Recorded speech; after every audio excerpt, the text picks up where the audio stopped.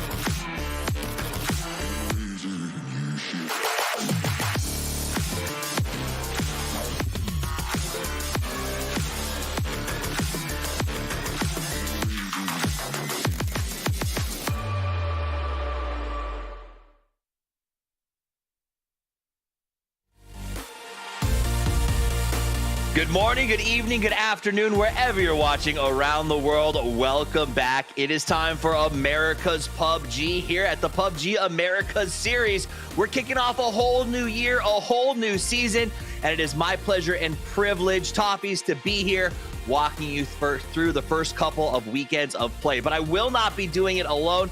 I'm joined, as always, by the best and brightest in the business, as well as some new faces. But let's bring in the veterans, the grizzled vets. It's Matchroom and the Cammy D. Matt, I love the purple. I love the glasses. How are you doing? It's good to be back. Dude, Americas is back. This is like one of my favorite times of year because we're finally kicking off. It's been, what, 6 months since we managed to get everybody back together?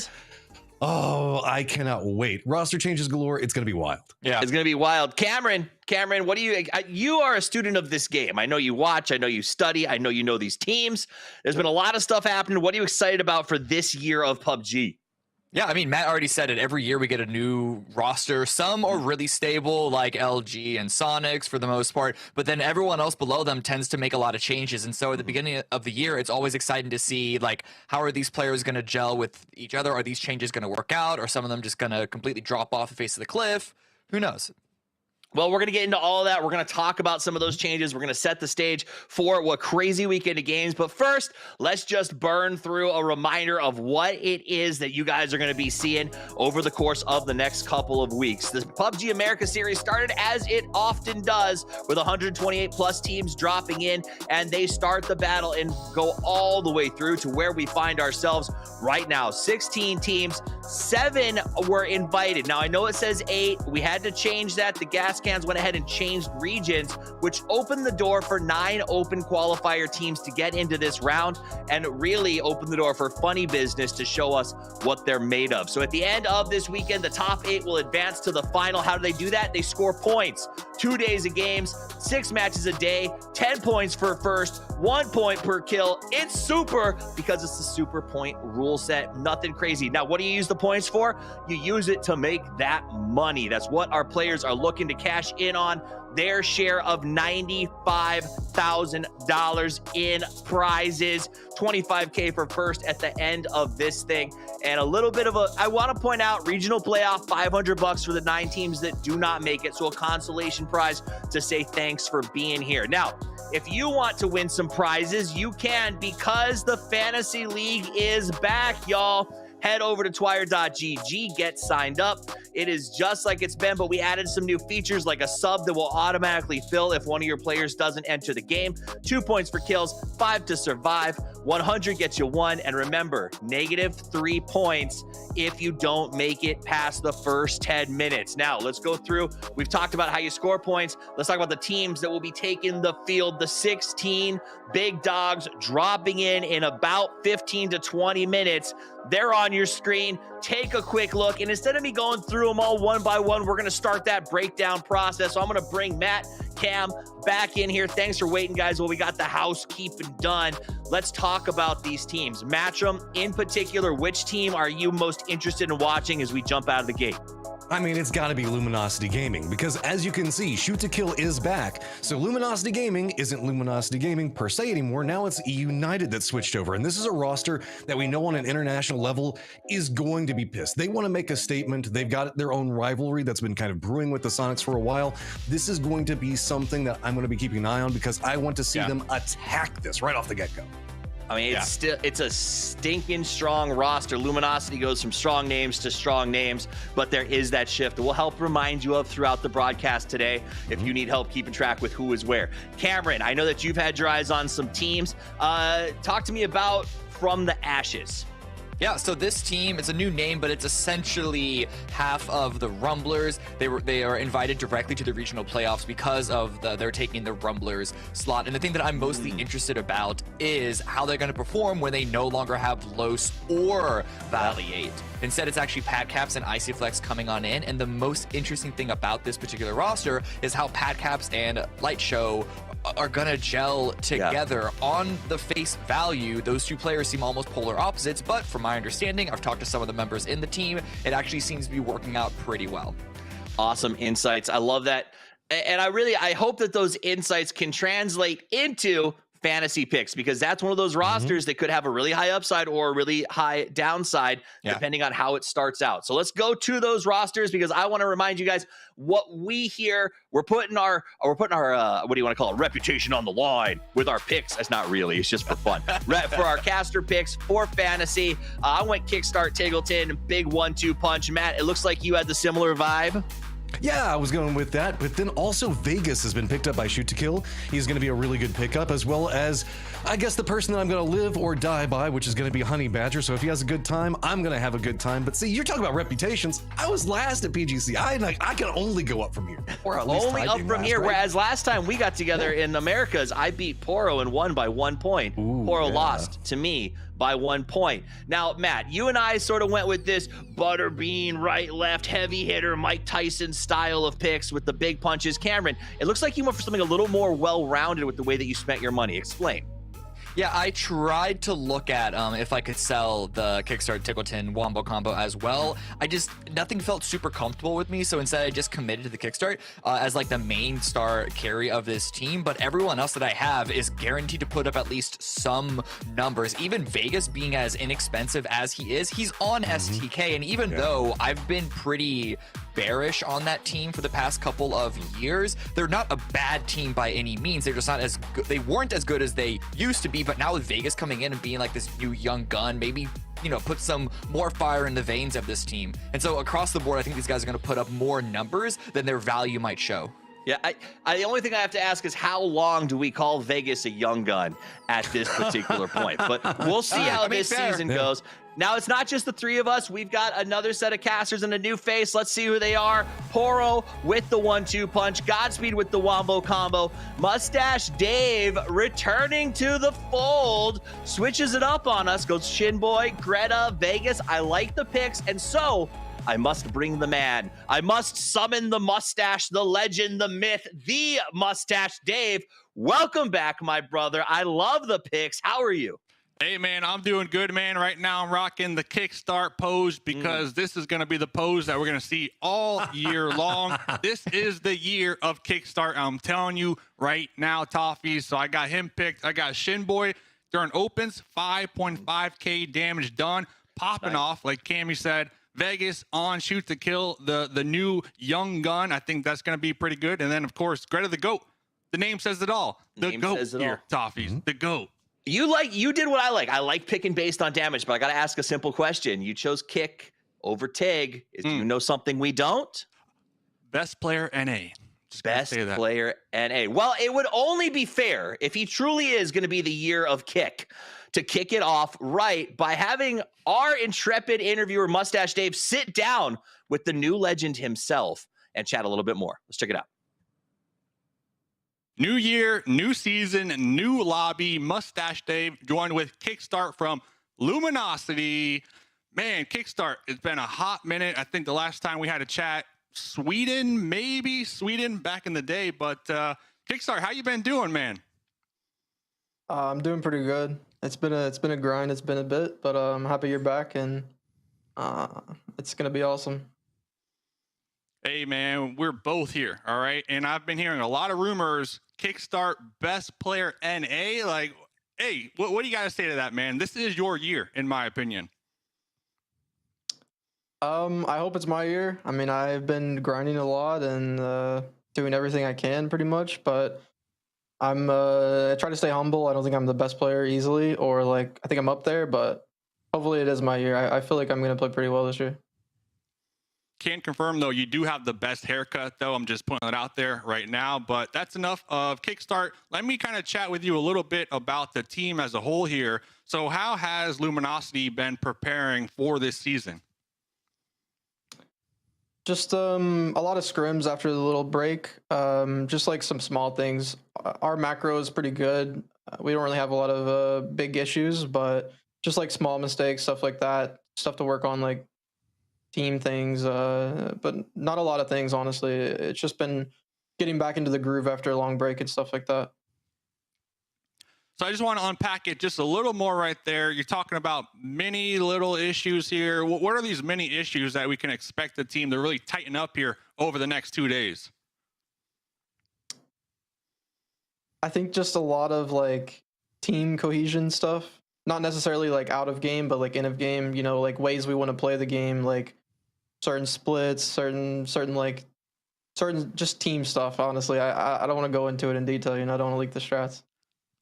Listen, you don't have to leak anything. I am looking forward to just watching you get into the battlefield and slay. Any last thoughts, any shout outs you want to give before we get into the games here today? Just shout out to all the fans. It's been an awesome year streaming and stuff like that. So we've gained a lot of fans from that, and it's just been awesome. And I appreciate the support from everyone. And hopefully we don't let anyone down. And thank you guys for the support. Thanks for your time here at Kickstart, and best of luck to you and the team today with the zones, man.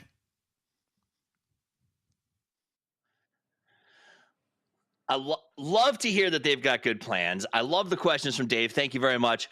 I also have to answer the question that perhaps most of the audience has that went unanswered, and that is that beautiful animal behind him's name is Milo. So loved that guy. He was giving us as much content as Kickstart was. What do you guys think? Hearing from someone who was sort of set up when we went to PGC, he really did talk like he believed he is better.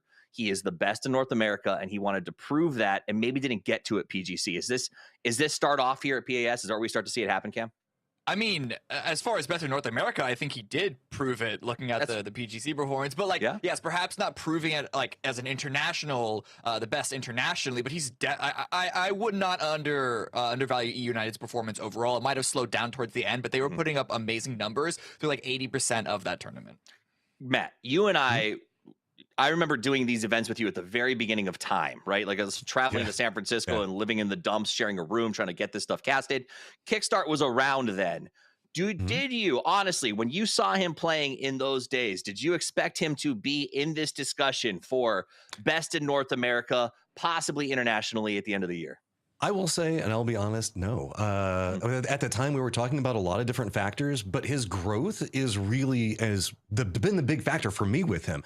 You can tell the fact that he's gotten a lot more professional in his approach. He's gotten a lot more confidence based out of that. You know, like he's developed a work ethic to how he wants to succeed. And that confidence where he thinks that he's the best in North America is founded because of the fact that all of this time and effort that he's put into it. And maybe he can run off that confidence as we kick off today, because we're starting on the most confident map for any veteran who has played this game since it came out. It is 3 matches in the grassy pastures of Erangel to start off, and then we're going to finish up and get our dessert in the desert of Miramar. So get ready to settle in for 6 absolutely excellent matches. I am super excited about it, guys. All right. Let's talk. There's been a few things that have kind of been shaken up. I know that, Cam, you brought up sort of Friendly Fire, Elevate, Yoho. These are teams that have had some changes, but still have a lot of power potential going into the season. Can you pick one of them right now and just kind of give me a short preview of like what to look for, maybe success benchmarks? Yeah, for sure. So my eye is automatically drawn towards Friendly Fire. I know I was the Bing Bing Boom, like biggest stan over the past year or so with them. And as we saw, it never really delivered. And part of that, from what we could see from the outside, was perhaps the Roth and Keenan, 2 separate camps, didn't really gel. Whenever we heard some in-game comms, it sort of seemed all over the place. And now that those 2 players are separated, Keenan is now on Yoho. We'll see if the Roth Sharpshot duo, now with the addition of Corsac and Maji, can really deliver consistently the high highs that we got teased a few times last year from that team. And now you brought up something, the idea of like iconic duos or people that are impact to teams. A person that's been iconic, Matt, for a very long time with the brand STK and all of its iterations has been Gunnar. Now, Gunnar is no longer with STK, and it is my understanding that he is coaching Sonics. What does that move? Do you think it has an impact on either team? Like, tell me more about this change and sort of what's behind it and where it's going. I think that there's a lot of potential in what we're looking at, right? Whenever we talk H1 and the way that Sonics plays, there is some methodology behind it that's just tried and true. Gunnar, though, is a much deeper tactician in the background. You know, he's like the one that's doing timings on rotations and all that other stuff, which is something that H1 did do a lot as well. I'm not trying to take anything away from him, but we have seen this kind of compare before. Remember back whenever we saw Nations Cup? That was going to be, I believe it was H1 as well as Shrimsy, and Gunnar was the coach. They didn't have the biggest success there, but I think that was kind of the forefront and how we started to develop into the communication to where we've got now. The impact on STK, though, is where I'm going to be very intrigued to see, as I think that this is going to make shot calling for Sonics different, but it should give them way more information. Whereas on STK, they're also bringing in a new member as well as a new coach. Yeah, I actually think that Gunnar in the coaching position is bringing more value to the Sonics than he is taking away value from STK leaving. And that's partly because he's from the military, he's a drill sergeant. He's going to get those Sonics boys in line, as we've seen on a couple of international events. They start to fall apart and the camps start to drift away from each other. Kurt, I'm confident, can do that on his own without Gunnar being there. And I'm also excited to see what Wooly can do coming into that new STK coaching position. Yeah, such a good coach. So really, already. it's really more about STK going even higher than Sonics going even higher than it is STK perhaps losing something. If anything, I think STK are only going to be better because Vegas has the potential to be bringing more firepower. And Luke 12, who was the star player a few years ago, in my opinion, has kind of not really delivered on that aspect for quite a while. I think we can agree that Luke 12 was not living up to what we expected even at PGC and other events recently. It just hasn't been there. I do think, when you talk about Gunnar, STK, and Vegas is a person who probably would have benefited a lot, I think, from him still being with that team. And I do have fears, Matt, about the Sonics a little bit, because last time we saw him coaching Sonics players, we can go back to PNC, where Gunnar was there with two of the members of that team. And I hate to say it because I love our nation, but PNC was not good for us. Yeah, I would America. Let's be honest, there was obviously something going on there, and I wouldn't be surprised if H1 tends to be a very upfront leader, right? He is very much about the fact that he's got to be the authority inside that.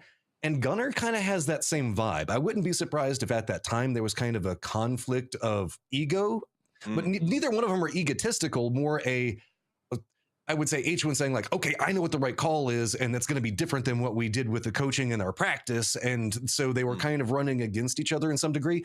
I guarantee you that that's going to be solved now, as the results from internationals for Sonics probably made them think, let's spend some more time in this background. There's also a reason why Sonics chose to bring Gunnar in. It's not like Gunnar rolled up and took the job himself. He definitely had to get invited from the squad. And the thing about PNC is that you don't really get a lot of prep time before the squad's going into it. It's sort of just roll the dice and see what happens. And so as far as the back and forth between leadership between H1 and Gunnar, it's not like they had time to really sort that out. Coming into this, I can tell you without a doubt, Gunnar put his fist down and said, any of this BS that's happening, I'm not handling it anymore. We're going to be the team that we always had the potential to be. We're going to perform internationally just as well as we do in our own region. At PNC, it's almost like you're bringing two professors together with a different pedagogy. But now that they've had time to work it out, maybe they can link it together and teach that perfectly. Well, guys, I know that you didn't come to listen to me and these guys talk theory. You came to watch a battle, and it's time for game number 1 of the PUBG America series to kick off. I'm going to turn it over to the beautiful voices of Matcham and Cammy D. Gentlemen, take it away. Game number 1 for North America. I am hype, Cam. I cannot wait to see how this is going to go down. First blood for the year is going to be due any moment now. Plane path. What are we getting to start this thing off? I mean, it's going to be interesting. It's going to be sick. And I'm looking at, from what we've gathered from scrims, where the different drops are going to be. There's nothing that's really contesting there. It's going to be pretty clean, pretty easy. So it really is going to be up to the plane path on if we're going to get in some early game action or not. I said I was going to turn it over to you guys, but it wasn't enough. I'm back. Hey, Cam. I missed you, dude. I missed you. It was very important. That 1 second, I was kind of whenever you have a dog and you close the door and you're gone, just to take out the trash and then come back, and you're I haven't seen you in so long. That's what I got the feeling of right now, Tough. You guys all get to see me in my watching posture. It just settled into the, let's enjoy. So it sounds like we got a little bit of a delay. We'll be back in the game as soon as we get that fixed up. Primary reason here is we want to make sure our players have the fairest battleground they can. So we want to make sure everybody's in good position and ready to go. And that does buy us time to continue our conversation. Let's jump right back into it. We were talking Sonics, we were talking Gunnar, we were talking the new STK. And I know, Matt, you kind of I asked you guys, what do you want to talk about today a little bit before this? And you sent over something else that has to do with STK. You guys mentioned Vegas, him joining the team. Maybe Gunnar could have helped, but at that point, it's no longer an option.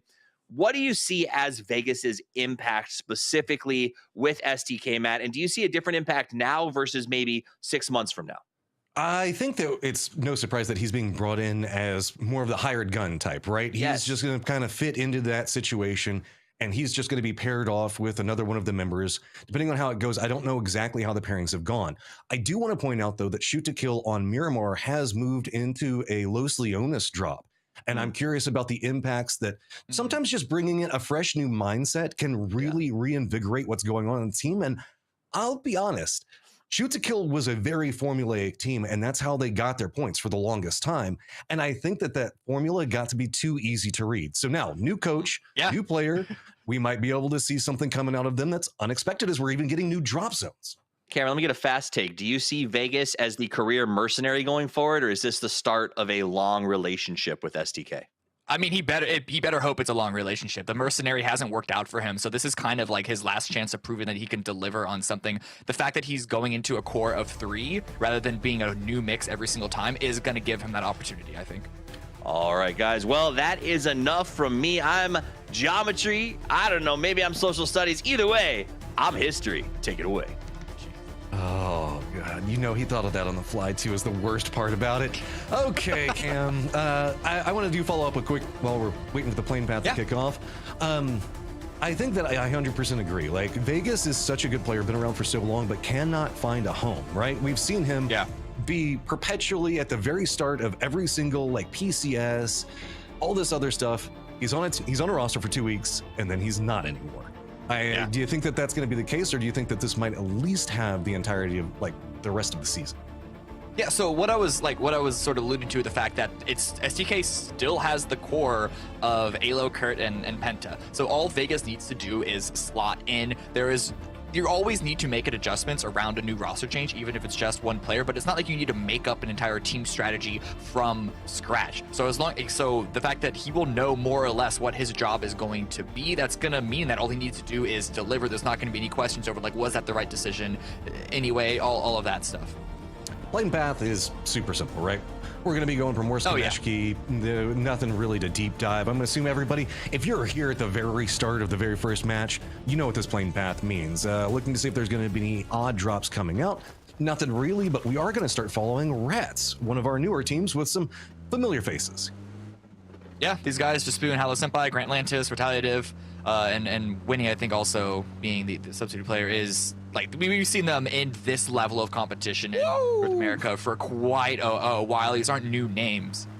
Whether they can deliver, whether they can actually qualify, that's a big question. But yeah, Stauber, I was waiting for it. Someone mentioned, I think it might have actually been Steve, is that like consistently, now that the competitive season is kicking off, every time Circle 1 is insane. And so with that basic plane path, I was wondering if we were going to break the curse with Stauber. I guess this is probably as insane as you can go. Like, I can make smart comments too, Cam. That was me. I'm not just wacky, waveable, inflatable tube guy. I can be excited about stuff. You old men all look alike to me. Oh, ageist. We just heard it right there. Got to be careful. The average age of PUBG players is kind of high, Cam. We're going to come get you. Right, Plane Path kicking off with this. We're going to be following in with Adrenaline, another team of a lot of familiar faces. We're going to have a Nate, Dylan, Greta the Goat, and Zray. Greta the Goat, we do have to remember, is a big factor of Dave's team. And I got to say, Greta is a very interesting player. She has been around for a long time, and it feels like she's getting more and more comfortable in the competitive scene. So while like a year ago, I might have been hesitant to put her on my fantasy team, I can see why Dave would want to now. Yeah, I mean, she's been developing the experience, right, alongside the rest of her teammates. And I feel like she's always just been so close to qualifying to this level. So the fact that she's now up here against some of the big dogs, not just the other qualified teams with her from Opens, but alongside the Sonics, the LGs, even Yahoo, right? Those are big names, despite they also came from Opens. Through, see if we've got any interesting rotations coming in yet. I think that it's the smart call for a lot of these teams. Everybody saw it head up to that northeastern area.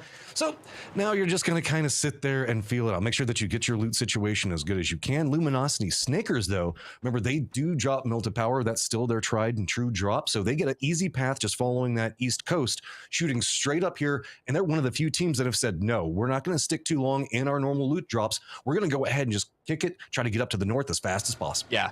Yeah, I mean, they had a quick, easy inside track on getting up here, and then, as you can see with the split that they had for a brief moment when our camera was on them, they can continue to get up some of their loot. It's not going to be as good as some of the teams that are coming in from alternative directions, but they make up for it by being with a faster priority over a circle position.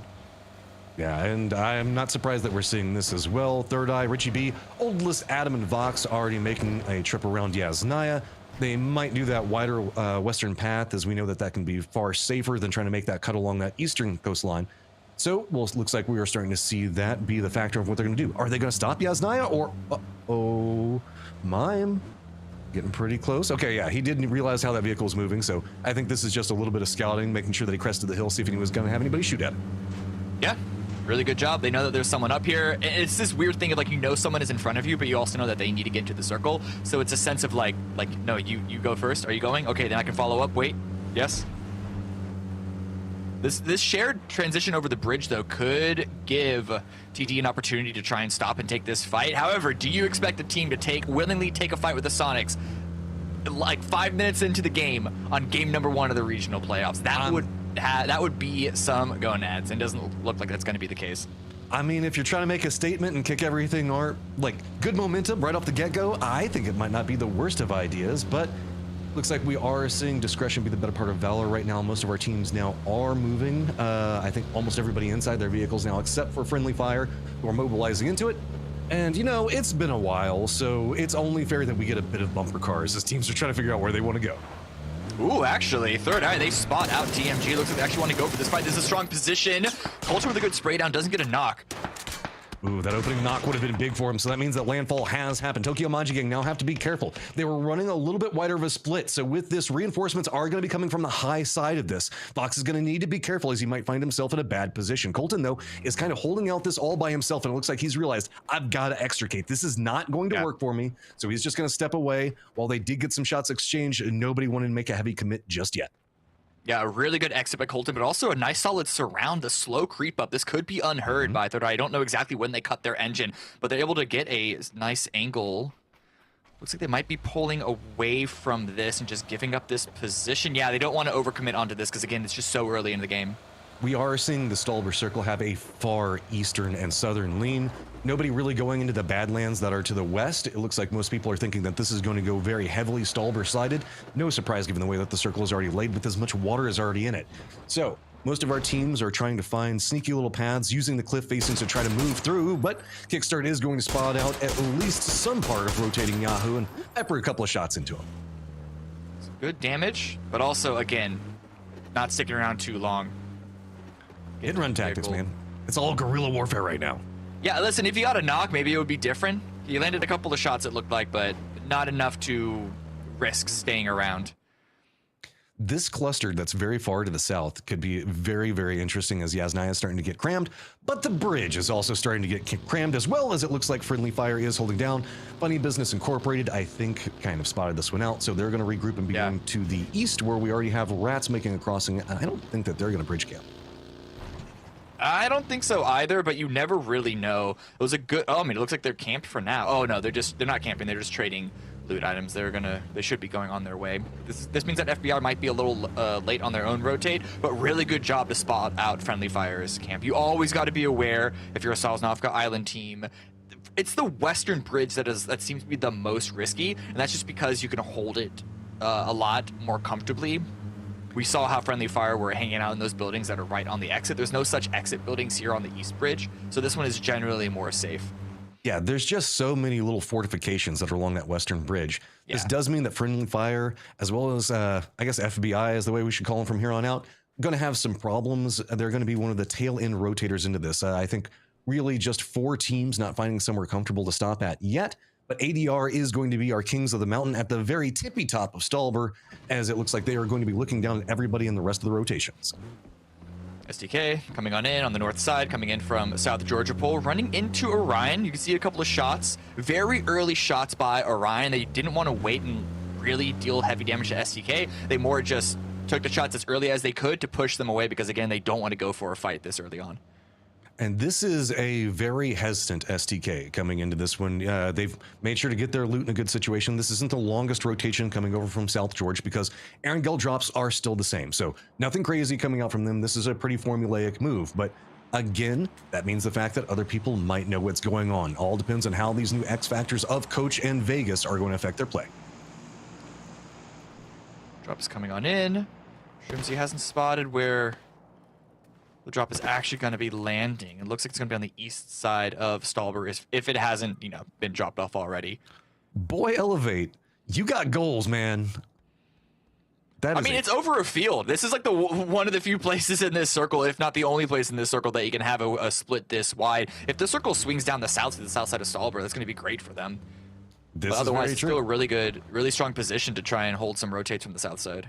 But if they have to if it does go south, they're gonna have to regroup so fast. Sonics have now found shoot to kill.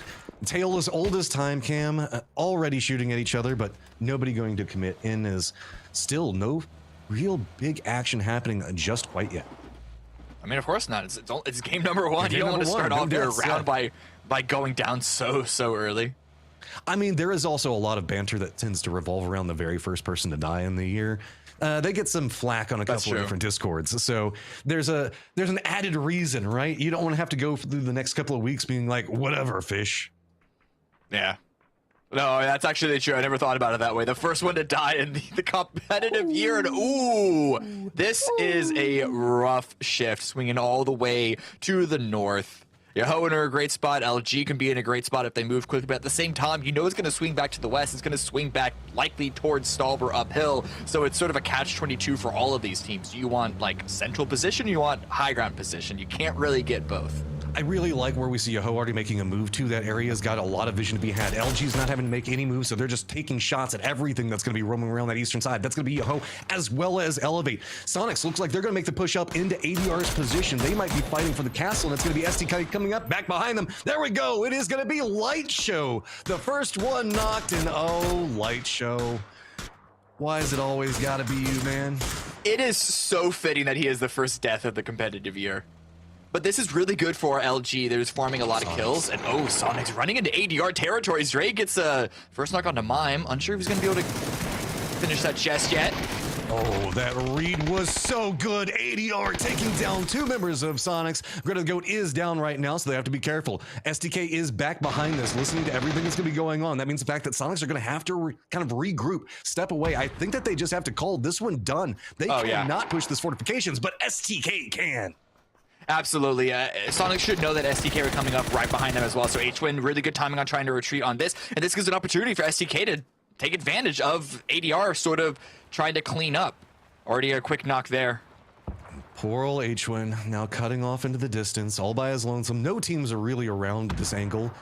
He does have to be careful of a couple of them playing the low ground, but STK looks like they are feeling way more bold. We wouldn't necessarily see them make such a, I guess, dangerous foot push normally at this stage, but they don't care. They're vibing right now, and they have really a lot of control in this fight. Yeah, especially now with the angle, the factor that Pretty Curdy is running, they're actually going to go ahead and get in front of ADR. They care less about cleaning up the kills with that quick knock that they got. They care more about just establishing high ground control here in the ruins of Stallber. It could be a very strong area. It's hard to hold because of all the different angles that teams can sneak on in, whether it's ADR, whether it's TD, they're coming up even further west, but it's going to give them a good opportunity to contest the rest of the zone as well and not just be trapped in a corner. And it's so good that they made that read. Ryan was coming up back behind him. I wouldn't be surprised if one of the members for Shoot to Kill saw that and decided to make the safer push, just using the walls, using the pillars. So now they are going to have a pretty easy path down that hill if they need to. Or that's kind of the shooting fish in a barrel area, really, once you look down that eastern side. See that FB is making their rotation. LG continuing to try to take some shots, but I mean, really, this is just harassment damage right now, right? Unless they can just get a knock somehow. Well, that's a pretty good connect. You say somehow, this is how they do it. Landing headshots, getting their damage numbers up. Only one kill so far. Only 1 point for them so far. And their Keegan goes down. You can see the kill feed, but now, that Colton, really good defense. TM still holding off attackers. Gotta be careful off this when they do at least get a retaliation knock. Two members now up, and you can see trying to figure out what's going on. Sneezy's going to be trying to make a push around the outside of this. They're gonna get spotted out, and Tokyo Manji Gang gets our first squad wipe. Yeah, really good job by Finna there, protecting the teammate and getting the final kill on Foreign Nation. So a good hold. Circle is going to continue to shift towards the water. It's a central shift in regards to the circle, but northeastern in regards to where all the teams have been able to play in this. It's not going to shift so far heavily onto land now, though. It's not enough water for it to make too much of an impact. Ooh, Cam, I'm excited. I love this area of the map. It is so vertical. That means the fact that there's going to be harassment on so many different lanes. We've got the congestion that's happening with all the traffic down to the south. That's really one of the few ways that you can path in, and that is going to become a bottleneck, and Luminosity is still just taking shot after shot into everybody that's roaming by. Listen, Luminosity, if they find themselves on the high ground in a controlling position, you know they're going to get the points, and they're actually feasting on this. They're third-partying FF and FBI running into each other. Oh, funny business is in a world of hurt. Just bunt the last one up. LG has a smidge of an angle to work with, trying to take some shots, and man, he is in some massive trouble. Vehicles still roaming around. Elevate might even have an angle onto this if they want to come in. And look, it is just a massacre. Everybody going down. Everyone is going down. At least Friendly Fire were able to get a couple of those kill points for themselves. It wasn't so much Luminosity stealing them, but still, no control for anyone in that position. That fight is going to be continuing as people do know where LG is at, and two different teams might be making pathing into it, but we still have the continuation of the fight with Shoot to Kill and ADR. Shoot to Kill do have Alo down, so just two members up, and Purdy Curdy, they do manage to get the res onto Alo, so also having Pinta. Vegas, a new guy, first one to go down as well, but this outer move from Purdy Curdy might find some gold, doesn't really connect, just a half-second difference. Yeah, Team Dynamic is swinging on past. Good angle held. Alo there with the final cleanup, and Purdy throwing some fireworks in celebration of the squad wipe. ADR are taking out STK, though we did see, as I said, Dynamic swoop in front of them. And over here, TM still trying to hold off. LG is third-partying this, and it's from the Ashes that are the main guys going to blow with Tokyo Manji. How do they want to handle this? There are so many threats around them. Just two members up. Tokyo Manji Gang still making a more committed push right past their location. Looks like they are going to go ahead and get into the building inside their compound. Waldo doesn't have a clean angle to defend this, but might be able to catch the next set as they come down. Oh, nice angle held. A lot of damage taken in return by Pat Caps. Oh, so close. Oh, another grenade! Actually gonna be running through that. Down to 3 HP, barely getting away with his life. That glass break might have been heard, and now Waldo is holding off at a separate angle push. He is all by his lonesome, trying to find the angle. Does connect onto one. Oh! He's got the window, trying to spray. Does get the second one. Can Waldo keep his team alive? Here come the reinforcements. Colton running into the building, has got to be careful. Spots him out through the window, but now knows going to be running around the blue. He's gonna get taken down. Colton does manage to survive, but the cost is massive as now LG still has vision. Oh, Waldo almost had that. You saw with the pre-fire, but you saw Colton on just the millisecond, it felt like, of a delay to not fall into the pre-fire that he expected. Very well played by both of those players, but TM does come out on top, at least for now, but they do have a full force LG that they need to push through. Oh, and now we've got all the Kameshki teams having to move. H1's going to find himself with some friends as Friendly Fire getting very, very close. So that means that we're going to start to see more of a fight for that center position. Luminosity, knowing exactly where this is going to be coming from, cannot commit, cannot step away, but it's going to be Shoot to Kill, trying to crest down the hillside, bumping into more and more sight lines. They need to finish up this fight as fast as possible, and it looks like that is going to be Pinta's job. They also want to make sure that they don't lose Kurt. They've already lost Vegas in this. They want to stay S3. Ooh, grenades back and forth. Penta down to 57, throwing up more frags of his own, however, but it looks like a revive from Third Eye is going to come into play, and Richie, he is looking for the angle. I mean, the nades, yet. Smoke comes out. It looks like the nades were just to at least shoo them away. It's going to be so hard to hit a nade on that very steep hillside, and Vox, though, he doesn't have to worry about that one. That was just corner pocket throw.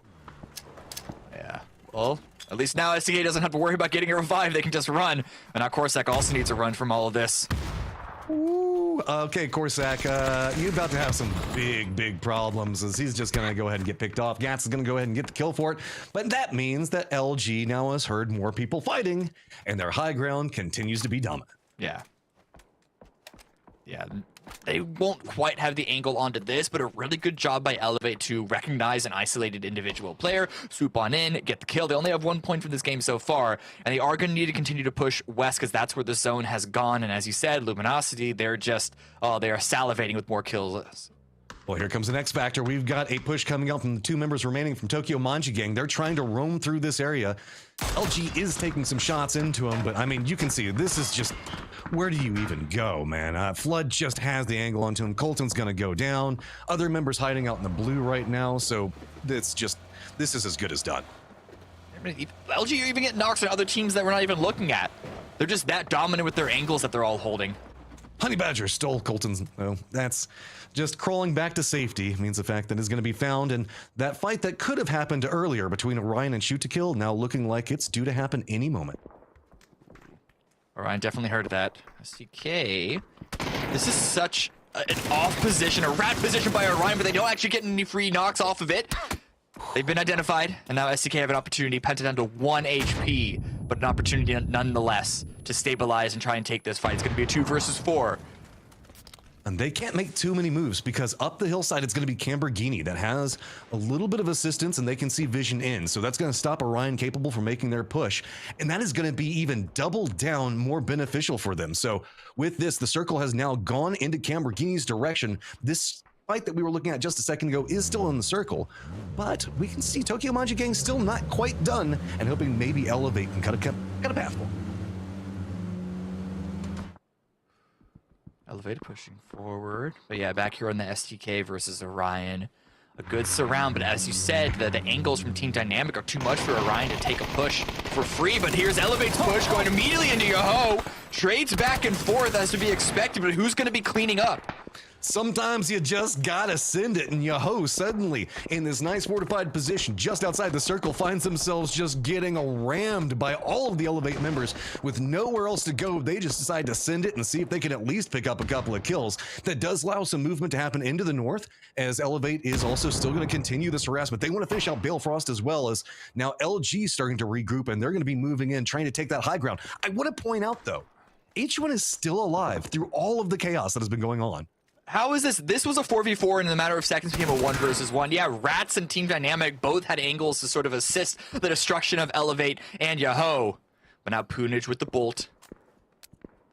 Hikerman at least has Gats to try and give him some information of... but no Savage now. He wants a part of this. This is just going to be such a hard way to try to win through this one. I mean, there are a couple of people that are hiding out inside the blue right now, so maybe just trying to tank it might be good. You can see Orion still trying to make their push into Shoot to Kill, but Shoot to Kill's defense is just so solid. Orion doesn't want to risk that fight, but they have got to be careful because I believe that Tilt Town might be coming up on a similar path back behind them. Hikerman? Oh, yeah, he's just going for the scent. He's got to go aggressive in this situation. The blue is closing. Punage was in the priority position in that respect. So I appreciate the intention, but now Punage, how is he going to get out of this one? I don't know if he can. Vehicle's now stopped. He was hoping that maybe it would roll, but that uphill not going to give him enough. Punage still just trying to cling to life. Every single time he can get a kill, it's going to pay off more for him, but in this time, he's going to go down. So Yoho is eliminated in 9th, and we are going to continue to see a further compress coming in from that eastern area. Wait, I blinked and LG are down to 1. The path in was not beneficial for them. Yeah, does not surprise me. I think they would have kept a few hornets' nests as people are dropping by waiting for them to come in. Yeah, made a few enemies. Well, look at it this way: their damage numbers are going to be great. That's for sure. Yeah, it's good for our fantasy, even if it doesn't pad their points even more. But still, 4 so far. Oh, and now LG do go down in 8th place. Team Dynamic dead center still with a really nice solid spread. You can see the control that they've been able to have, not just against Yoho and Elevate, but also STK and Orion. They haven't been able to move at all. They are just holding down everything in the circle. Rats, where Grant Lannis is trying to move, that might be a vulnerability in their defensive line. As multiple teams now starting to come into Dynamics positioning, they realize, okay, maybe holding too much on the cliff facing might be too much. Retreat one of their members back. Looks like they're still going to leave Delta to try to hold back any pushes that could be coming from Tilt Town. And I really, really like the setup with this, as it's just going to be careful. If Rats does make the commit up into Dynamic, there's a sneaky rat back behind them that could cause some big problems. Shuai here. He's actually able to get behind Rats, but Hello Oh, Senpai. Ooh, Hello Senpai knows what's up. Really good eyes, making sure that they were not infiltrated by a spy. So Rats 6 kills on the round so far. And they have a really nice angle to push uphill with enough of the cliffside in the circle to be able to block off a lot of the line of sight from Team Dynamic. See, they're Rats with a Z. They're edgier. They don't just hide and cower. They got the Z in their name. They got to be extreme. They got to get those kills. And they're starting to pick them up as Tilt Town. Man, this is not going to be the easiest. Wait, did they even see that? Oh. Well, it's gone wherever it is. I don't even know if they saw that. Uh-oh. Third Eye Blind swinging on in. They want to get involved in this. They got to knock on a Delta at the start, so it's going to be a 4 versus 3. A good advantage to try and take this fight and take the priority position, but Lister there on the defense. Rats are off to the side of this, just shooting everything that moves around the side. See Adam seeing if maybe he can find a vulnerability to spot out multiple members, but really can't make the move in that he wants. Rats, though, is now spot out what's going to be going on with Tilt Town, so a fight's starting to break out between them. It's 3 independent fights between a team apiece, and it looks like Adam is going to use that opportunity, make the push in, goes for the spray at the perfect time. Is he going to continue? It has been beneficial once. He's going to go ahead and do it again. Dynamic is eliminated, and Third Eye does manage to take control of the center of the circle. And you know the way that Adam was playing is that his teams who were up on the high ground for playing further back were giving him a bunch of information to play off of. Really good synergy there for a relatively new team in terms of getting the 4 players on the same roster. Oh no, Blabber. You've got, I think you got the toy, but you can't get back up the hillside. I mean, he can kind of defend up here, right? Yeah. It's his job now to watch Northeast. It's actually beneficial for Orion right now. The circles, it's not been favoring them like aggressively, but it hasn't been disfavoring them. They haven't really had to move that much at all. Oh my God, the range on that nade, and it almost hit. My God, Retaliative, that was wild. I mean, they have the high ground to continue to put heavy pressure on Tilt Town right now. I mean, Tilt Town is shooting back for sure. They're not going to go down easy. I mean, Rat's now making a move down in the lower ground as well. Grant Linus trying to make a sneaky play over here, but he is going to get spotted out. He's going to go down. It's going to be enough of a distraction. Mentality of trying to get some more, and he does manage to pick them off. So now down to just 4, Cam. Really good job, Orion there. As you said, with Babbler, he's swung all the way up towards the north. And now he can continue to push that angle even further. The problem is STK, like just their existence alone is keeping the majority of Orion distracted. And now that Babbler has gone down, that is any map control that Orion had virtually eliminated. Orion's now having to try and make some decisions. They still got Shoot to Kill that's going to be in front of them that's been holding down for so long. But finally, Shoot to Kill's building is not inside the circle. So Shoot to Kill has to move. But Orion is kind of being picked apart. There's so much utility as Shoot to Kill just, they're masters at making sure they use every bit of utility. The issue is the angle off to the side, they get damage out, but Shoot to Kill does manage to make it into the smoke. Come on, just one grenade. One. Okay, there it is. Just spraying to the smoke. Good job, good call. STK have gone down, and now Orion can get their attention back on the center of the zone, but they're going to have to swing through a low prio angle for that one. Rats and especially Third Eye Blind are going to be in control of right now. It looks like Red Rider was going back down to where Babbler's, I guess, ammo and gun that he left behind was, so we could pick this up. Rats, though, man, they are on a tear. They just don't even care. They're moving through everything. They know exactly how they're wanting to fight this one. They've got themselves into the position that they want, where they've got a ton of vision. Like, look at the boldness, just even running out in the blue at this stage, not even afraid that they're going to get shot. Instead, they're hoping that it's going to be Third Eye as well as Orion that are going to take a fight, and they can third party. Just taking it slow right now. Third Eye know that they are the #1 team in the lobby. And it's all about the angles that Orion and Rats are going to be approaching each other. The best case scenario for Orion and Rats is that they actually fight each other on the low ground and don't give Third Eye the opportunity to third party. But the problem is the second Third Eye hears some shots, they're going to send at least 1 or 2 players to push out to see if they can't grab any more kills of their own. Steal some of that damage. Way back over there for Third Eye might be a factor that we need to keep an eye on, because while he's got to make sure that he's keeping an eye on everything that's going to be moving, but on that angle, it might take him a little while to move back into a safer position to meet up with the rest of the team if a firefight breaks out, specifically if a harder push comes out. Now, that's going to be difficult to do, but you can see that Orion's still sitting on a lot of utility. They've got smokes galore, and they can try to make a much more difficult push. And I don't know. I know that Third Eye still has themselves a good spot, but it's really just going to be the continued push down in that northeastern area, Cam, that it's going to make Rats have to kind of find a way to survive the circle. I mean, we know where the game is ending right now, and it's not ending on anyone's current area of territory. It's just that Third Eye are on the high ground. They can just see the most. High ground on high ground, man. They've got the high ground, and then they have buildings that they can get the high ground on top of. Rats do have these rocks for cover for right now, but they're trying to use every single angle that they can. And you can see that this is going to kind of end as that hill really starts to slope down and going to make for a very interesting fight. To Spoon, though, look at him being sneaky, already trying to creep right up next to Orion. So whenever this firefight breaks out, they might just run right past him and he can backstab them.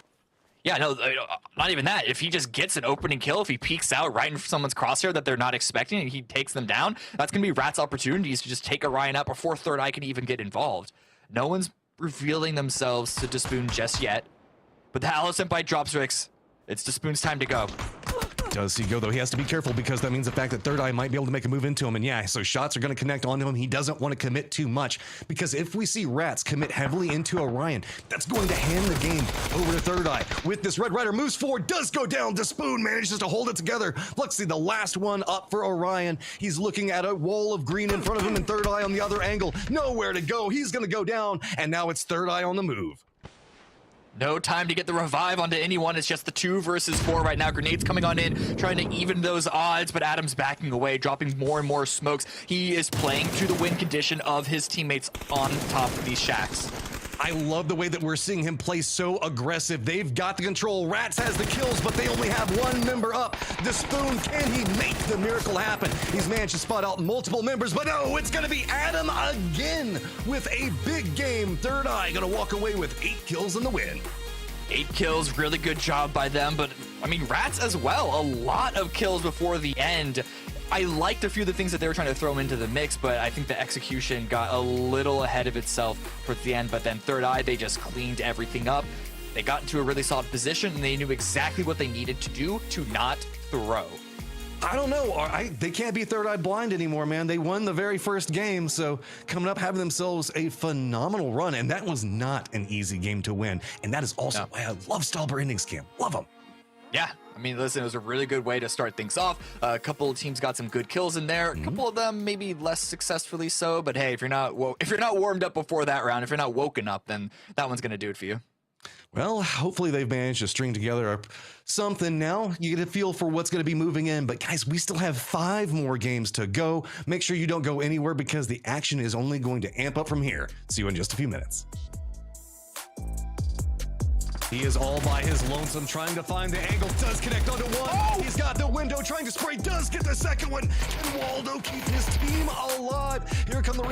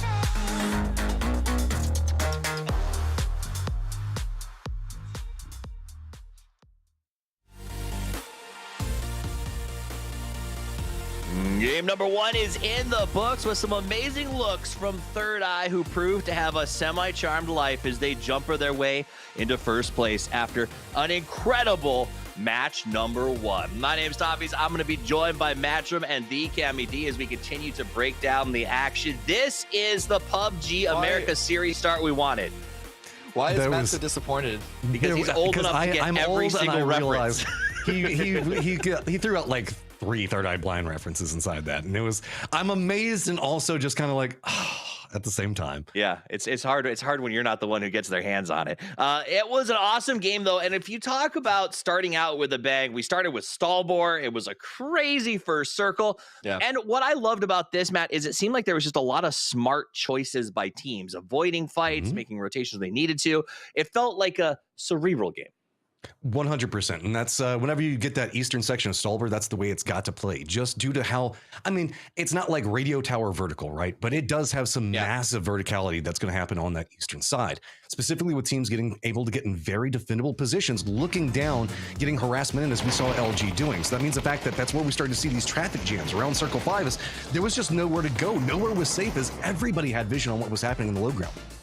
Yeah, I mean, in this particular instance, I'm a little disappointed that your Ho didn't have a better defensive setup. You kind of have to expect there's going to be 1 or 2 teams potentially swinging up from that area. So Elevate did a lot more damage than I would have expected going into that. But Orion, now that they finally took out STK from that position, Rats, I think, had a much better opportunity to delete Orion a lot more aggressively than they ended up doing. That Despoon push, I was hoping for a lot more from that. All right, let's take a look at the match leaderboard. Third Eye does indeed jump into the front with 18 total points. They got those kills. They got that placement. Rats and Orion coming in number 2 and number 3. And the thing that I love about this, Matt and Cameron, is that the top 3 teams after game number 1, the big 3 going into this, are 3 open qualifier teams. Boy, doesn't it feel tasty. And I gotta say, man, Third Eye was impressive. Adam being that aggressive, I love that. Just, you can see him cut loose, charging smokes. He's more known for like his cerebral play styles and stuff like that, but it is just go time for him. It's like one of those, fine, I'll do it myself moments. I mean, they felt really good. Like, let's go to that open qualifier. I mean, there is this argument of maybe they're warmest because they just came out of some comp play. True. We'll find out. But they looked really good. Adam looked smart, and up on top of that house, like there's some real firepower on this team, Cameron. Yeah, absolutely. But I sort of want to hit on what you mentioned about the fact that the opens teams are warmer, and I think that's actually a lot more important of a point than people might understand, because scrims, you get a lot of practice and stuff through scrims, but it's not the same thing as regular play, right? Yeah, so let's take a look at that team. You're right. Scrims are scrims. People are working on things which may never be true game execution, whereas open qualifiers, it's a meat grinder of absolute hell, Matt. So the Third Eye, to do what they did, they came in warm. 6 kills, all on Adam. That's pretty cool, man. I'm just heavy impressed again, we talked about Nations Cup earlier. I have been waiting for Adam to just kind of come into his own more and more. We know the fact that he is an amazing player. We know the fact that he can shot call. Now seeing him start to find capabilities to frag out, I want more.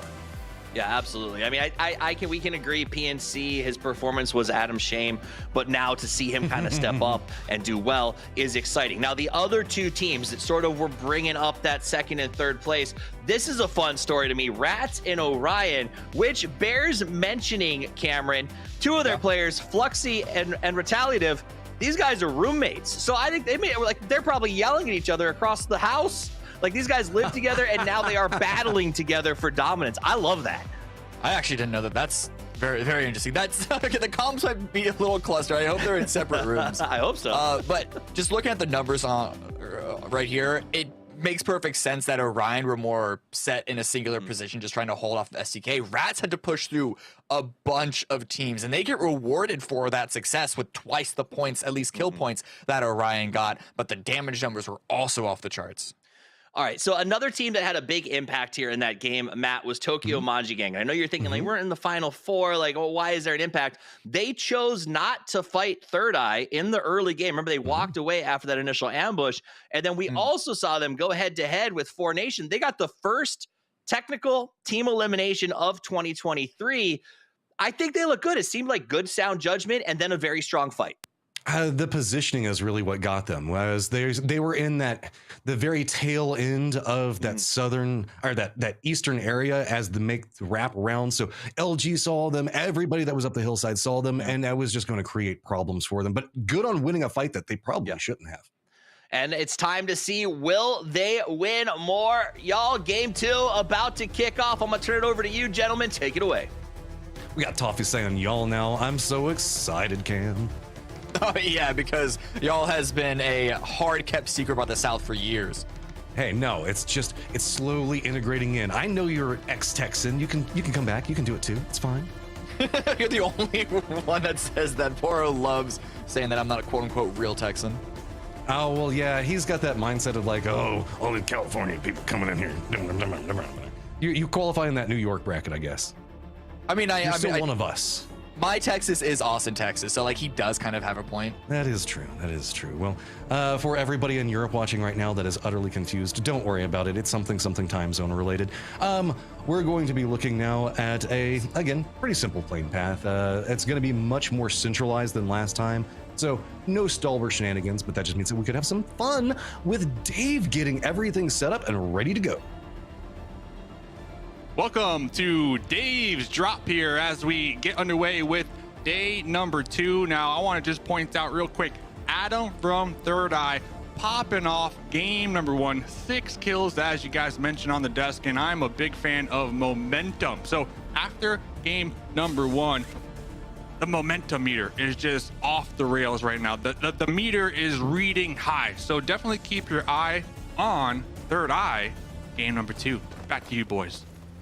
If you're gonna name yourself Tilt Town, I guess you got a hot drop is the way it's gonna go. And it doesn't surprise me, Cam, that Dave with that mustache is a fan of momentum. I mean, these are rough iron sights to try and deal with, but oh, the circle. Enough about this. Yeah. Chaos. Yeah. I mean, at least Rats and FBI don't have to move as much this time. Bridge camp's probably going to be a thing again and might be more practical to actually get some benefit from. Most of our teams, though, are really playing in the south half of Erangel proper, so it's not going to be too bad for most of our teams making their rotations. I'm kind of curious to see if we're going to see like fast sins and vehicles across the bridges, or if boats might be the way that some of our teams are leaning just for more safety. No, not boats. Not boats. I mean, the only boat that's really safe is, I guess, like the ferry all the way late coming in the south. I don't know. Boats are not safer than vehicles. I don't think they're all out in the open. It's really more about timing is the biggest factor for safety or not. I don't know. I'd be scared of bridge camps on this one because we got some teams that are known to want to try to do that, specifically dropping around those locations. So people do their homework. They might be a little bit afraid, but you can see 300 isn't in the lobby anymore. But they kind of are, just not altogether. I guess. From the ashes on a very, very quick push into Rats territory. And actually, Rats, they look like they only just now got established here, so they might not be in position to hold this. Yeah, see, Retaliative isn't even on a high ground angle, and in fact, might even be pushed by some shotguns. All right. How well can you defend this? Oh, he's dead. There's no way he's reloading that in time. Let's go. Let's go. You've got tons of bullets. Make that switch. Do the reload. Get up on top of this building. Spray and pray. Or is he going to sneak back around, or is he just going to try to extricate? Is he leaving? Oh, no. They heard the door. They heard the foot drop. They know more or less where he is right now. He's just doing a dance around the inside. But if they come down that stairwell one at a time, that's going to be bad for them. And oh, doesn't matter. He gets spotted out. Yeah, I mean, hey, you said it with the stairwell. It would have been one at a time, so it was actually kind of quite a risk, but really good on FTA that Icy Flex was already outside and can sort of continue to usher in. But here on the other bridge, there is, as you said, a camp coming on in. Maji does get a knock onto Babbler, once again taken out first for Orion. Friendly fire, firing at everything that's going to be going around, and looks like they've got some ideas to get some more loot situated for them. Two of the members for Orion did make the cross.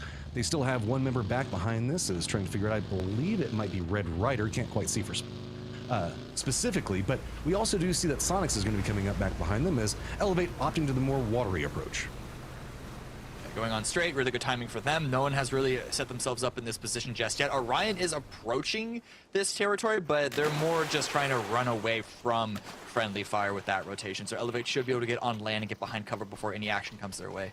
That was just a very clean, fast rotate. Sonics look like they're going to be coming up along the cliff facing. They're going to stop, kind of scout out, make sure no bridge shenanigans are going to be happening in front of them. Looks like they've got the toys to do so, man. They've got some vision.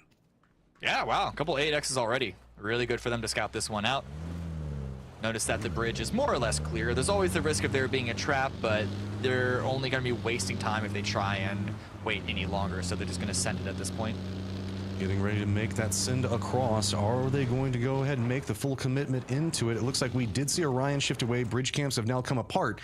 So let's hear a little bit about the expectations that are going to be going in for the year, what our teams are looking at. Coming into the playoffs, I feel very excited. Obviously, Team Sonics has a great reputation in North America. We dominate a lot of the leagues, and it's just been a very long time since we've been able to play comp PUBG. You know, Dubai was our last event last year, so feels good to get into this new year, especially with the new coach. We're going to have that new approach. Very excited to showcase our talent. New approach, new way to approach the game.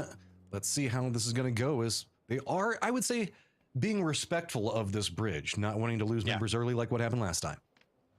Yeah, I mean, there's always a position for a rat to be hiding out in. So just take it step by step, bit by bit. Don't waste time, but don't try and rush ahead without clearing all your corners, dotting all your I's, crossing all your T's. Third eye, sending it across the eastern coast and immediately swinging further towards the east as well to avoid any potential high ground radio tower pressure. Okay, looks like Sharp Shot's gonna go down, and fantasy teams everywhere are sad as that is going to be at 6 minutes, so I'm Not dead -3. yet. Not dead yet. Okay, there you go. Okay, now he's dead. There. Okay, that is -3 for me then. Oh, well, don't worry about it. I haven't checked my fantasy yet, but I'm pretty sure that whoever I picked is cursed. So we do see that Orion's woes continue as RJX is going to go down. H1's going to spot them out. This is just a fight for kind of that center approach into what's going to be going on the military base island. Is a lot of teams are very stacked up. God, what we've got at least 4 in that area, just going to be north in the hills there. Yeah, I mean, if you include your Ho, absolutely. ADR also, well, where is this coming from? Oh, this is all the way on the south side. Ooh, FTA are already in position. This is gonna catch ADR out. You don't come here expecting a fight. PatCat's just running out into the open, knowing how free these shots are going to be.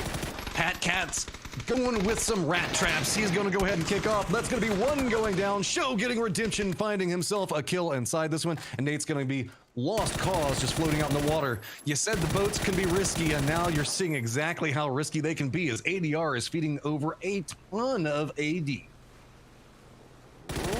Icy Flex just a little bit too late. I lied. He's got a 3x. I lied, but oh, there it is. Another kill going the way of FTA. ADR now down to 2. They are not getting revives of any of those players. Look, now, yeah, I think it's just going to be huddle down, try to find a way to survive, as that's going to be the end of the action there for them, as they're just going to try to hide. Look at Ray's life. That was, if he had jumped out of that boat wrong, he would have been knocked. Yeah, well, listen, they're lucky to survive with as many as they have right now. True. That is, with Pat making that, like, that was just so brazen, just walking out like, I don't even care if you know if I'm here, I'm just going to murder you. Yeah, it's like Babe Ruth pointing at the off in the distance. Yeah, I mean, but he only got a double. He didn't get a full home run. Hey, poor old Be Proud. I made a sports reference. Yeah, I did. I wasn't able to track that one. He goes for home runs, anyway, points, and see, he only got 2 I know. kills But instead of 4. What's the home 4 kills called a home run? I don't. That is what I didn't track. Anyway, your Ho getting up here in Orion's business. They heard the fight between FF, Elevate, and Orion. They want to get involved here, but Rip Rider has the shotgun. He took Hoonaj's eye out with that one. Oh man, and Toffees is so happy you made that joke right now. Okay, so just walking out, just gonna get popped in the face, man. Live or die by shotgun spread, and I swear I only die by it. I guess Dylan decided he wanted to look around a corner he shouldn't have. Yeah, I guess. Or maybe just even dropped off of that. But ooh, Forward Nation running on in. SCK seem to be ready for this. Penta with a really nice trap. Gets 2 of them. heavy damage here for Nation, and there was nothing that they could do other than just keep on driving. Man, Penta, we want this. This is the Penta I like best. Him being a lot more just, I don't know, in himself. You can see the fact that just transfer over was so clean. Nation doesn't have any type of formation now, as they're just trying to push as fast as they can into Pachinki. Back on Military Island, back onto the main storyline here. The host still involved here, Red Rider though. Nice angles. The only player over Orion in this area. Orion have been a bit separate. In fact, this Yahoo push has sort of put a lever in between the surviving members of Orion. From bridge camp into just being completely surrounded. Flexi is kind of up to the north and safe. Red Rider's all by himself. If he goes down, he's just dead as, ooh, my lord, another northern shift into this one. So the hills that we've been seeing all the action happen at are going to be where we're going to continue to stay. Yeah, this is going to make it really complicated for Orion right now. They have a good crossfire in regards to Yahoo specifically, but there are likely going to be more teams that are potentially trying to take this territory from them. And so the best case scenario for Orion would be somehow extraditing one of these two players, likely Red Rider, and group up as a pair in one building. But I don't know if Yahoo is going to give them the opportunity to do that. Sonics have managed to make the cross with the bridge, so we're going to be over into just the southeast of that western bridge. I know directionals, a lot of them all at the same time. LG, though, they're kind of coming in more from the south, and it looks like they do have some pretty easy pathing. They just have to be careful of what we were seeing going on in the very far south and the two teams that kind of got tangled in amongst each other, but they've got a hillside to block that one out, so they have pathing. But how do they want to go is almost every single choke point's going to have an issue, and Red Rider finally goes down. Lexi, you're the last one up now. Can you at least get vengeance for your teammate, or are you just going to stay quiet? Nah, he's going to at least take a shot. Yeah, he's already been shooting at them a little bit, I think. I remember seeing some lines in some tracers on the map feed. Oh no, but he gave away his position. Tokyo Manji Gang heard it. Is he going to be able to get back to safety? I don't even know if they can get to that loot. They're going to have to move the car. Can they get to it? Yeah, okay, they can get to it. Yeah, I think he's grabbing it, yeah. But here's LG now pushing up from the south side, trying to sneak their way around the military base itself and get their way into these hills, but Rats are also arriving at the same time. I love the stop here. This is such a good place to stop, get a little bit more information of what's going to be happening in front of you. You should probably be able to hear some more of what's happening. They're going to opt into the south.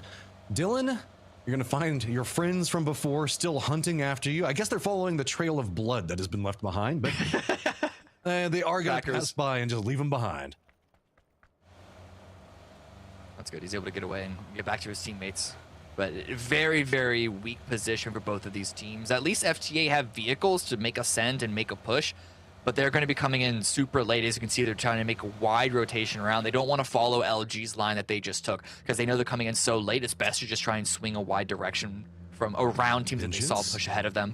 Ooh. Vengeance, how cooked is this going to be? Oh, too cooked in his face. Too cooked. Instead, Overdone. He takes it, and that's not the way you want to start a fight. Nade's going to roll right down at Penta's feet, but he's just going to roll away from it. So well done. Nation still just trying to hold this line up for it. Looks like Vegas was contemplating a nade and a push, but they say there's no reason. Let's just see if we can maybe wrap around it, keep the defense up. I love this from shoot to kill. Technical play, leave two behind, let them take the red zone that's being dropped and see if the other members can make a wrap around. Shots coming out of the car are at least going to make it difficult for Sneezy. They're going to pop out. He's going to go down. And now just one member for Nation has to hop in a vehicle and run. He took a solid tag from that vehicle swinging around him. That's really good shooting. Shooting from a vehicle is not as easy from that range as all these clips of Tiggleton and everyone might make you think. But now Dodic just has no other option but other than just to run away. A really good continual fight by STK here to stay alive. They're not in a strong position, but they're getting the kill points and they're clearing the path in front of them. That's the important part. FTA just wants that kill. So whenever we saw the res a second ago, that was one of the downs from the boat a moment ago, getting rezzed up. They want this. They know they have the numbers advantage, but now they don't. One of their members now down. Pat Cap's making the approach, and Dylan is going to go down. Greta trying to hold the line, but you can see Dre's taking a ton of damage as well. That is going to be Adrenaline getting eliminated by a very aggressive from the Ashes. Yeah, I mean, they do lose show once again for it, but 5 kills off the bat. Really good start for them. They're going to have to continue to push up north because that's where the circle continues to go for them, while STK and Team Dynamic are having to swim. Swimming this far late into a round is incredibly risky. I'm having flashbacks to PUBG Online and Mermaid. Yeah, what is this, 2017? Well, with this, you got to be careful because we just saw Elevate having to hold the line. So a couple of these teams are now being forced into this angle. Shoot to Kill has to figure out how they can make a pathing through this one. I mean, I think that they're just on damage control. They're just trying to get kills now because this is going to be very, very difficult to cross. Maybe they might have a firefight that could break out, but they're taking these shots, and you can keep seeing that it looks like Sonics is at least aware of what's happening, as that is still quite a ways away, but they might have vision on the cross. Yeah, STK, the best chance that they have to cross is to keep 2 on the high ground to cover and to send 2 in front of them. Unfortunately, Team Dynamic being in the water ahead of them means STK has to delay that push, which could that could become an issue later on down the line. We'll see what the timing works out, where the next circle goes. Throws a Molotov off the side. You know, you got to dry off your teammates after they make that nice long run. Trying to juke out the bullets, and he's doing a good job. Can he manage to make it into cover? It looks like at least one member of Team Dynamic is going to find someone. I say that, man. They're just spraying into that. That focus fire is crazy. Oh, Kurt is down very, very low. I think Tokyo are shooting back at this a little bit from the southeast of their angle. But at the very least, STK, whether they're able to make this cross or not, they're dealing some heavy damage and they're getting the kill points. Tokyo Manji gang still trying to harass the last member up for Dynamic, and I don't know, how are they going to opt into this? We did see Vegas hitting some good shots from there, and they might leave him behind. Sonics do opt into making a more hillside approach, so are going to leave the beach open. That might allow Shoot to Kill to make their cross, as it does look like Clemson is making a run in. Tokyo Manji gang the only harassers now for Shoot to Kill, as Sonics are going to find themselves pretty surrounded pretty quickly if they're not careful. Good job from Tickleton being the last guy remaining north with the angle onto Tilt Town to deal some damage in return. They do unfortunately lose H-Win in the process. But at least Mime and Shrimsy are able to get into a better defensible position. They have the information on where TT are going to be coming from. No other team has a particularly strong angle to third party this fight, so Sonics, despite losing H-Win, can now just hold this position. This is a huddled defense, as they have at least 3 different teams that might have an angle. One of those being distracted quite heavily and Elevate, as they are having to look very far to the north and what's going to be going on with them.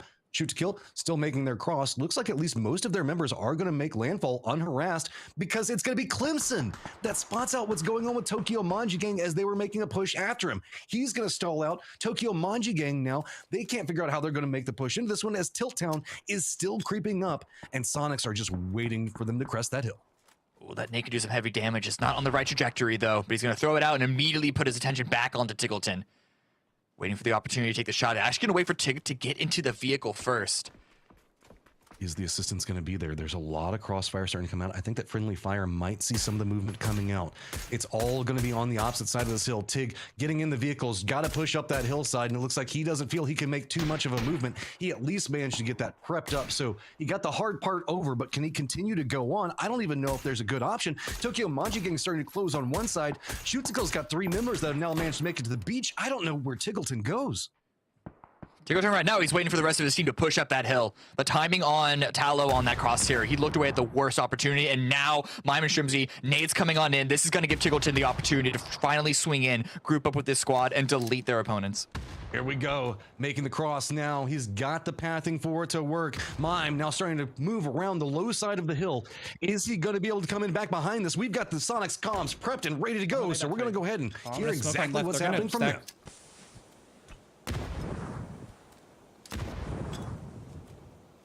Okay, I'm peeking with you. I need a tree. One's above me on the high tree. Rock's clean. One's low red, I think. Oh my god! I'm just crawling. You might be able to play back. It might be two. I can actually res It is Stig. 2 standing. It's 2 standing. 1 standing. I can res Stig. Trade him. He's 1 HP on me. Fuck. On you, on you. He's in the smoke in front of me on orange. Go 1 PM. He's going left side of it, flushing. To the right of that. He moved in the smoke. Nice. Heal up. Can get you. Carry him. You can pick him up. Yahoo could have run to your hill from the yellows. Yeah.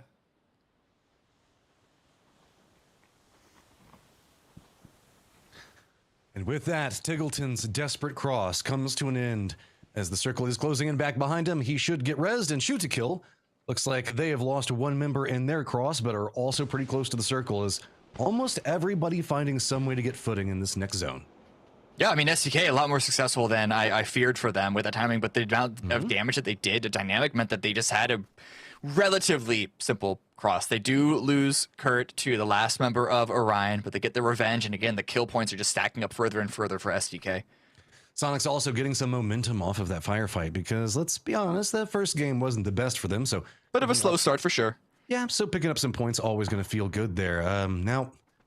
Okay, LG is kind of our moving factor, right? They've been kind of roaming around down to the southeast. You can see that they're just kind of prepping for what's going to happen. Circle does come to them.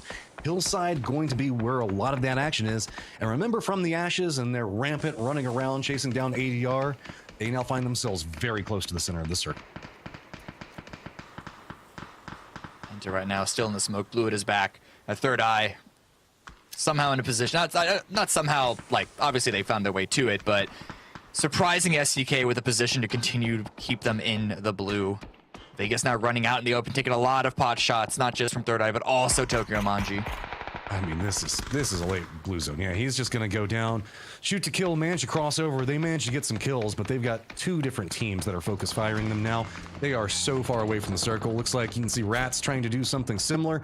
They're going to be sitting right next to Yahoo. And remember our boy Clemson, still alive, Dynamic? He's about to get himself delivered some kills. Can he get them? Does pick up one, but he is going to go down.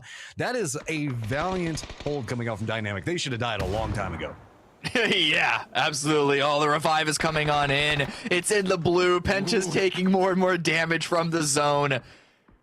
What I mean, SDK, they made it across the channel, but how much further could they really go? Hey, Alo didn't give his his point away. That revive stopped a point from going over to an opponent. That might become important later on. Every single point at the end of this is going to matter. Every point matters. Yeah. Ooh.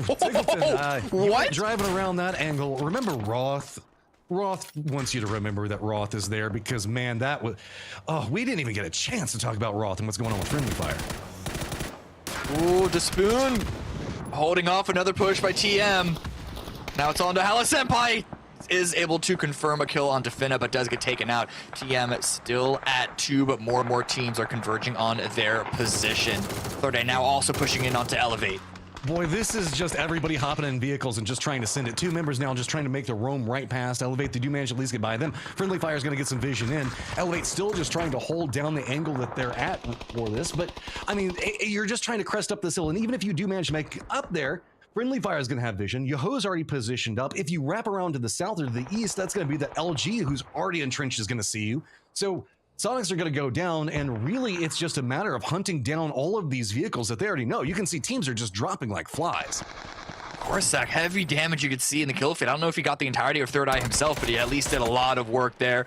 Belfrost now does get taken out by Honey Badger. Elevate still need to push on in. Yahoo tried to swing in front of them, get south of their position, try and hold them off, but it's not working out so much in their favor. Keenan going heavily aggressive.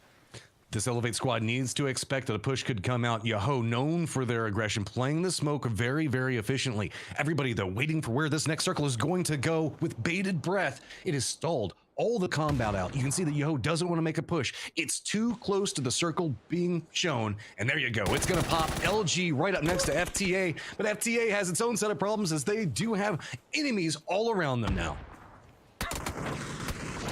Oh, they're getting shot from the back. He thought he had an angle onto FBI, but it's going to be LG that takes him out. Roth also chiming on in. It's all down to pad caps. They still have 5 kills, but he would love to get just a few more before he goes down. Friendly Fire is about to feast right now as we still have family business trying to make the approach in. We have 1 member in pad caps clinging to life right now. He's got himself a toy that can hold out for a while. LG is taking control of about, at least a quarter of this circle. And so as they play that hillside, they're going to be able to see a lot of the movement. You can see FB not even really wanting to step along that line because look at how much cover they have and how clean it is. Well, I say that, Kickstart takes a lot of damage.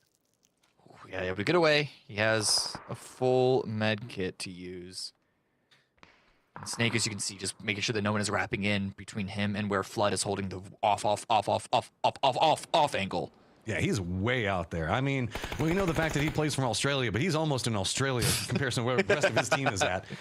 With LG taking those shots, though, it means the fact that FBI is just kind of stopped here.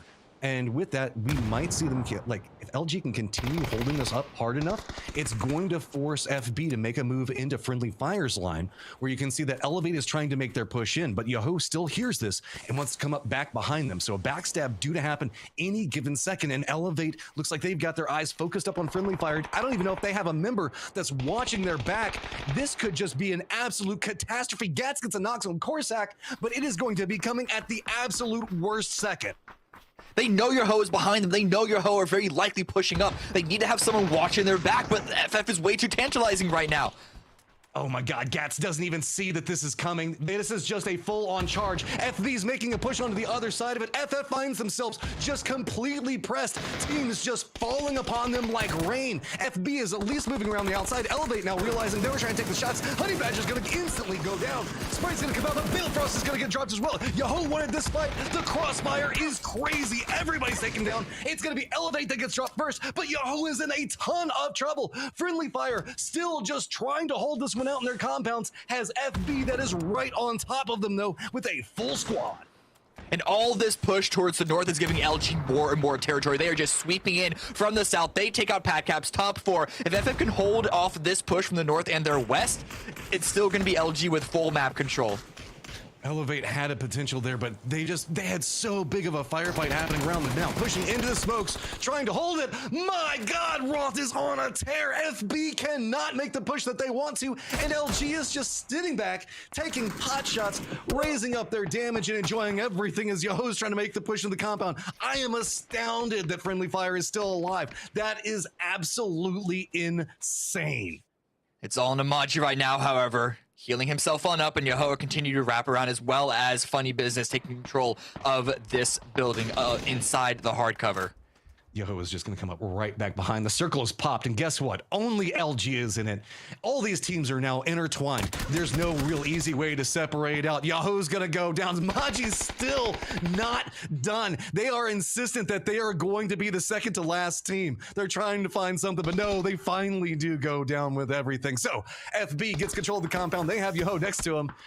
But at the end of the day, this is all just going to have the zone coming in about 15 seconds, and LG with Snakers right up in the north, and everybody just watching. Who's going to go down first as Yahoo down to 1 member in Balefrost.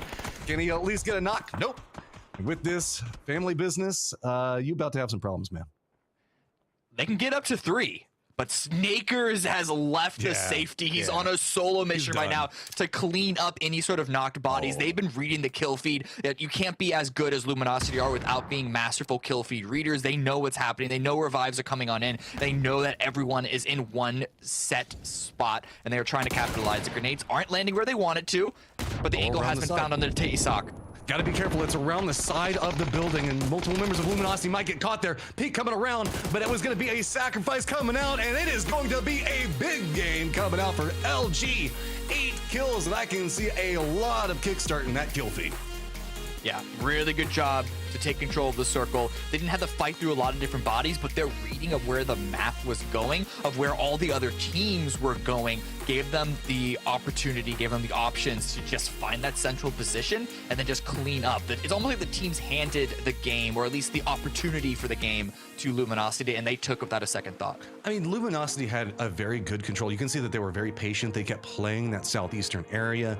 They had good pathing into this. They controlled the area around them very, very efficiently. And so with that,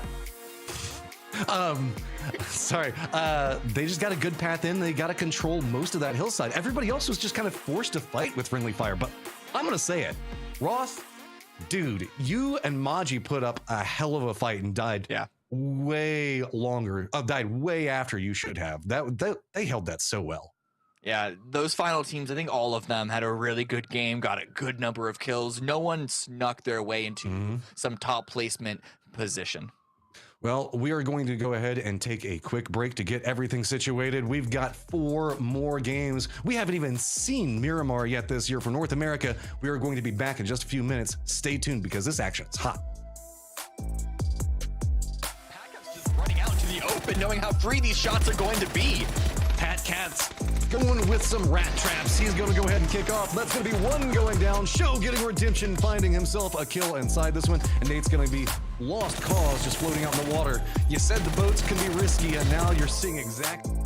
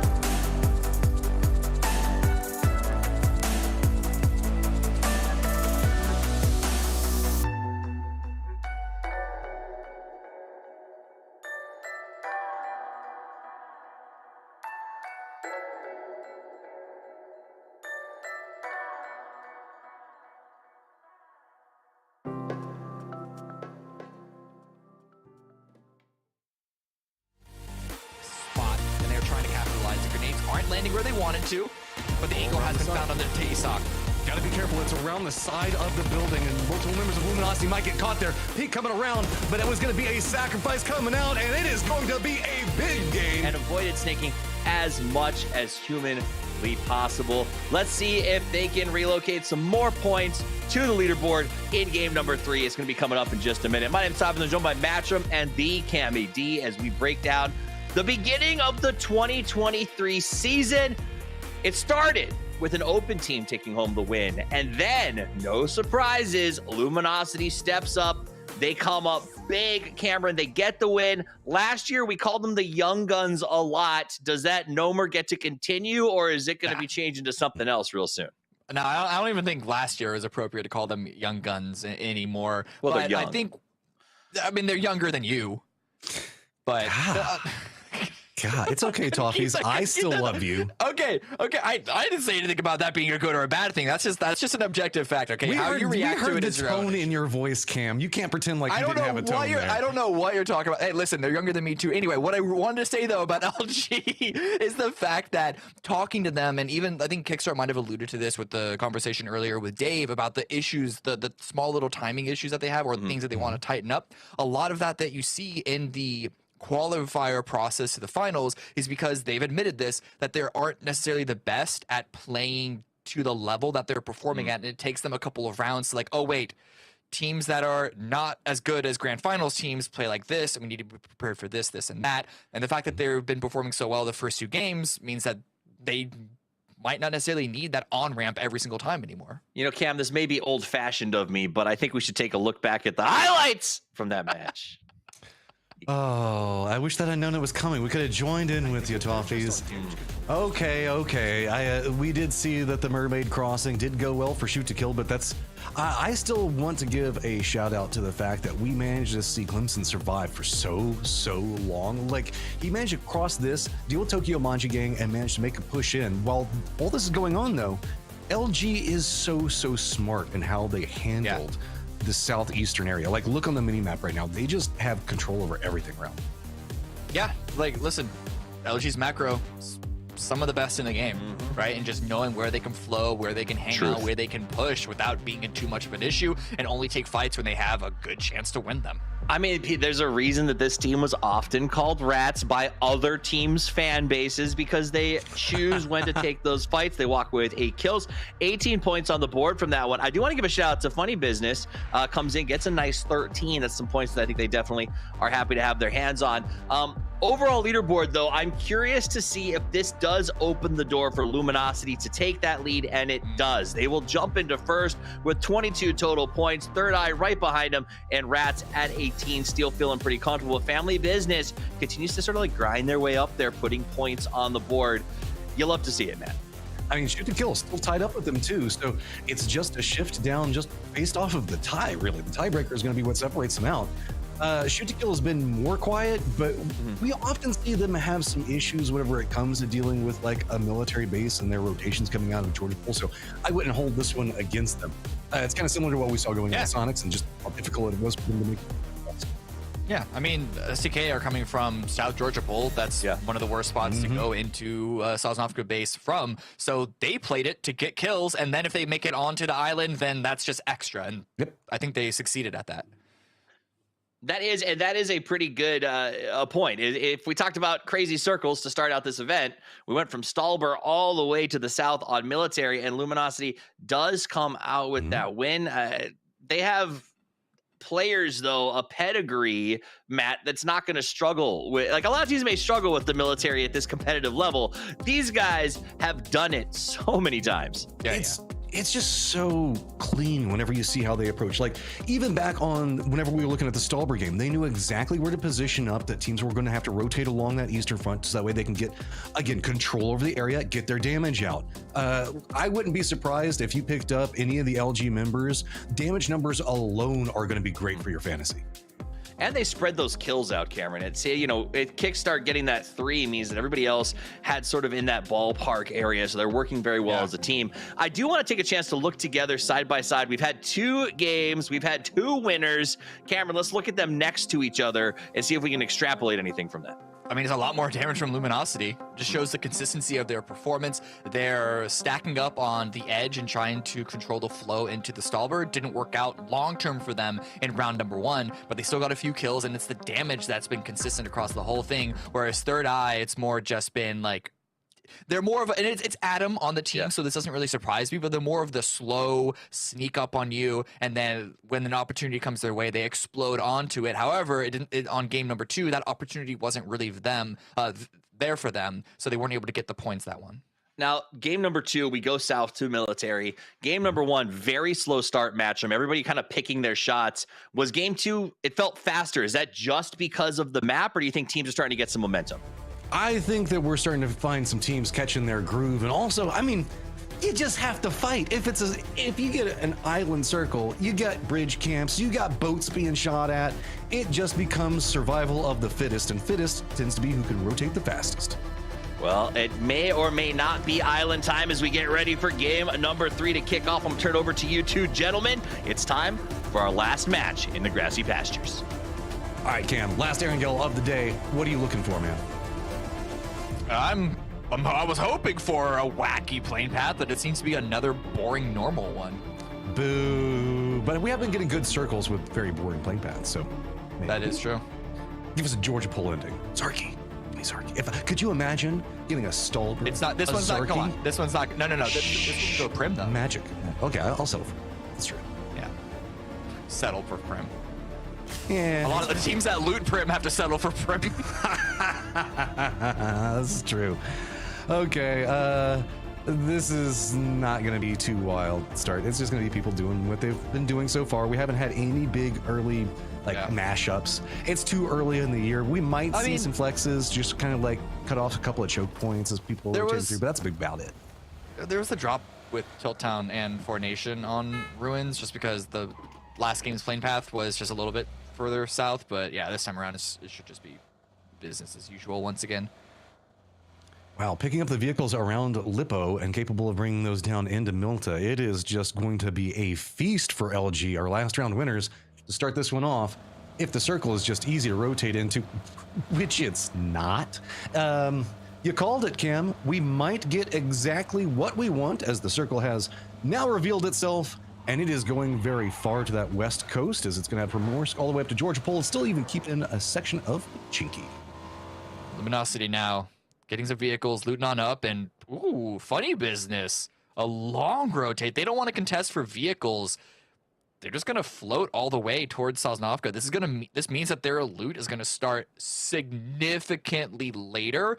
But that's why they're also thankful for this phase number 1 that you said is centered around Gatka Fields. They are gonna have to move, but it's not gonna be so far of a distance that the timing is gonna be like heavily against them.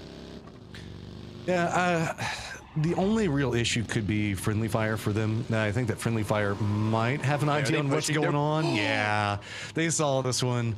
They're not going to relent. Are they just sitting sharp shot alone, or is Corsac going? Looks like Corsac. No, everybody's going. Vehicles, hunting down. They this want the full is a wipe. full-on raiding party. They think that they've got the tools necessary to take this one early. It is just a matter of can they get there in time, and no, looks like they realize that they're not going to be able to. I like it, though. I like these bold calls. I mean, look, it's Corsac, Roth, Sharpshot. These are guys want to push and want to fight early. Yeah, I appreciate the call, but I like the fact that they pulled away when they knew the timing was off even more. Gotta have the leash every once in a while, man. I'm one of those people that I get a little bit of like blood in the eyes. I'm like, must go. And so end up dying that way. So it's good to see the team being able to pull themselves back and restrain themselves. STK once again moving very early for kills. Rats, they didn't want to go to Sosnovka this time around. There's alternative drop is on this west coast, and Shoot to Kill is immediately pushing in from South George, trying to take up some area. Don't know what information Alo had to do this push, but he's going to be able to get a free kill off of it. Man, that's just good research and good tracking right there. That's easy pickup. That should put them now up into a much more comfortable position as they are going to move into 4th, finally get that distance away from FB, jump in their car. They don't even have anybody around them. There's even a crate that's actually landing pretty close to them. Yeah, really good movement by SDK. Taking up some territory. If they can grab that crate, it's going to be even better. We know how much SDK really like high ground position. I don't know if Georgia Hole Mountain is going to be the best area for them. However, they might just have to use the relatively smaller hills of this field. Oh, man, that is just about as good a start as you can get. Hey, let's kill one of the teams that drops pretty close to us. Just get a kill on them, force them away. Let's go ahead and get a crate while we're at it. We've got all of our vehicles. We're already starting to roam around. Pinta's already moving out of South George. This is a very just heads up, smart, clean early game. My God, Vegas, your job is to kill. Now you should be able to do it. They also should be aware and waiting for a potential push from the north by Four Nations. As long as they're aware for it and they leave someone watching their north side, it shouldn't be that big of an issue. Back onto funny business, they are finally looting up. And I mean, the fact that there's a Tommy gun on T-Sock is not that great.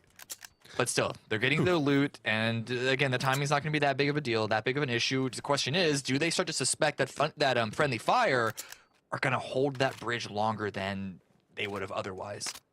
From the Ashes is playing over in the Milt area. It looks like they're not making too big of a play to defend up. I mean, we are just moving into the DP meta, right? This is just what he wants. There's plenty of loot for him to have. 100%. Okay. Oh, okay. Whoop. RJX. I like that. Back away from this. Yeah, spots dynamic. Gets away. Groups on up. I will say, the amount of times that you see teams that get splits in positions like this that just give them up the second someone looks their way, you know, why even bother having the split in the first place? Yeah. I think Like at least commit, it's good you know? for scouting at the earlier stages. But sometimes I feel that's why we see like people isolated in positions they're not supposed to be at, and then they die early. I mean, a man that stands up for nothing will fall down for anything. Yeah, but at the same time, sacrificing your life for no inherent reason is not necessarily good either. So isn't it just better to get the information and retreat? Hey, according to Greek statue Twitter, sacrificing your life for anything is the best virtue. So, hi, you know what? I'm going to back you on that. Greek philosophy has never done us wrong, right? Never, not once. Elevate. That's why they're still around. I think that they have a goal. What this goal is, I believe, is going to be FTA. FTA is moving in. LG is actually doing a wrap all the way down onto Military Base Island. It looks like they're going to come in from Milta, go down, and we've seen them do this a couple of times, but that could put them over there next to FB. Yeah, we'll see what happens about all of this. The sort of chain reaction, butterfly effect. This is pretty big investment by I like it. If they though. get 2 kills off of it, it's gonna pay off, but they need to get at least 2 kills for it to be worthwhile, in my opinion. If anything, if they can just discourage like later rotations through the rest of the year or earlier rotations, the pathing from FTA is just right through the thick of it. This was so well scouted, so well planned. Can they capitalize off? The spray is going to come out, not get one yet. The bullets are going everywhere, but no, it's going to be Ethan that goes down. Pat making a play and really punishing this. Be careful what you wish for. FTA have an opportunity to continue to capitalize all this. They also could just keep running, but I think that knocking its Ethan is too tasty. Yeah, show's going to confirm that. Now, do they stick around further? That's the big question. I mean, if you're Elevate, you just got to leave that one, right? That one hurts. They knew exactly the pathing for it. They had everything set and ready to go. Couple of harassing shots, but that's going to be it. From the ashes, man. That's not ashes. That's a full-on Phoenix they're starting to make. Yeah, I mean, you just got to land the shots better. Really it comes down to. Just click heads. Just click eggs for Listen, it. guys, PUBG is that easy. Just, like, shoot better. Just shoot better. Yeah, I know. It's what I always tell Poro when we're playing together. And he tells me that too, but it doesn't matter. It's fine. That's what you just tell each other. We tell each other, and then it's each other's fault all the time, right? Surely we're not the only squad that functions that way. I think that's the norm, actually. Yeah. You gotta hate your teammates, because they steal all your loot, and they hide your 4Xs. Yes. Listen, Matt, the reason why I hide your 4Xs is because with them, you think that you are some, like, super long-range sharp shot and you're going to run, like, on top of every single hill, and we just don't need that. We need you with the team. I get on a motorcycle and I push way faster than I should and kill myself by doing stupid scouting or that dumb is things without like that. the 4X. That's without the 4X. It's the pick your poison. This is true. I usually don't even pick up the 4X. I'd prefer you at least send it and die to an opposing team. We at least get information that way. Yep. See, I'm like, I've got that like competitive IGL skill. Whenever I die, I make the squad better because I can give them information. Yes, because that's definitely a thing that happens. Let's talk about the game now. LG, they've properly scouted their way on in. Funny business is laying here looking at tires. I don't think that we're missing much right now. It's all about rotations. I'm trying to set the story though, because Funny Business do need to eventually move through LG, and the big question is, does LG know that Funny Business has been so delayed in their own rotate that there's that much of a chance that they're still there behind them? Yeah, I mean, LG does seem to have their sights set forward. They do have Reload that is looking back behind them right now. Elevate, they're just sending it, dude. I mean, it's a wing and a prayer for them right now. They are going to roam by friendly fire, at least part of the duo. So the other duo that's going to be ahead is going to have some information. Sonic's also along this pathing too. I don't know. I'm just feeling like we've got so many good points of interest in this one. We've still got Chopsticks, Gatka in here, Primorsk, Fairy Pier, LG making their move. So it looks like FB can make their move here in just a second. And ooh, Chopsticks is the center. All right. It's going to be a pseudo shift towards the north, pseudo medium, whatever you want to call it. Elevate are going to have a good position if they want to continue to try and control the south edge, but they also could just direct themselves up towards the bushy squirrel tail of... I'm not going to open up this can of worms what animal this hill looks like. Regardless, they have actually a good path to try and get some information from this area and even continue to send it if they want, but it's a big wide open field that's taken up the majority of the center of this next zone. I mean, for as terrible as that camp went to start everything off, Elevate is doing a good job on finding pathing. They are going to bisect over next to where Rats is going to be at in just a second. Tokyo Manji Gang do have themselves a good foothold position in that road just south of Everest, as ADR is going to be coming down Everest. I don't know where Elevate is rightfully going to go at this stage. Is they're just kind of looking. I feel like they're scouting with bullets. Yeah. Wherever they get shot at is where they don't stop. Yeah, it was a good idea for them to not stop on that hilltop and just keep sending it because they're already in the vehicles, but they were lacking information, so they just need to go for an aggressive fight right now. They're able to find a position to hold on into, but this is very much a conservative position. It's one that you can defend from, but you can't really gain control. Well, if we do move chopsticks, it does tend to be a very big focal point, as that those compounds that you can see that are just going to be, I believe where Third Eye is holding at, just to the northeast of there, do have some pathing down into it, but they also get really good control of chopsticks. As vehicles are going to crash down into chopsticks, you can still find some pretty good angles around them just using the bowl itself. Funnybiz is playing this also incredibly safe. They don't even try and backfill LG. They're making their way all the way over to the East Bridge. That's how, I don't want to use the word, but it's the only one that comes to mind, scared. And part of that comes from the fact that they just have no information of what the rest of the game is actually looking like. And LG, they are intelligently enough watching behind them. Gorsak getting some more kills there as Friendly Fire continues to be impressive, holding down that 6th place position. As that car is not going to be for you anyway. That's for that rock. Yeah, see, he doesn't even care about the car. He just wants rock. Yeah, continue to do damage, Friendly Fire. I mean, and that's a genius of Friendly Fire's name, right? If they shoot each other and they accidentally knock somebody, it's all according to plan.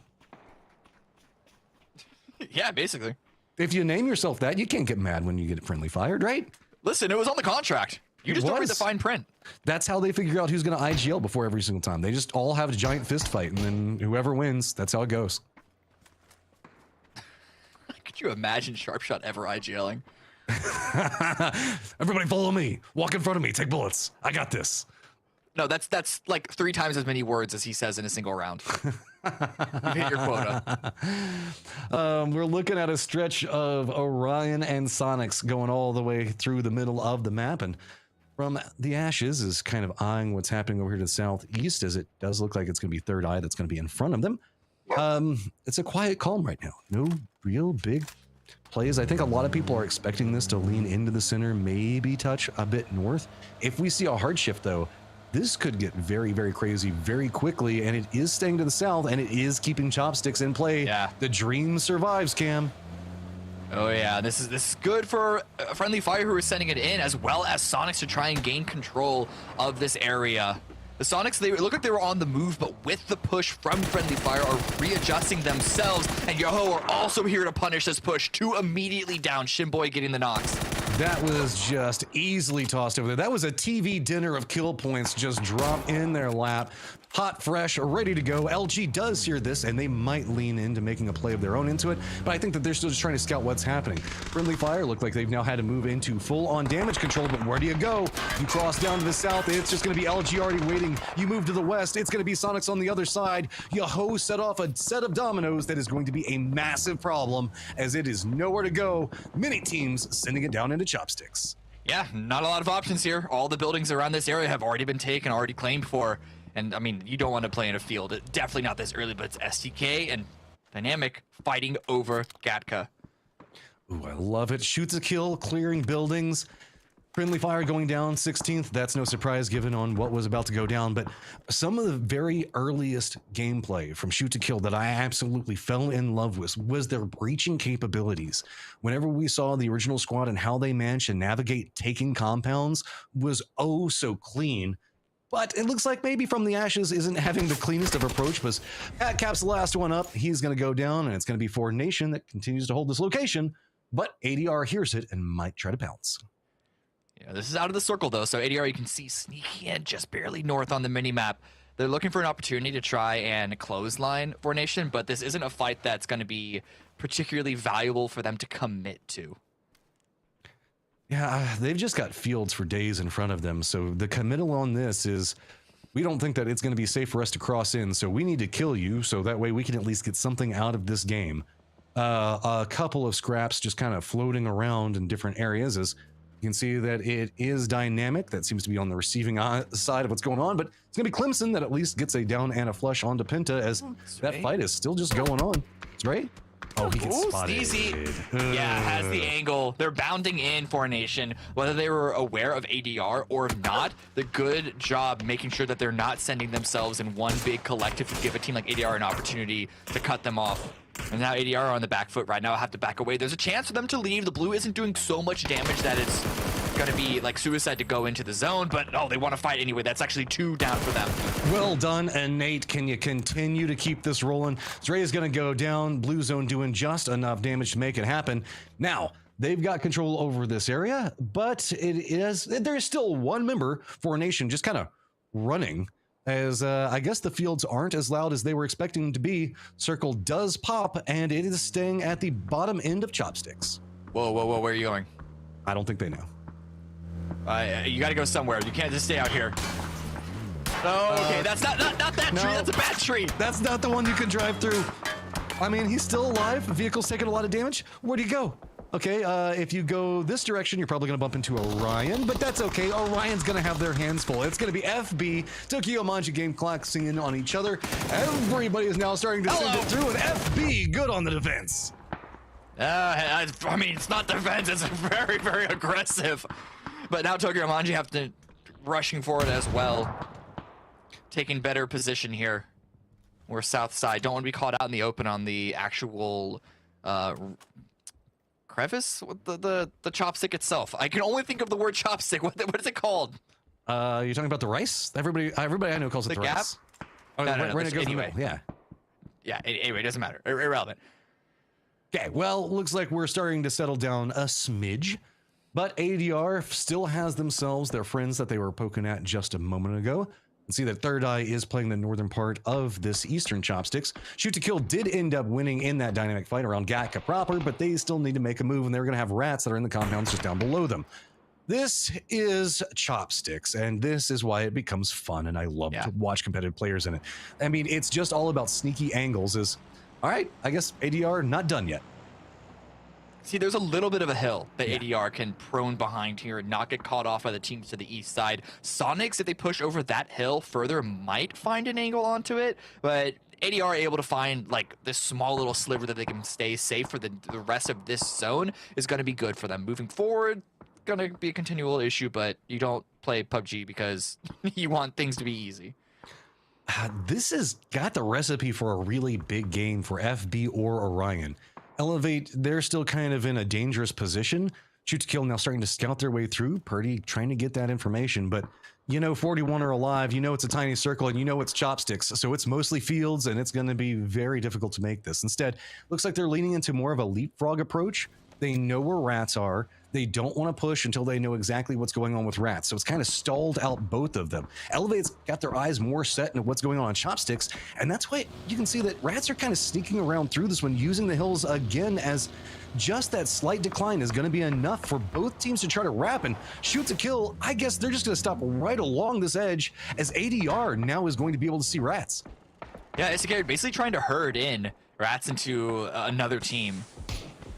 But while also keeping themselves safe, keeping themselves alive. I mean, Great Atlantis is still alive behind this hay bale, but the blue is coming on in. He's going to have to move after popping some pills. Okay, well, that just means the fact that rats have to move. Dylan being slow and patient, but finally manages to get the connect in on that. Takes a lot of damage. Now he has to move away.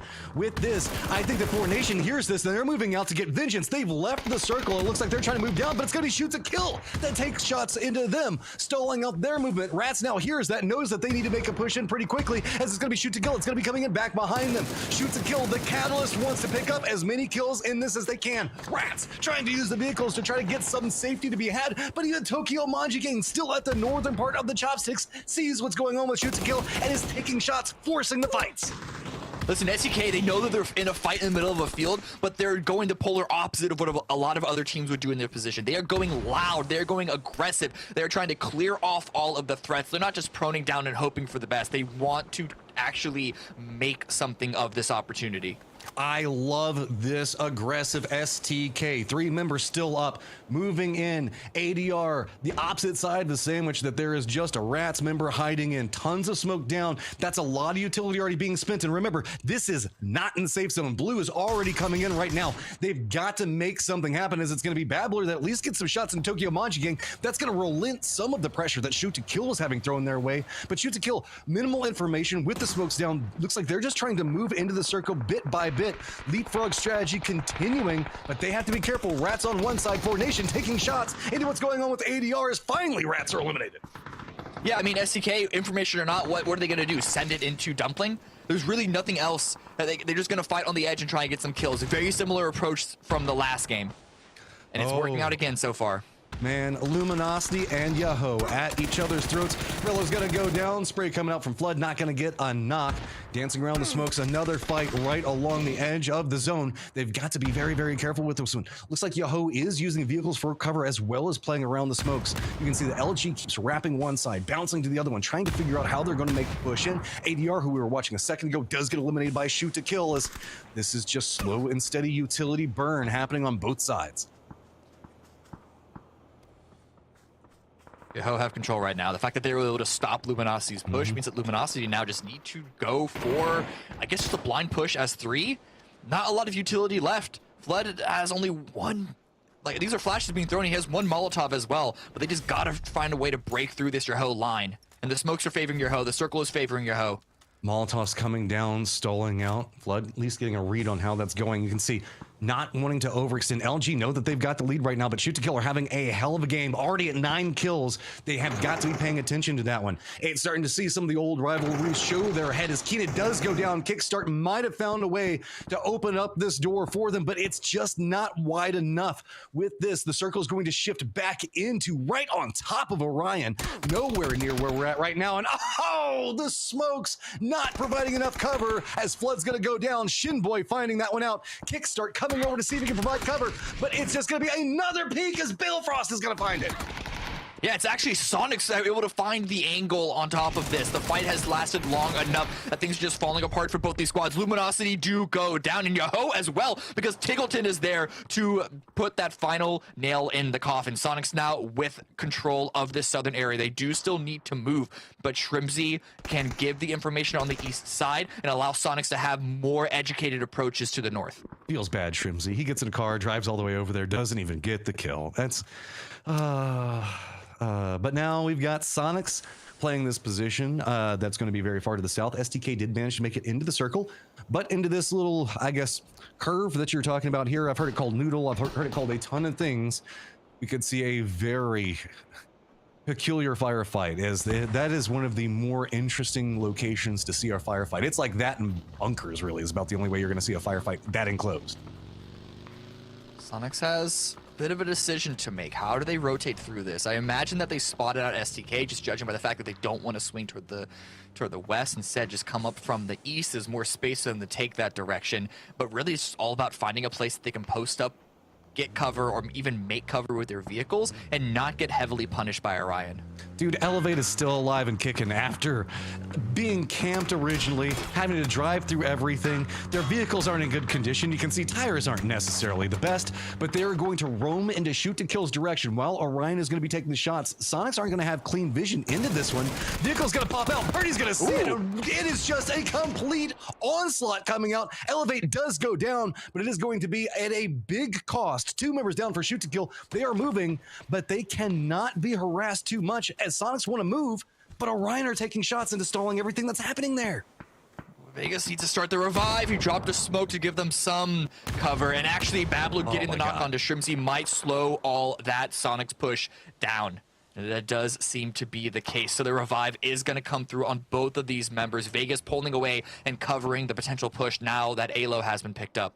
Babbler, 11 kills for STK so far. Babbler is the MVP of STK right now, without a doubt. FB having to defend up as it's going to be Tokyo Manji Gang making more of a push in here. Molotov's going down, Hellfire all around, but they've got to be careful. Third Eye is going to be on the opposite chopstick trying to move through this one. Whoever wins this fight, they're going to be trying to set up and just prep for this nade. Is it going to be money? He's not revealed his position. He's playing it slow. Tater just goes for a hip fire around that corner and is having to retreat. It is just turning hellacious over here. There is just fire everywhere. Nades going off, smoke down. There is no vision, no movement. Yeah, now Third Eye want to get a part of this, but Keegan has the M249, letting it rip into the smoke. The only reason why Third Eye is still alive is because of all of that smoke cover. A really good Molotov does come out. That's going to push FB away from that window just for a brief moment. It gets them an opportunity to push on in, and Tokyo Manchi Game and have been eliminated. Okay, now Third Eye lined up. You've got yourself the squad killer. Can you make it a official squad killer? As it is going to be Funny Business lined up, playing every single little peak point that they can. Funny Business knows the fact that they are right on the edge of this zone, and it's just a matter of time before Third Eye moves in. They are also having the potential of getting harassed if they're not careful by Shoot to Kill, who's moved back over into the north. That's taking some just kind of pot shots into what's going on with Third Eye here. So Third Eye now starting to be kind of corralled and forced into this, but look at the defensive line coming up from FB camp. Richie with a good knock. Fox with the confirm onto that one. Keegan does get the trade back, and Button just has the angle lined up, waiting for some movement, but his teammates are falling all around him, especially with the angle, and now Sonic's also pushing in onto Orion. This is turning into the winning fight, but oh my god, there's so much Molotov. The Sonics are burning all over the place, trying to move in. One member's already going to be down. Shrimzy's trying to defend up the angle over here, but that stopped them dead in their tracks. STK hears this, foot pushing in, realizing the fact that this is where the game is going to end, and they want it. Fighting tooth and nail across. Firefight still going on between Third Eye and FB, but we're seeing the catalyst fight that could end the game down here at this compound. Shoots a kill, managed to make it with 3 members, even though Purdy just barely manages to make it to cover. Third Eye has been eliminated. Funny Business now the lone survivor of the northeast side. They take some time, heal on up, and then see if they can't third party this fight. That is, if Sonics or SDK doesn't clean it up first. Mime and Shrimzy have both been knocked. This gives Vegas an opportunity. As he swings around, he's going to take that kill for himself, now up to 12. 6 kills of that sitting on Vegas right now. He's living up to the goals and the standards, and this is why they brought him in. Shoots a kill, finding the aggression, finding the old play styles that found them success. But while this is happening, it has gotten so quiet that means that FB can now sneak their way in here, and all 3 of our teams are within touching distance. It's a waiting game right now. Phase 8 is going to shift towards the north. This puts Funny Business especially in a really good position. Sonics are going to have to try and get a revive on their downed player onto Mime, but he's so far out in the open, even with all that smoke, it's way too risky to send someone. Can they get to him in time? Can he get to a restable position in time? Doesn't seem to be the case. He's just making sure that his loot is not easily accessible by their opponents. So many smokes down. You know that Shoot to Kill's been fighting for a while. They're probably not sitting in the best of shape. We did see FB trying to defend up, but really they didn't have to burn as much utility to try to hold off what was happening there. It was more about angles were the way that they were wanting to play it. So Sonics afraid of pushes coming out from this highly aggressive Shoot to Kill squad. I have commented in the past that Shoot to Kill can sometimes rest in their position a bit too much for my liking. Not anymore. I love that they are setting the pace of this game. The pace right now is just waiting to see if anyone's going to give up an angle. There's no territory for anyone to try and fight over for. It's just sitting in the hard cover and waiting for the blue to push them in. And really, it's just waiting to see which direction Sonics want to push. I'm surprised that they put Bunt so far back there and not the M249. I guess they might just bring in that one out. And ooh, Alo takes some damage. Shots now starting to draw the attention of FB, give them an idea on where the defensive line for the other 2 teams are going to be out. Vegas playing much more aggressive on this outside wall, not finding the angles. Shoot to Kill's Purdy Curdy is inside the walls right now, holding down that second story, but he's not finding anything to work with, and he's got to be careful. Really, nobody can see each other cleanly right. Bunt found a gap in Kurt's angle holding to push for just a touch behind that.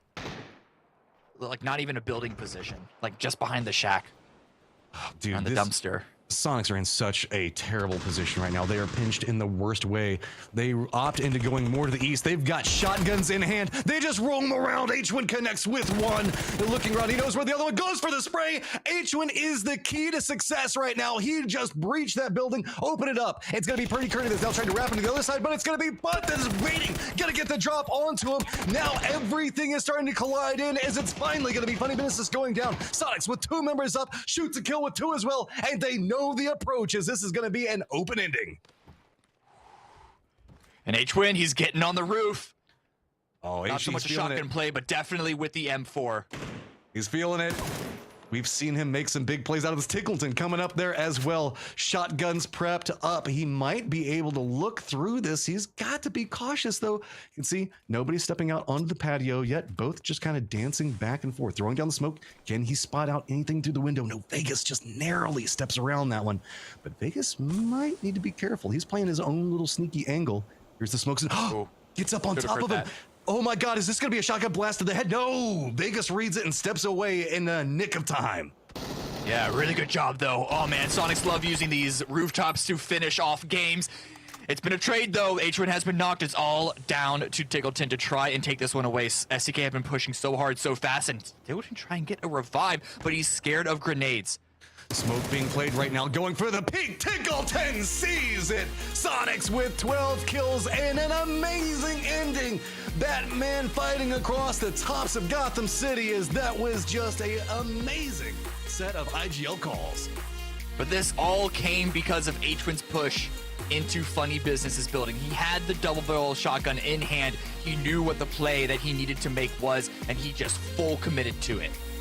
I am so excited, Cam. Everybody's coming in. They're being more aggressive. Fights happening, Toffees. Woo! That was amazing. It was amazing. It was amazing for a couple of reasons. First off, I love that slowdown. You get to 8. Action everywhere. Dumplings, chopsticks, whatever the hell you want to call it. Everything converges on these houses, but then it stops. And you know what that gives them time to do? Drop the sniper rifles and go hunting for boom tubes. And they get them and win. Oh my God. I don't know how he makes it accurate. I'm going to be honest with you guys. Anytime I've ever picked up a shotgun, it doesn't seem to go where I want it to go. H-Win, on the other hand, wins the game with it, essentially, right? Oh, yeah. I feel you, dude. I always make those like cartoon outlines around the person with it. Like I can see him in the wall after I take the shot, and I'm just laying there knocked like, you son of a... Absolutely. Absolutely beautiful. Cameron, it wasn't one of those weird games with the Millie or the Stalber. It was Gatka, it was Fields, and it was positioning. And this was the first game I feel like we got to see the orchestra of movement coming out of these teams. Yeah, about recognizing what are the pockets, what are the little individual isolated fights that are happening on the edges and then towards the center, and sort of taking it bit by bit, one at a time, almost like a real-time bracket that you see in other 1v1 competitions. And, you know, Matt, what I loved at the end game there, and you guys kind of covered it, but it was a lot of action going on, was when that chaos broke out sort of in the compound. Sonics collapsing from that untenable position up on top of the hill to get them some house space. And then immediately STK, who was on the same side as Sonics moments before, is now pushing from the north side because they had gone to the field for stealth. Like, the speed at which these teams are adjusting strategies is mind-boggling. Yeah. I am loving this. We've sometimes seen North America be content with just being good aim, right? And we know the fact that we have some great minds in this. This was so clean in IGL calls in so many different ways, shot calling from so many different angles from it. I mean, just look at even Elevate and the effort it took for them to get into the circle, shoot to kill, and how many times they danced around the edge of the zone. Sonic's pathing into this one, there was just so much to break down.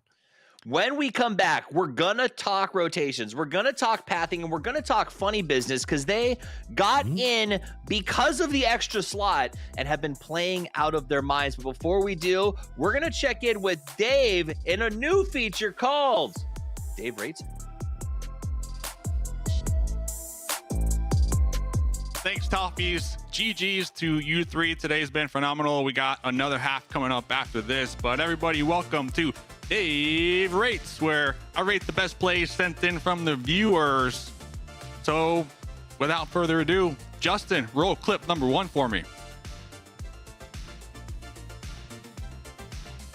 Clip. Number one has to be Elevate, the 4-vehicle rotation game. Number one, it was beautiful to watch, but it didn't work out.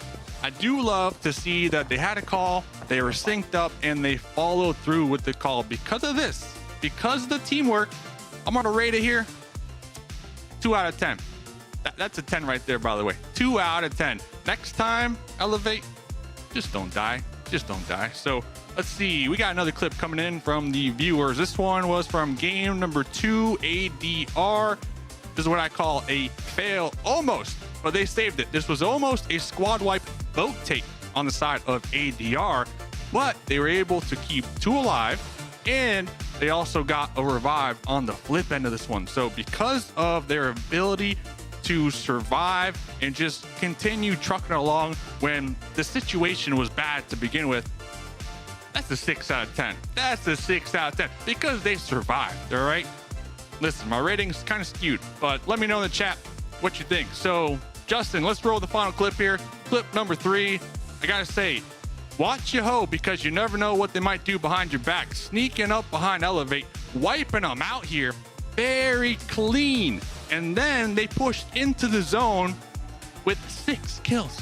So they wiped out Elevate, had 6 kills. This is a huge, huge W for me. The team dominated in the opens. They're only just getting started here, in my opinion. So with that being said, I think that's a W, 4.3 out of 10. That's Dave's rates, ladies and gentlemen. So don't go anywhere. We got more games coming up after the break.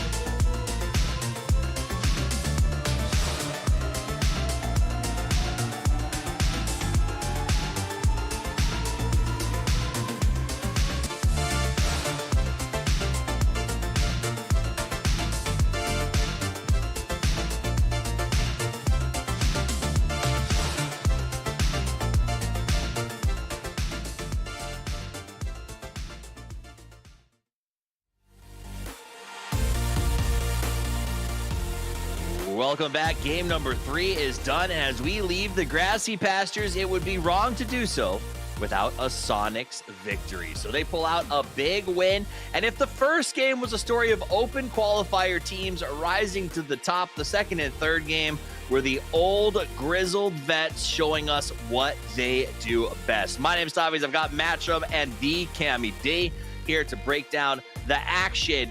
And that was a good one. It was a master's class in movement, Cameron. Yeah, as we said before we went to the break, seeing all the different pockets and understanding that you can't just go into a field. I mean, yeah, there was a big dumpling in the middle of the field, right? But still, you can't just go into any sort of open field like that willy-nilly. You have to understand, like, this is the process. Take out this team, take out this team, take out this team. And STK, they are the ones that really did that the best. They had to move so much that entire game, and it was just like fight by fight by fight, bounding through all the different engagements in such a successful way. Yeah, they didn't win, but they got the most kills. And Matt, that's what I think I love seeing the most. As Cameron describes it, sometimes things can get willy-nilly, but it was seeing these teams, these veterans, because to me, that's what stood out at the end of the match. It was the experience that sort of rose to the top of this thing. I don't know how they keep their heads together. I'd be willy-nilly. It was the amount of control. Go back, watch the map. Everybody, watch how Shoot to Kill moves through this. Watch how they force the fights around rats. Watch how they see where Sonics are at, how they navigate that. Watch and see how Sonics realize, okay, Shoot to Kill's move. Now we can make our go. There's a firefight happening here. Just the ending firefight with Sonics getting up on the rooftops means the fact that both STK, the players inside of that, most notably Vegas that's inside there, has to realize where he's vulnerable from the window, realize the fact that Sonics are coming up there. You have to have map knowledge, you have to have game knowledge, you have to have tempo knowledge, all of that. Just tactics upon tactics is so beautiful. Absolutely. It's beautiful like the highlights are. So as soon as those are ready, we're going to take a look back at the highlights from the match, and then we're going to break down some of those top teams. Highlight that. it's all just going to be pushes into buildings. I mean, with the few buildings that they're so valuable that it's worthwhile to just send players on in. And I mean, it's been the aggressive teams that have come out on top. Let's watch this one by T-Sock once again. Catches a grenade throw in action. Understands that he might even go down to the frag because of where it landed, but he has his teammates to back up. And then H-Win, I mean, he's going to do it to them what they just did to Tokyo Manji. I've got to say, we're seeing a much more kill active H-Win than I feel like we've been seeing. And I'm curious if that's due to Gunnar coming in. Is that allowing him to move much more into being able to focus on mechanics because there's much more of a plan established coming in? And he's not having to just lean as hard into IGLing all the time? The only way we'll find out is watching and maybe asking him down the line. I will say, Sonic's come out, big win from there. And if we learned anything in that highlight package, as well as sort of life in general recently, getting a house is very costly. And we saw that from a couple of these teams like Funny Business that had to give up a lot of ground early on to take those spots. Let's take a look at the overall leaderboard, though, as we jump in a little further. 3 games down. STK maintains that top position at 33. Wow, not bad. They don't maintain, they take it. And without a chicken dinner, Cameron. Are we getting back? Oh man, we've been teasing this for years. Yeah. Are we getting? I mean, it's only been 3 games. We don't want to. We can tease the idea. We're not going to sell you on it so quickly. But with this new STK, we might be seeing the return of the full 3 kings to the top. Oh gosh, Matt, 3 kings would be nice to see come back up to the top, wouldn't it? I'm having like some flashbacks back to Oakland and, you know, like LA before that over in Santa Monica with, I don't know, Shoot to Kill making a hot drop onto 4 a.m. just to cement themselves at the top of the qualifiers. I'm starting to feel it's that kind of Shoot to Kill again. In fact, let's look a little more at 2 of those 3 kings, teams that have pedigree, history. And after watching those first 2 games, the chops, STK versus Sonics. I want to see a head-to-head on how they've done so far here today, Cameron. Yeah, and I mean, you talk about history. The cores of these teams go all the way back to 2019. They all look a little bit different now, but they're still in the mix, still rumbling at the top of the leaderboards here. It doesn't actually surprise me, though, that Shoot to Kill have even more damage, just seeing how much active they have been. Sonics, from their more central position, they're very strong in team fights, but they're more conservative and defensive in their play style, whereas Shoot to Kill coming in from South Georgia on Erangel, and they have to do a lot more pushing through it, and that just gives them the vulnerability of having to take these fights, but also the advantage of getting opportunity for a bunch of those kill points.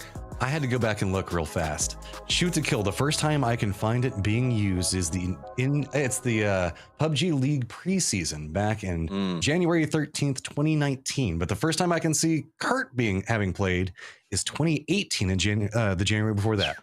Whew. So we talked about 2 historical teams. In fact, you had to literally go look up how far back these guys go. I want to talk about a newer team that's made up of some maybe historical journeymen within the PUBG team or the scene, and that's Funny Business. They have not taken a chicken dinner, but right now I think they're sitting in 4th. They have been up here in the mix in almost every single game that we've talked about so far. These are the 4 names. If you've watched for a long time, you might recognize T-Sock. You've seen Tater, maybe Keegan bouncing around just a little bit, but never at the pinnacle of PUBG. And this roster, for all intents and purposes, is a relatively unknown one, Cameron, who only got in because the gas cans changed region. And look at them now. I mean, it's very impressive. Yeah.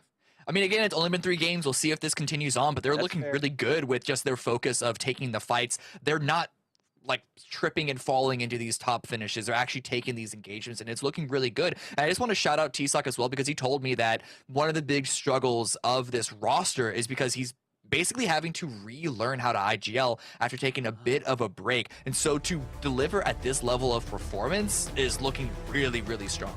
Well, let's go now to game number 4 with the 2 guys who can always deliver at this level of performance. Match'em, Cameron, it's your call. Thank you so much, Toffees. And we've been seeing some new faces try to make some use of the chaos as everybody's trying to figure out what's going on. Do you think that trend can continue, Cam? Like, we often see some new teams, like those first couple of days when everybody's feeling out everything, find a way to exploit the chaos for their benefit. Can we see these newer teams continue? Can they do the homework? Can we see them rise to the top? We will. I mean, I think so.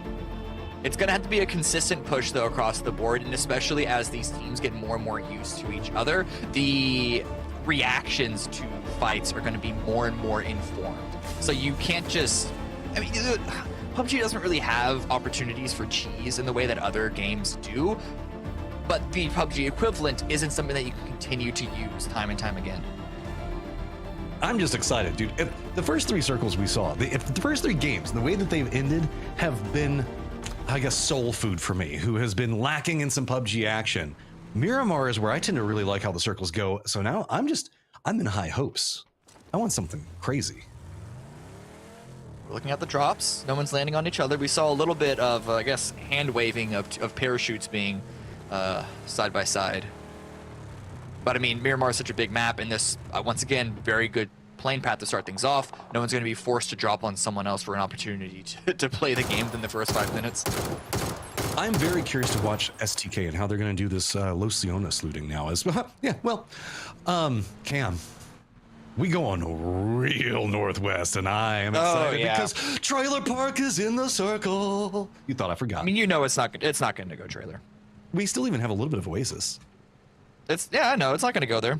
It's just because you want it to, it's not going to go there. I know it's going to go to Crater. It's fine. Yeah, I'm fine with that. I still like Crater endings too. After the way we saw that amazing plays at PGC, dude, I'm down for seeing some more Crater play. It is okay, but with this circle though, and because the plane path was a good plane path, but it was skewed away from where the circle is, there's going to be a lot of early game rotations from the northeast and then the south/southwest. Very few teams are going to be in a good position to immediately grab center. It's really just going to be ADR and potentially funny business. You know, I'm not even upset if we see more of a couple of teams crashing into Pozo, because we know the fact that Pozo can support that. There is the field that's just to the southeast of Pozo that, I don't know, somehow supports like 3 teams that always end up making it in the top 5, but then the next 3 to die after that. They don't win the game, but you can make it in there pretty late. There's a lot of very different places inside this circle itself. I am actually pretty content no matter how this goes. Friendly fire. Chumacera kind of taking over where the Rumblers, who are now from the Ashes, used to play around the Church of St. Los. It's still going to be called that, whether he's playing this or not. Are the Ashes the Rumblers? Yeah, I mean, the Ashes that they come from? I mean, I would assume so, right? That's I don't know the lore. You're going to have to ask them. So, yeah, dude, our PUBG esports lore is getting weak. We need to create a lore master to come up with all of our stories. I mean, we've got these scripts about how every single round is supposed to go, but we need more than that. Shh. You guys didn't hear that. Please, jury, strict that from the record. No island circles for at least a couple of weeks, guys. It's fine. Hey, listen, guys, we got nothing else to talk about right now. It's just going to be slow looting until the rotate happens. Once the rotates start coming into play, we might start to see some action there, but early game Miramar tends to be a lot more big, wide open.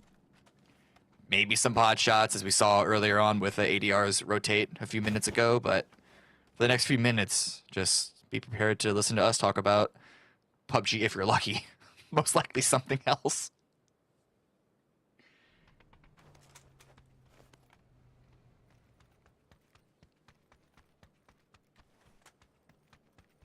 Okay, I will say this. You can't see it on the map just yet. ADR are looting up El Pozo. Third Eye are rotating into this area, going across the field that Matt was mentioning. So ADR might become aware of this soon-ish. We'll see what this push happens. Yeah, Third Eye, they're now pushing on in. They might be able to isolate. There's one lone player, Greta the Goat of ADR, stuck here. But that instead, Greta's just going to be giving information to the rest of the squad to try and capitalize on this rotation through this set choke point. This is a very, very brave push by Third Eye. We've seen this happen quite a bit whenever we started seeing a lot of, like in the NPL days, we saw a lot of these like pushes coming out. So older players are going to get rewarded with understanding exactly how to move through Pozo the most efficient way that they possibly can. Zaray's going to go ahead and take some shots and scare some people away. No big heavy rotations coming in yet. Shoot to Kill is actually moving all the way down to Prison Island and then going to be coming up next to Bahia Mar. We'll have to see how that one goes. Is looks like most of our Los Leones teams are going to go all the way to the south to then come all the way to the north. As I guess they're just assuming everything's already taken. Ryan, here's the vehicles. They have an angle. And they are gonna, they don't care about trying to stay hidden. They're gonna send the shots out, hope for a knocker, at least get some damage, and start playing that war of attrition. I mean, they're in the center of the circle, so there's no reason for them to stay silent at all. Once again, finding a really good position. Especially holding down high ground positions. Yeah. Shoo everybody away, let people know you're there. Be loud, be proud, force everybody to go in opposite directions. We still have Cabrera that is inside the circle as well. It looks like Tokyo Manji Gang might be moving into there. See, Elevate now coming into the circle as well. Looks like they managed to bypass through Cabrera. They are going to be bumping into Tilt Town, and oh man, that is kind of awkward. I wouldn't say it's bad, it's just really awkward for both of them that see each other want to go, and Gat's doing a good job of making sure that Tilt Town goes away. A little bit of damage, but probably hoping for a little bit more. But again, Elevate, they just got to figure out where they need to go. You could maybe play off of these hills. It's not going to be that great, especially considering they know there's going to be teams on the high grounds overlooking it. This is a very north, I guess, just off north center area where everybody is collapsing in. Everybody was kind of eyeing that Crater Fields direction where we saw the PGC ending happen. That turned pretty much PGC on its head, but nobody can really get in there. It's Orion that's defending one side, ADR on the other. Elevate's doing a good job navigating through, finally managing to take down one of the Tilt Town players. Looks like Tilt Town just can't find a way to squeeze out past Cabrera, and I don't blame them, as there are a ton of people around this location. This is really good by Elevate. They ran into that first pair of Tilt Town and they realized, wait a second, that's only 2. Where's the other pair? Grouped up as 4, pushed onto that, and they have an opportunity for a second kill if they can find where Islow is. T-Sock, what you got? Because you've got a lot of dynamic options coming up in front of you. Looks like he's just going to retreat away from that. Move down in the hills. This is kind of that dance around Cabrera itself. Funny Business going to be able to do a good job and provide cover, but notice the distance separating them out and how much they're trying to take control of. This is Roth. Man, Roth's just, he's being quietly really, really good. Whenever we see him do something, it's just catalyst moment into catalyst moment is, look, Trimsy's down. Mime can't even defend this. This is going to be a kill point surrendered over. Yeah, Mime is intelligently so just going to try and run away from this one. The timing is a bit tight, but he is going to get out of there. For a second, it looked like he would have gone for the revive, but Roth immediately started pushing the second he got that knock. And the team followed up on it. In fact, they're even just going to continue to push Mime down. They see an opportunity. Friendly Fire, they just want to continue to go aggressive onto these fights. I love it. Make sure you control the game. Force people away. Make sure the fact that they're afraid of you. Get the damage out. Mime's just having to swerve to get away. Does look like he is at least going to be able to meet back up with Tickleton and H-Win, but are Friendly Fire going to continue this? They're going to be rounding into a blind corner, and if they do, they might get a face full of lead from Mime, man. That's, yeah, I like the fact, just retreat back, use the hillside, separate it out, call that good territory. Yeah. The question I have for Friendly Fire, though, is that they like to go aggressive like this, but they're still, after 3 games, sitting in 9th place, 16 points. It's not that far away, but if that divide continues to grow, I'm worried that we're going to be seeing similar to what we saw with BBB, where they would go aggressive, take early fights, but not really have a lot of good value coming from them. Dynamic now making a move into Elevate as the Cabrera teams are still trying to avoid Cabrera. They can't really do it. I also do want to give an update that Shoot to Kill is going to be passing by Friendly Fire's location in just a few minutes, or just a few moments, actually. It looks like they are aware of what's happening. So a couple of, I guess, ships passing in the night right now as teams are seeing each other, but opting away from firefights. And, I mean, gosh, I mean, you have to admit, Shoot to Kill is putting on some mileage here. They are by far going to be the most traveled team this round.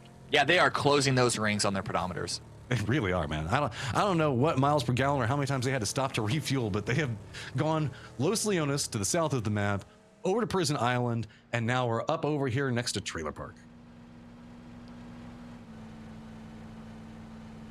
Good job to spot out. It looked like they might have wanted to tease where Friendly Fire were hanging out in, but they spotted out that there was a team there, and they're going to continue to rotate up to Alcantara. As Phase 1 closes, just shy of 10 seconds, and we see where Phase 2 goes if we're going to commit to Trailer Park like Matt so desperately wants. Look, Friendly Fire has made they were defending up. They were kind of my unbiased biased team that I want to see some success from, but even Alcantara and Ruins,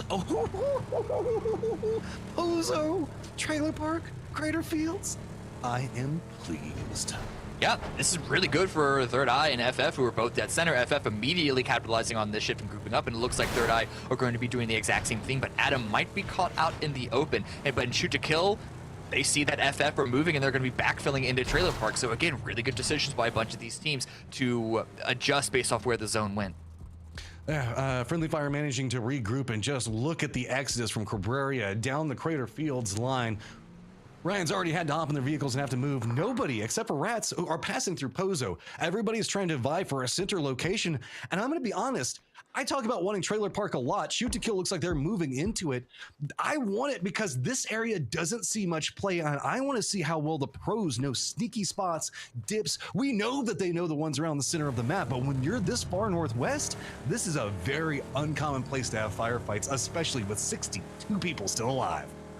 Nation and From the Ashes running into each other, but they know that this might be the edge of the zone, but they want to get further deep before they take a fight, so they're going to try to separate from themselves. But this might mean that Rats has an angle onto Nation passing by, but I think that road is elevated just enough, and now it's going to be Orion with the opportunity to finish off Tilt Town. Babbler with the first knock, Babbler with the second, Flexi with the third, and it ended just as quickly as it started. Man, that was just one done. Thank you. Everything just fell apart in a millisecond for them. Okay, Tokyo Manji Gang, here's kind of what's going on. They opted to stop, and that is probably the good call. Elevate's just going to have to deal with that one. And here we go, a Shoot to Kill trying to get more control over this area, but it looks like they are trying to shoo away friends as they've had a team choose to bisect right in between them in Vegas, not hitting some shots that were very needed there. Yeah, but Nation are still very wounded, so I wouldn't count SCK out just yet. CZ here, having to stay on the outside, not able to engage into the center, and an angle is found, taken very, very low. I mean, they're getting shot by Friendly Fire, Nation. Yeah. You're done, man. They're gonna go down, and there you go. Shoot to Kill, finding kills, because where are they choosing to defend up, Cam? Trailer Park. Trailer Park? Pays off, see? It's 2 years in the making. I'm so content right now. You don't even know. You've been waiting for this for years. Now I gotta find a new place to meme about, I guess. I don't know, Zarky has got to be the home, right? I guess. We see Zarky much more than Trailer Park, though. This is true. That's why I've always wanted a Trailer Park ending. I am a man that likes diversity, Cam, and we are getting that now as From the Ashes, I guess, in an uncomfortable position, pretty close to Pozo. Most of our teams, actually, I think all of our teams, already inside the circle. Yeah. It's just about where do we go next? Everybody's already kind of ratting it out, trying to figure out, okay, damn, where do we know that's going to happen after this that we can go to? Yeah, the last few teams that didn't really have a place to go, well, now they're back to the lobby because Tilt Town and Nation have been taken out. Because of that, not a lot of contesting for space anymore. It's just waiting for where Phase 3 is going to go. All the teams that are around the Crater Fields, they're going to have a good information gathering on the east side. Looking at LG, ADR, even Funny Business. But Third Eye, Dead Center, I mean, Center has a value. Question is if it pulls aggressively off of them. No, that was the path. That's not good. They run through the split of Elevate and Sonics and Friendly Fire all. The fact that they managed to at least get somebody into this area is astounding. But guess what, Cam? New circle pop. It's Trailer Park. Trailer Park is the center. It is full committed to Trailer Park. I was wrong. I can be the bigger man and say that it was going to be Trailer Park from the very beginning. Look, I only said it 200 times. It had to be right sooner or later. Sonics, you're the de facto favorite just because you've already got control of Trailer Park. No bias. Okay, looking to the east, though, this is going to be... Okay, Yoho's got to make a move. Back behind them, they're going to have FB. ADR is holding down position. LG has the high ground looking into this as well. Even if you manage to make it by that defensive line, there's still going to be just tons of other teams stacked up. Hills, dips, how well do you know? Because it looks like everybody's just following each other, and it's a march of lemmings. Yeah, it's a rough decision for a lot of these East teams, especially of how do we try and carve a path forward, but also defending from being pushed from behind. Man, oh man, Orion trying to hold this one together, but it is going to be FB that's coming back down, somehow doing a good job of handling all the fire that is coming their way. LG continuing to press in, Orion having to deal with threats just being thrown at them, and yet again, one after another. Tater rolling in. Red Rider, you had some big plays earlier, now you need to have a massive one. Do not let this happen. Your teammate needs time. They need to get everything set up, and it is going to be on his angle to do so. Grenades coming out, looking through. It's going to be Gats that provides some support back onto this, but it's just too heavy. There's too many people, and Orion has to step away. Yeah, Funny Business had a good opening with the 2 knocks that T-Sock got, but losing Button, losing Keegan, they got to try and stabilize themselves. A good grenade, but just not far enough. Just not accurate enough. Red Rider's now all by his lonesome, and he is surrounded by a rainbow of different colors. Molotov's gonna land in front of him. He is gonna end up a red roasted rider at the end of this one. Goes down in 14th place. Yes, 14th, because with a circle this size, we still got rats hiding everywhere. LG are now sending it all in.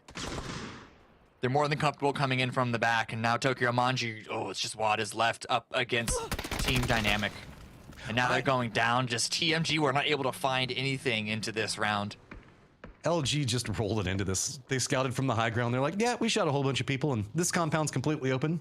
Thanks. I'm glad you all chose to drive along that same path. We appreciate it. Easiest rotation of our lives. You just see the overhead of all of these teams here on the east. Elevate with a good position, and Third Eye also with an angle from their central compound. We saw them getting involved as well. Looks like Sonics do have oversight in what's going on in the dynamic fight. Really, we're just waiting for the next collapse in, but look at that mess in the east. ADR now coming down next to FB. Elevate holding off on one angle, Yoho on the other one.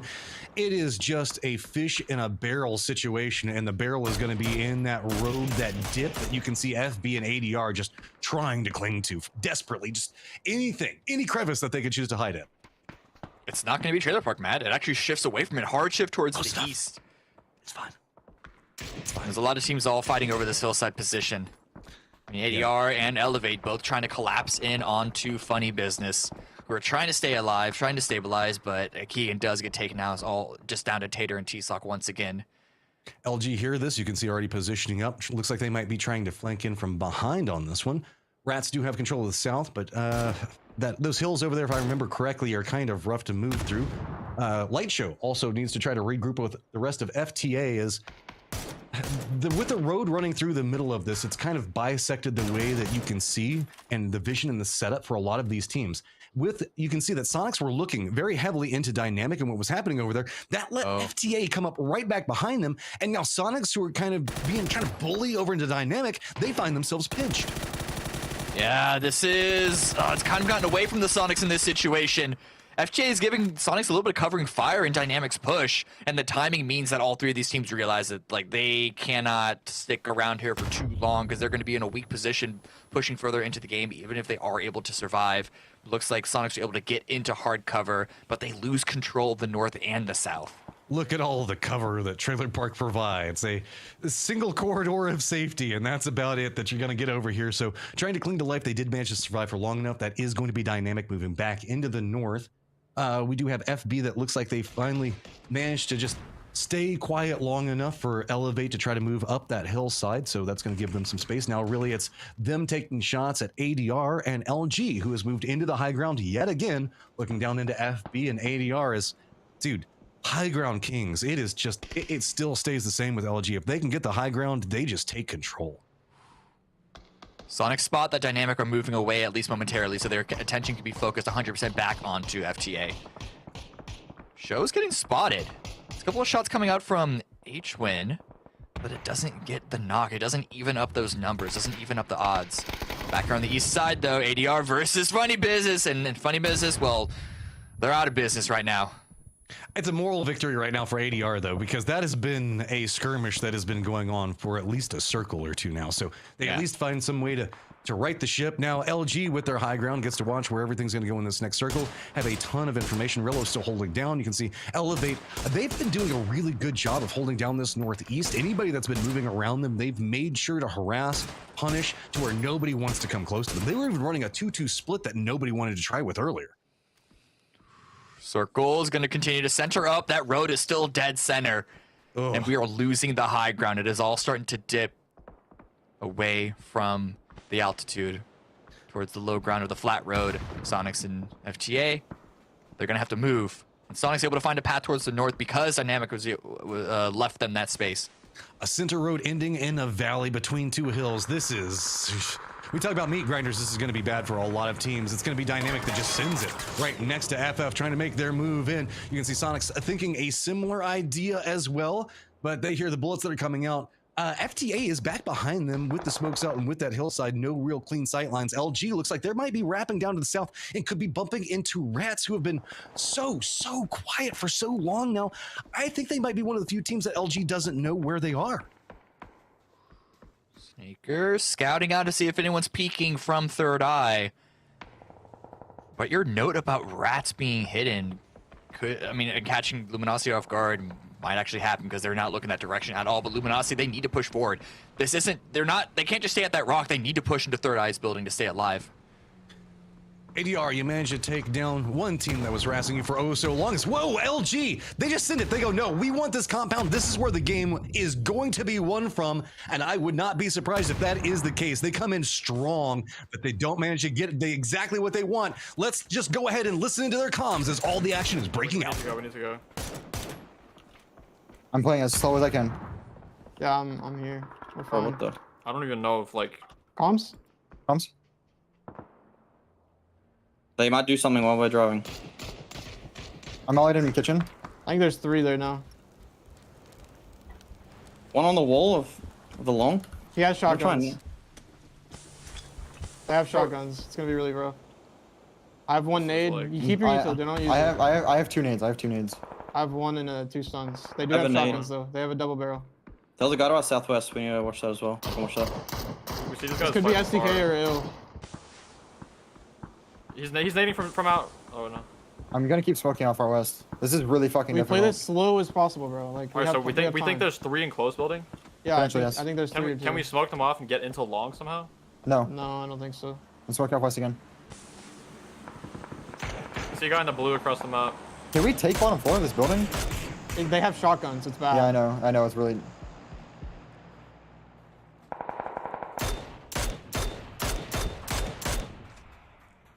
These guys are nading each other like They're crazy. literally just in there not moving. They're just in there not moving. This is gonna be like extremely We difficult. see all these people in the open north. Yeah, just turret far. Just turret far. Wait. You guys are good to keep turning. I'm just sitting here staring at the. Wait, if they get this building. shift, bro. It's not STK. Very far, bro. I think it's gonna be ill. Bro, that team on yellow is all the way over there. Can we someone go in front of them? I haven't heard them in a hard fight. while. Yahoo's knocked over there. Wait, these guys Am I just having running shotguns. the Can we building, lit? Yeah, okay. I can come in with you. Did they leave? Yes. They could have left. They're throwing you two, I think. There's an S12 here. I'm pushing. Trying to fucking far people. Can we use util? Can you guys use util up here? Yeah, I can nade upstairs. I'm gonna stand upstairs on the right room for you guys. I think they're probably left. Bro. I'm standing. Right as the push is going to be coming out, you can see LG realize the fact that the circle's going to be in front of them. They were talking about they're trying to make their push in, but it's going to be Elevate getting the fight with Yahoo on an entirely different sector. Everything is being forced down, and it's going to be Elevate that do win this firefight. But now they have to move down into where the last mover for Dynamic is holding, and he wants some vengeance. 10 kills for Elevate. Yeah. They are rocking out right now. Listen, once they found a place to settle down after all that early game chaotic movement, they started racking up the kills and controlling their space. Really good play by them, but back here on the south side, Luminosity, they recognized, they discovered that building was completely clear, but they still need to push forward. Okay, so it's going to be dangerous. Look, Box just sitting there with the shotguns. You know that pros know how to somehow manage that shotgun like RNG way better than the rest of us, but it's going to be a very bold push in. Looks like Rello might be the one that's opening the door based off the comms that we were listening to just a moment ago. Glass breaking, footsteps all around. As it's so quiet, nobody else is even shooting right now. It's just really far in the north, but that is it. Yeah. This just makes it even more nerve-wracking, Cam.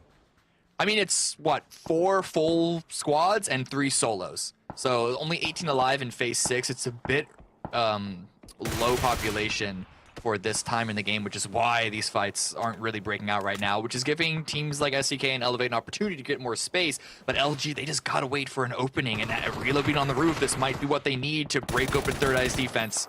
Oh, sneaky angle, doesn't get the reward. Now we're gonna have an idea where it's at. Can the nade bounce in the direction they want it to? It looks like it is. Good connect coming out from Rello. That's going to go ahead and give them the opportunity to creep forward. Now suddenly realizing who they're going against Oldest does manage to take down Kickstart. It's going to be that shotgun holding the angle as Vox is waiting. Throwables now coming out. That might be a pretty decent molly. Yeah, Snaker's just going to have to pick him up and run. Oh, but he knows that the angle is going to be held out of the window. Oldest peeks out, and the revive is not going to happen. It was a good attempt, but just like the timing and the way that the zone is closing in on them is not going their way. It's all into Reload right now, and Third Eye know that he's on the roof, so at the least he can try and punish their own exit. But the chances of Reload trying to clutch something out from this position is incredibly low. New circle has popped, and it has gone very heavily into Shoot to Kill in Elevate's favor. It does look like it's going to be ending down in that valley itself. Rats are going to go down. Shoot to Kill still 4 members up. And, I mean, they're sitting at 7 kills. There's nothing to sneeze at with what's going on from the Trailer Park Boys over there, as Rello still sees what's happening, but he's up on top of that compound, and while he does want to try to get something back into what happened to the rest of his team, every single time he goes for a peek, Shoot to Kill can see him. Elevate can see him. He knows his job is done. It is just a matter of just trying to get kills if he can from here on out. Richie needs to get revived. Third Eye would love to get Relo off of their back. He's just playing the chaos. He's just ratting in the worst of ways, bringing a plague upon Third Eye because they just cannot make the moves that they want to. You can see Richie B like, I don't know where to go. I guess I'll crawl over here, see if we can get away. He's going to be able to get into that position. Blue's coming in. Rello, what you doing? Are you just going to sack it over to the blue? You going to go for the hero play? Looks like it's going to be Third Eye making the move forward. He can hear the footsteps going ahead of him. It means the fact that he knows he has an opportunity, but he's so hesitant. Shoot to Kill's angle is such a problem. It's just going to be mutually assured destruction. Everybody dies. Nobody wins from here. Yeah, Relo also aware that STK are still in the lobby. You heard them talking about that team in the listen in, and they are both up at the top as well as Third Eye. So at the very least, if he can't get any kills, he's making sure that he can't give any over. All right, Shoot to Kill one side of the road, Elevate on the other, and the last member for Friendly Fire just praying nobody knows that he exists right now. It's red tags versus red tags, and both teams have been gunning, and this is going to be a crazy finish. Thanks for the arm. What can you do with it? Trying to find some heads. You already got a kill onto a member of Third Eye. That's some trust. They're giving the new guy the to open up an opportunity. So it is a lot of pressure onto Vegas to make something happen here for the team on his first run in this event. Where's the next zone going to go? We're about 10 seconds away. There's really no upside for Elevator STK to try to start a fight right now. It all depends on where Phase 8 and as such Phase 9 will be finishing at. Okay, it could very well be the center of the road, and yes, it is. It is going to be the center of the road, just off the eastern bank, or it's whatever. It's in the road. That's the important part. Korosek, he knows that his position is known from at least Elevate. Woo! That jump in the air saved his life, but it probably didn't save his butt, as that just got massively hit. Korsak trying to figure out how he's going to make a move into this when he could be a big X factor for what's happening. Elevate do have some high ground that they're playing from, but I love how Shoot to Kill is trying to mitigate this, trying to separate out. Vegas sees heads, but isn't being given the opportunity yet. It's Shoot to Kill just trying to vie for this one. They did step away from the angle that Korsak is playing from. He's now just taking sprays into their side, and he's more just a thorn than he is a problem. Who can click heads first? That's the important thing. On both sides, Korsak. Yeah, he's gonna get discovered. He had to make a play, use the smokes to try and make his way in, but now that he's taken out, Ethan can focus on STK. Spots Purdy pushing forward. Look at this. Elevate has made a push down to the south. It's just going to be Ethan that's holding up on this high ground position, but it's going to be Purdy that's gotten so close. Can he make a massive play to turn this game on his head? He has a great position to do so. The other three members are holding back, trying to cover him. No opportunity is being presented for Elevate, but they are feeling it right now. 13 kills, and they know there's the potential to make it 17 and a win. It's a line, and it all hinges on this line that we can see Vegas trying to hold with Purdy, nade in hand. Can the Damage Kings and the Throwable Kings find a way to finish this one out? Or can Elevate, the new guys of the block, find a way to take down a team that has been dominating so far today? It's going to be a shift around. Hit does hit, and that is going to be Ethan going down. The nades aren't landing, but Purdy is getting to a better position to finish up and spots them right ahead of him. He's going to go off with the rifle. Ethan getting knocked gives him the opening to continue this fight, and it is falling STK. This is just standing in the thick of it. Nobody really up, but Honey Badger doesn't want to go down without a fight, wants to pick up at least one more. Can he keep this alive? Near on no life. Grenade's gonna go rolling right next to him. That's gonna finish it off. One hell of a game for Shoot to Kill and Elevate as well. Kurt's push was spotted at the last moment, but it was still too late. He still got pitted under Elevate's position, and his presence alone, even though he wasn't landing too much damage with those frags, his presence alone meant that suddenly Elevate had no more control, couldn't really focus on the long-range covering fire of the rest of the SDK members, and it just fell apart piece by piece from there. This is the Shoot to Kill I have been wanting, and I keep putting on my fantasy roster, and I keep putting on my selections for the last 2 years. I missed you, but guys, glad that you're back right now. Yeah, really good play by them. And again, it wasn't as dramatic as the previous game, the last game on Erangel, but they still had to move piece by piece, bit by bit, take fight after fight.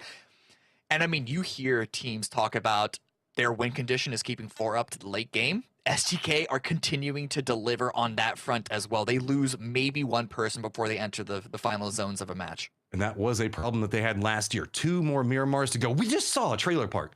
What else is in store? Because it's just every zone that I've ever wanted to have happen in one day. So hopefully this continues. You know you want to see what Chaos is going to kick off. See you in just a few minutes.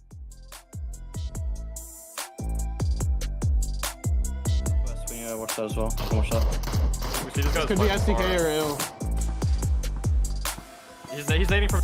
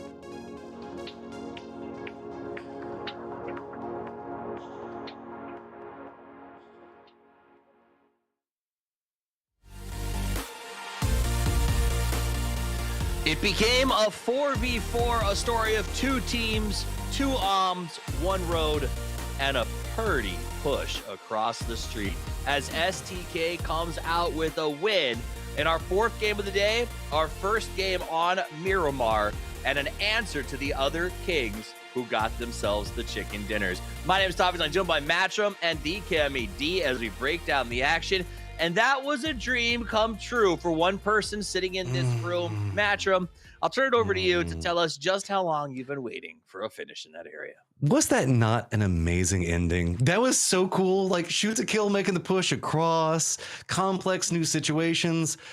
2 years of memes, and it's finally happened, and it was worth every second. I would cuss right now if I could. Complex new situations of teams being split up by a road that basically functions like a river. Stop. I'm messing. That was a lot of fun. We're going to go back to the highlights here in just a second and break down sort of all of the action and really how the teams got to that standoff at the end, because that's what it came down to. It's just such a beautiful standoff. Yeah. Honestly, and the fact that it was 4 versus 4, like pure PUBG, even though that actually 2 teams is like the least pure PUBG. But anyway, you get my point though. It's just really good to see the 4 versus 4, the engagement there, but also Relo here on the top, just trying to make it work. And we all knew and we heard in LG's comms how difficult of a push this would be. So it's not that much of a knock against them that they weren't able to like succeed as well, but they definitely made it hurt. I mean, it's been memes forever. Longhouse pushes with shotguns, man. That's hard. Yeah. I mean, you even heard them saying, like, can we do that? Like, they were just trying to figure it out. Shoot to Kill comes out with first place, 22 points off the back of that one. Elevate puts up also a very strong game. Friendly Fire and Third Eye right behind them. Let's take a look at the overall leaderboard and see if it gets shook up yet again. STK now officially has that chicken dinner to make it feel so much better, but 55 points. I don't know, man. It seems like the coach swap is working out in STK's favor, Cam. Again, I don't think it's so much the coach. I think it's the fact that when you look at what happened to them. Bully's the man. No, I love Wooly. I think he's great. But I think it's more so the fact that you saw what happened to them last year. They started really failed to their own expectations. They realized they really needed to grind up and get back to the level. And then it still didn't matter because at PGC, despite qualifying to Dubai, they went out in last place. So they knuckled down and they put in the work to stop resting and just expecting the status quo to remain what it was. Yeah. Shoot to kill buff. Shoot to kill buff. Also that's just the name. The name they seem to play so well under. I'd never sign again, to be honest, if they keep playing like this. I do want to talk for a second, not about STK. I want to talk about Luminosity for a moment. We heard that listen in. We saw them not have a lot to work with. And then I loved what we saw out of Relo Matchroom. This idea that he had the rooftop. He knew that every time that he peeked, someone tried to shoot him with an AWM. And instead of trying to ambush the team leaving, he just sat there and waited out the extra point. He got it. And I mean, sure, he didn't get the kill points that were potentially going to happen, but let's be honest, with the crossfire that was coming at him from shoot to kill, even if he got a knock, he probably wouldn't have gotten the kill there anyway. So a big part of PUBG is not necessarily winning the game. I know that sounds funny to say, but it's mitigating whenever you know you can't. It's finding the ways to get these points in these situations where it is just unwinnable. And that was an unwinnable situation, and he found a way to make something happen. And we talked about it a second ago, Cam. Just 1 point is massive, and that is a big play at the end of the day. And again, even if he did go out before Third Eye, the fact that he meant that he basically ruined Third Eye's game as well. If Third Eye, their defense against LG was really clean, really fast, they could have had a better opportunity to try and post up against Elevate and STK. But really just made sure that it's like, we're gonna lose 2. You're not gonna win either, and that's important because STK are still in first, but Third Eye was also up at the top of the leaderboard with LG. Also, shout out to Snaker's sacrifice. I don't know if it was the right play at the right time, but it was nice to see that team mentality as he grabbed his teammate up and tried to get him inside of the blue. Now, the real MVP of this game, or the move, I should say, the MVP move, was that cross from Purdy Curdy, right? We saw the road in the middle, double arm coverage, both on the high ground, and Purdy takes this risk cross. But once he gets there, no one can peek him, because Vegas is covering with an AWM, and he just gets to chuck grenades. I mean, that seemed, I could be wrong, but that seemed like the moment that STK won. Well, on top of that, they read exactly where Elevate was moving to. They were like, okay, they're going to come down the hill. They're going to move into this, and that's how they're going to make their push into the road. They read that. So this is a not very common section of the map that we're playing on. They just read the terrain, realized how the movement was going to come in, and got ahead of it. This is what we're always talking about when we say take control of the game. Don't just sit back and rest in the fact that you've got a compound. Shoot to kill. I'm loving it. You deserve to have the lead that you have right now. You're playing for it. Cameron, I have information you probably need to know. After game 1, open qualifiers, team wins. Then I get a message from Avenger from Europe, and he goes, man, I thought Luminosity, Sonics, and SDK were going to be dominating this event. What's going on? And now look at us. I mean, okay, Avenger's not a dumb guy. He knows that one round is not enough to... It's the cold start maybe, right? It's just EU banter. That's all it is. Let's be honest. He's trying to get a rise out of you. Listen, you gotta stop taking it personal, Steve. I thought it was hilarious, and I love that he said that. And then the 3 teams that we expected to perform come out. The Kings looking good. I'm going to turn it over to you, Kings, to run the match. Penultimate game of the day. Let's do this thing. Cam, it's your turn. Where do you want this to go? Where is your dream circle? I just want everyone to have a good time. Boo. What do you want? Yeah, I know. Yeah, I know. I mean, because that's not my a real answer. That's a me answer. I'm the one that takes the halfway answer out. You're supposed to be the one that's the edgy one. I mean, I guess the real answer is, I don't know, because Miramar is all Miramar, right? Like, I guess the real answer is the chicken leg, but that's not going to happen, especially off of this circle. Well, that could be good. Dave, you're here with us. Where would you like a circle to go?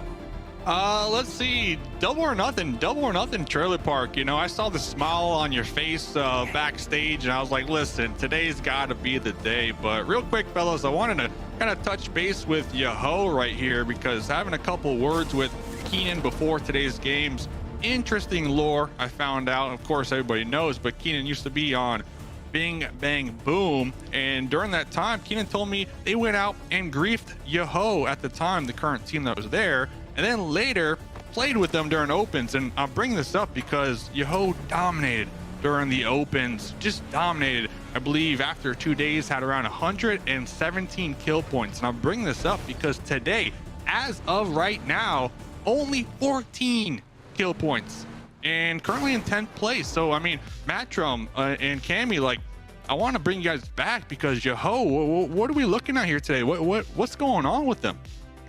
It's the beginning of the year. That's the way it works with Yaho, right? The beginning of the year and the end of the year are never where you see Yaho do what you want Yaho to do.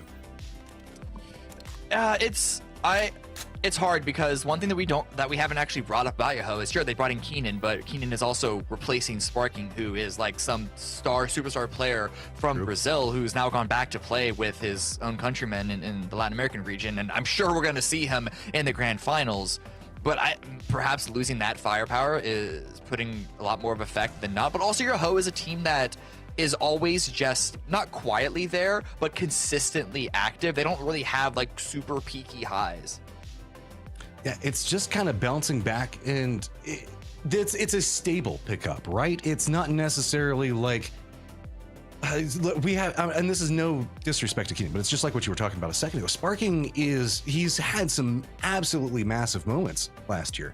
We've seen him make some big plays, and while we have seen Keenan have those big plays, we didn't see him to the same level that we did last year.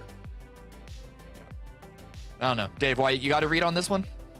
I'm looking for some big plays, man. I had this team pegged as being like top 5 here in this lobby, just based off of watching them during the open. So I love the insights that you guys are bringing with that one. I'm also kind of looking at Shinboy. You know, I have him on my my fantasy, and where's Shinboy been? You know, Shinboy, I expect you to be top 5 right now when it comes to top players kills, but you're not there yet, my man. A couple more games to go. I get it, but still, you know, Cammy, what's going on, man? Yeah, this doesn't look like not Yaho. You know, this might be their best. This might not be their best performance, but this isn't looking. Okay. Never mind. Keenan just got taken out. I don't want to. Oh man.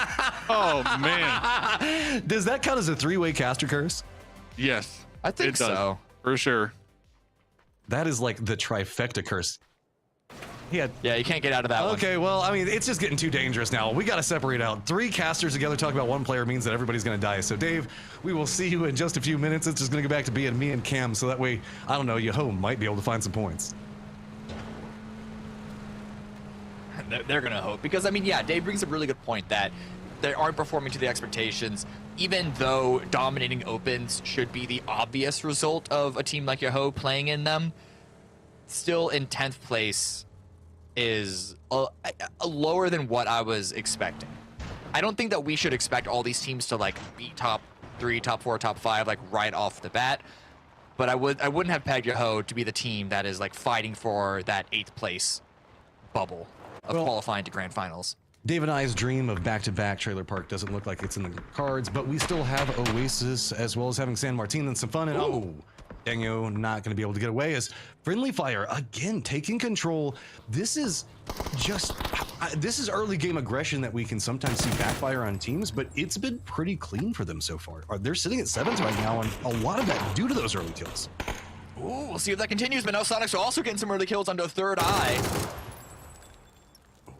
A good Molotov to open the escape for Just Third Eye. slam the Then door on H-Twin that is one, H-Twin is swinging around the side. They're trying to isolate this player. Sonics on the hunt for some more kills. They're watching Shoot to Kill have some big games back to back, and you know that they want to make sure that they do that. They've got Gunner as their coach now. There's all kinds of comments that are probably going to be going around, and they want to make sure to nip every single one of those in the bud before it starts off. That said, Adam, dude, he has been on fire today. Not literally, he's been avoiding the Molotovs, but he has just been fragging out. Can he frag out when he's being surrounded by the Sonics, however? He's given some information. The rest of the team, they aren't leaving him for dead, but a grenade's coming on in, and he's got to bail. He gets away from that one, but he has to reset his position, and those footsteps might have been clocked by Shrimzy. Dude, he is surviving for so long in a situation that he probably should have died at pretty quickly. So the longer he can do this, the more he has a chance for his team to set up for success. The issue is they need to protect him as he's trying to get out. And you can see he's on the hunt. He just wants to get on the other side of that wall. He's finally found the gap. He is going to be able to get away and even find a vehicle on top of that. That is such a clean reposition coming back up. But oh no, they traded one member for another one. Liz, didn't get really the memo. good knock on... Oh, really good knock on H-Twin, but it gets caught out in the open. It's just a smoke. So Shrimzy's not going to be taken out with that, or Tiggleton rather.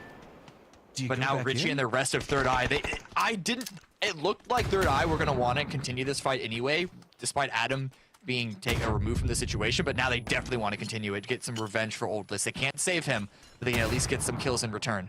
All right, early game, they want it, but longer that they sit means the fact that that is going to be a res come up on the side for Sonic. So 4 versus 3. They haven't found the throws that they want, but God, that was a beautiful arc, throwing that into the window. I'm pretty certain I saw that go through. So with this now, more of an opening for Adam to start trying to make this breach as Box is getting damage from Shrimzy as most of Sonics have now left the building. And this has just been a ring around the rosy. One team inside, one on the outside, back and forth. Oh, Shoot to Kill. This is STK. I'm like, wait a second, that's a different color in the mix. Shoot to Kill now also.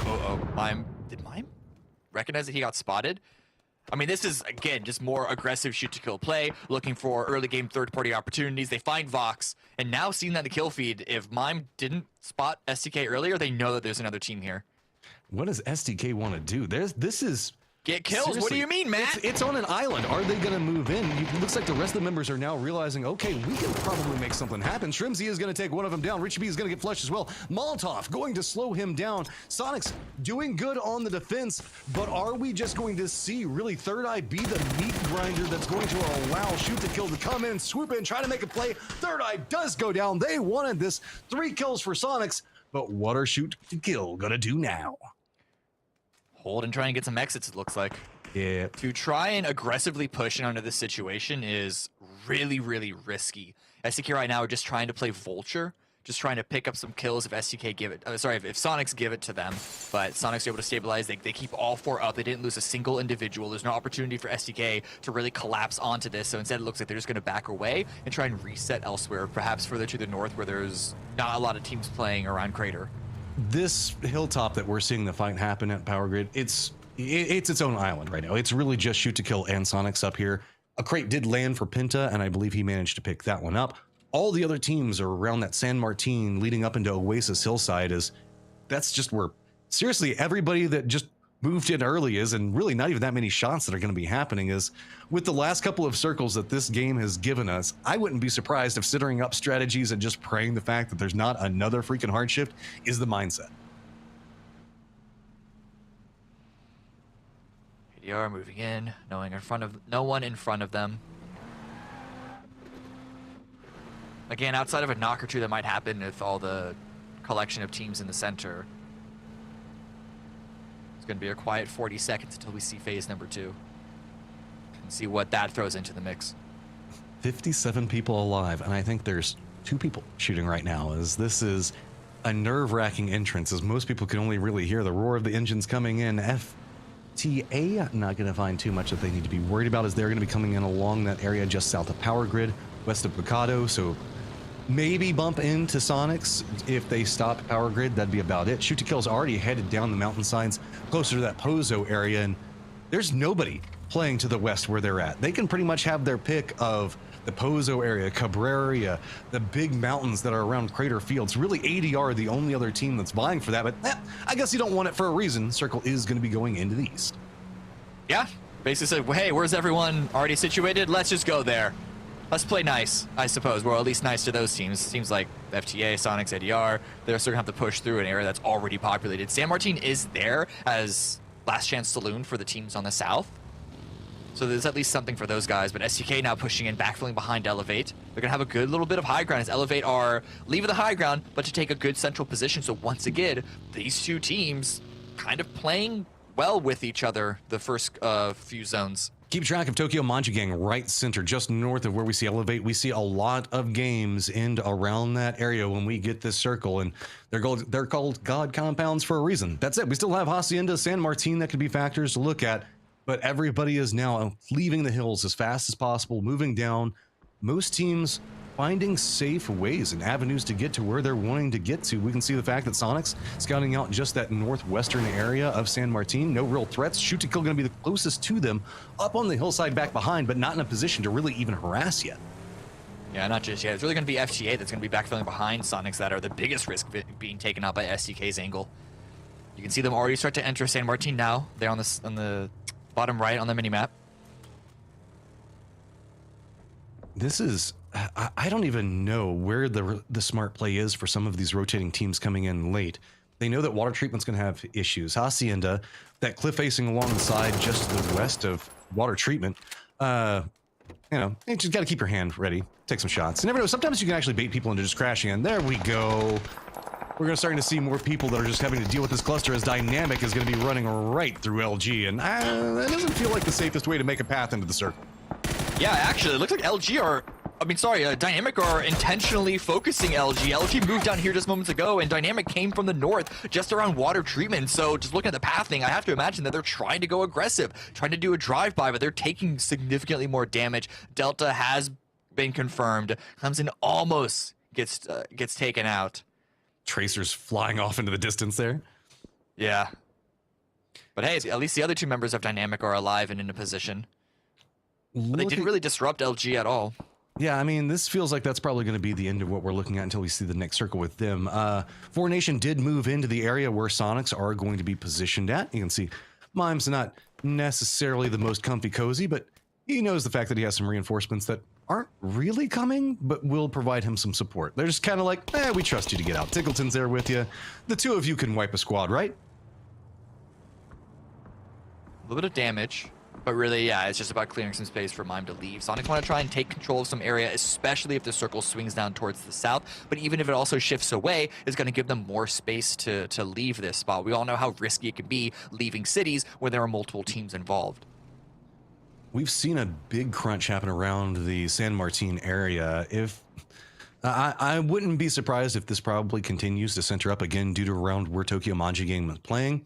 Adrenaline is playing the hillside, and by the hillside, I mean the very tippy top, right along the edge of the zone. So no matter where this goes, they're going to have to roll right down into FB's faces. And circle is going to pop. It stays on San Martin and Hacienda. Yeah, so again, these rotations, this movement, the adjustments that Sonics have been making this whole time is putting themselves in a strong position, especially now that they have two members on that mini power plant just to the north. Of course, it looks like they don't want to stick around. They just want to control these buildings because of the pressure that Four Nations is putting onto them. And that does free some space for a team like Yoho or potentially Elevate to come on in and take that spot from them. But it's a very rough spot. I don't think we're going to see anyone contesting that area until later on in the game. Look, you took my second trailer park from me, PUBG. Go ahead and give me a San Martin or a Hacienda inning. I'm fine with that either way. STK will probably be fine with that as well, as, I don't know, that's their home territory from back in the day. I mean, they've played more games there than where they're presently dropping at, so they should be familiar with how to handle anything that's going on. ADR, I don't even know what the cleanest path for them to take is. I guess come back down and try to pass by, shoot to kill, and go into San Martin? Yeah, just a long rotation. They came in so late to zone number 1 that they're just trying to find some information, it seems. But yeah, they are very behind on the curve. Take over now, holding the angle. Easy shots coming out. They recognize that Funny Business was pushing on in. Funny Business a bit separated for what is a later send into a city. Sonics have regrouped much closer to each other as well, as FTA has been swooping in from the south. Most teams are leaning into the north just in case that they need a path out of this. They're just trying to make sure that they get a good pathing for it. That's why FTA is trying to continue to push into the area that we see Sonics as well as FB and 4Nation all at. Most of those good rotation points are already starting to get pretty clustered down with teams, and our northern teams are going to be coming into very open fields with very few pathing options. As you can see, Free Fire, they're going to be rolling right up next to Orion. This building is not in the safe zone. They're going to have to shoot down this hill right into an open field where shoot to kill, elevate, even Tilt Town's last members are going to be able to see them. Yeah, now Orion have arrived, so Friendly Fire have to focus on this. And it's a good wrap with Roth and Sharpshot following not too far behind, but they've been spotted. Damage comes out, Roth needs to hit the dirt. And this means that the timing is now not in Friendly Fire's favor at all. Yeah, they've got to figure out, okay, do we want to go for the kill? Do we want to make the push into this, or do we want to just leave? The shots, though, are drawing Tokyo Manji Gang, Elevate, Tilt Town, and STK's attention onto Orion. There are lines coming at them from every single angle except for the safe zone. They've just decided it's time to go. We can't stay here. They're going to roll right down to where Tilt Town's out, but Vegas is still going to pop him as he's rolling down. Vegas is putting in some work with this rifle. He's reminding us about years past where he was the long-range sniper phenom. And he's making it hurt on Orion's send. That does give Friendly Fire to the north a little bit more freedom.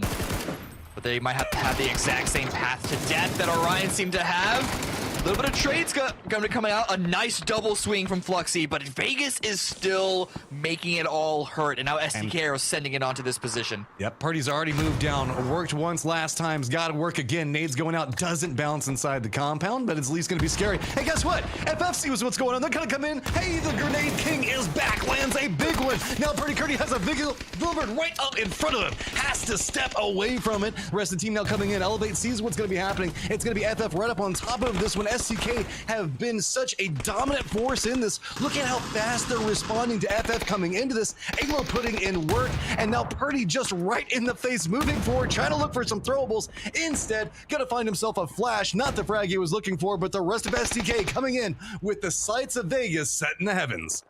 I love that movement by Kurt. He saw that FF's push was coming on in. He gets himself away and then is able to swing around a position to attack from another side. And with the approach from the rest of members of STK, they have the crossfire and are just deleting Friendly Fire. It's all onto Sharpshot. He's down to 13 HP, running into hard cover to try and use a first aid kit. But how much longer can he stay alive? Vegas is still just watching this. Rez is going to come out. They're not even going to get the kill or the flush on Sharpshot. He's got himself the shoddy pistol.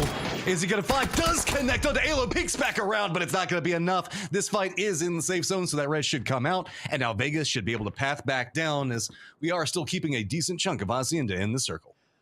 Again, double-digit kills for STK, and we still have 11 teams, 42 players alive. They are on some gear that we haven't seen for years, it feels like. This is, again, this is what I have been wanting for so long. Vegas, we know that he's a good player, but it feels like since Ukraine, he hasn't really been able to find himself in a team where he's comfortable with, because he didn't get to play through the MPL because of his age. Now then, he's managed to finally find himself on a good team, a higher-end team. The teams he were on before him were good too, but with this, they're just giving him the capabilities to lean back into what he knows best and running bolties in a DMR meta and making it work. Not just any bolty, it is an AWM. Let's not mince words here. But Funny Business versus ADR. ADR have the long rotation, made their way into the zone, made their way into cover, but it is not safe at all. It's all down to Stray, and whoop! That is a stranger outside the bathroom window. You can see that front didn't really like that one too much. So Bunt's going to step back and go ahead and defend up, as it is going to be FTA that is still continuing the hunt. This is going to be how it's going to go for San Martin. When one team sees another one fighting, they're going to try to pounce because kill points are going to be so vital. We're looking at an urban ending with a field ending at the exact same time and a hilltop between it all. So we're getting a little taste of everything as these times, all of these teams are trying to figure out what do we do to handle this best. And FTA, I think that they have their sights set on as many KP as they can pick up. Ooh, shift down to San Martin is still in play. Funny Business trying to shift up towards the west, get away from the ashes. Now Keegan's behind cover, but they know that there's more teams here. I mean, Funny Business know exactly where Sonics are because that's where they lost T-Sock. They're going to have to choose one of these angles to push into. We have Shoot to Kill that can wrap into the kind of northwest. Elevate still has their compound that they're playing from. Tokyo Manji Gang, who had the God compound normally, they are going to have to make one of the longer rotations, as well as LG, who is looking at Yahoo's positioning, who have that high ground position that we were talking about beforehand. So Shoot to Kill, just a little bit of everywhere, and it's paying off. I mean, like, wasn't just everywhere you want to be? Wasn't that the old slogan? That's Shoot to Kill is no longer throw to kill. They figured out how to throw to kill and shoot to kill again. Tokyo trying to push in from the north, but they're stopped early because of the shots from LG and Elevate. And one kill for LG, but again, this is the team that usually starts slow in the round and then pops off towards the late game, but they've just been chasing the circle a few zones now in this round. This was was an an clear unexpected vector, pop. that's the important part. I would say 9 times out of 10, it is going to go into Tokyo Manji Gang's and LG's positioning. So LG and Tokyo Manji Gang both prep for that.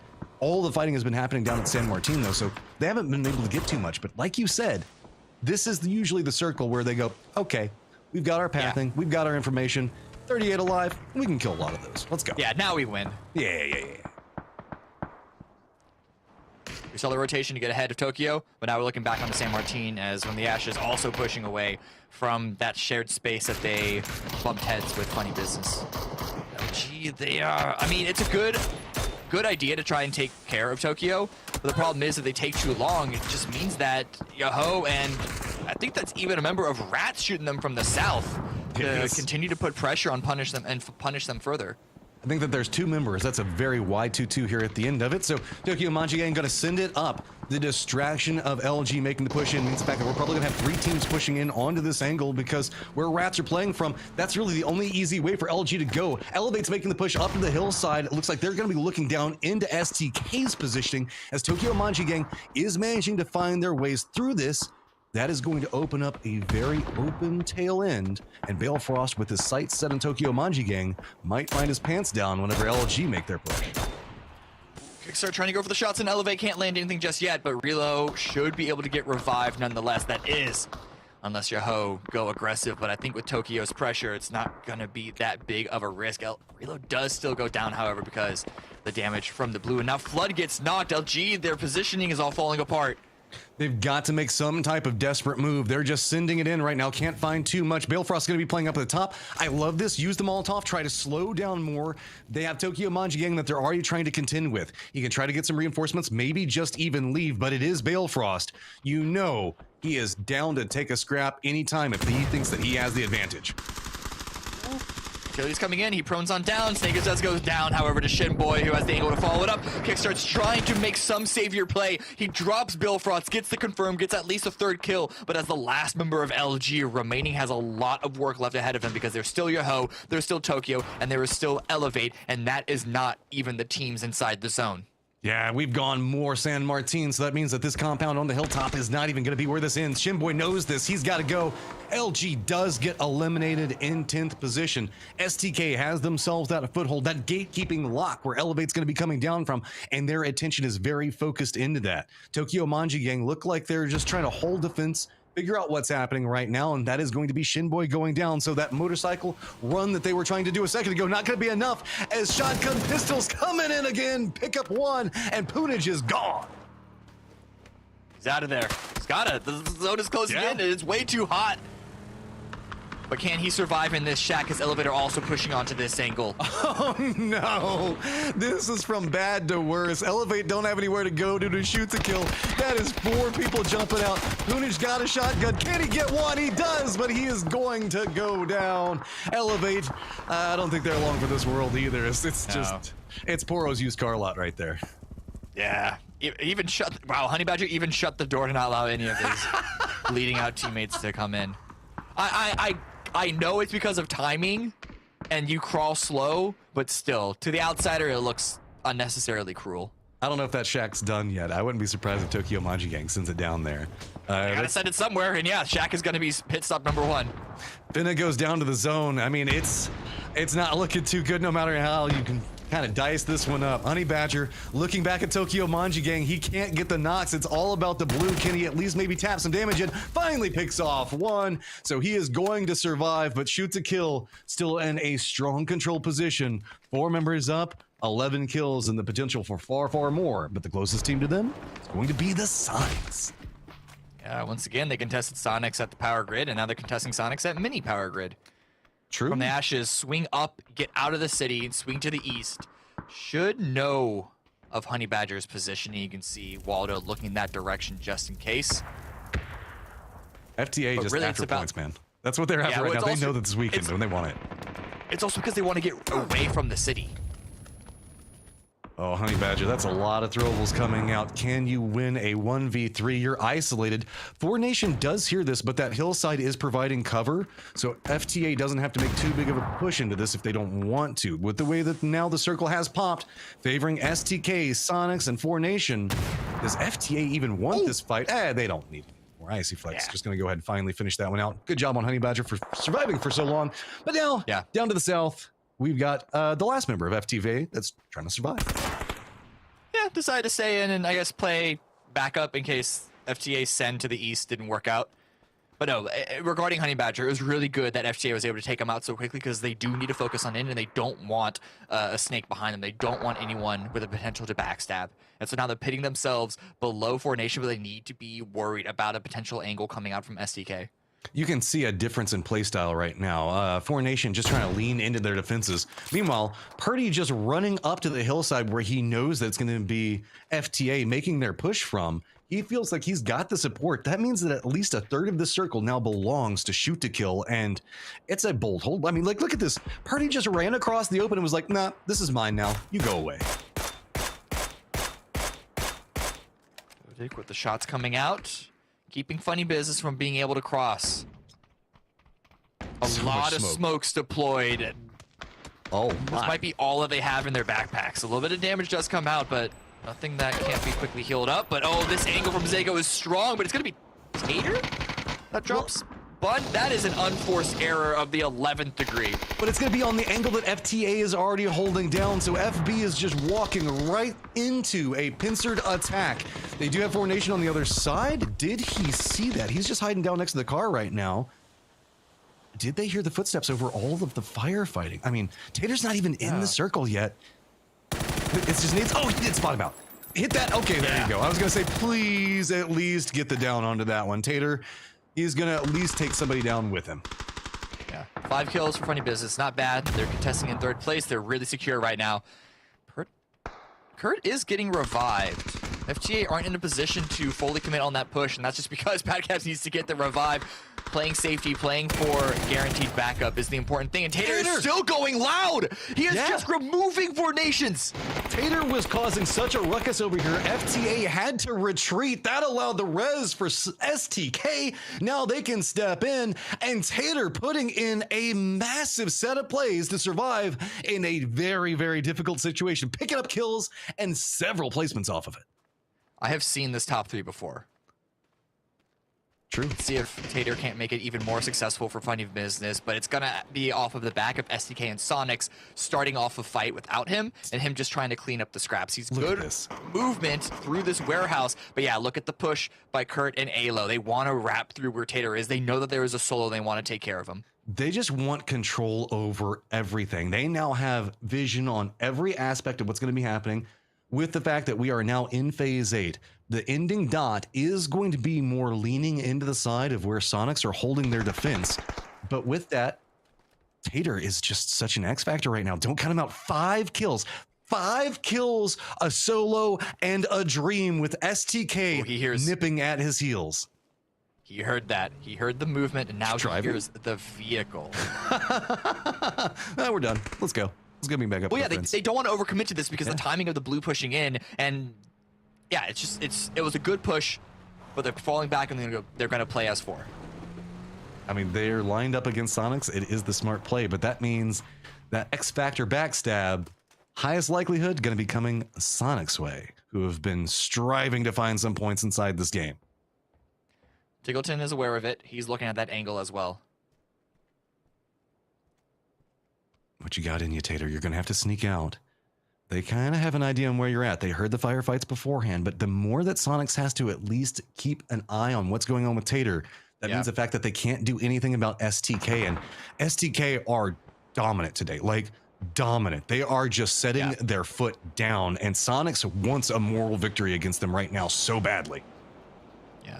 Look at those smokes. God, Cam, that's just... utilities coming out. STK, they're smoking off of Sonic's angles because they need to push into Sonic's territory. And as you said, Tiggleton is distracted by Taters. This is going to be a 4 versus 3 push.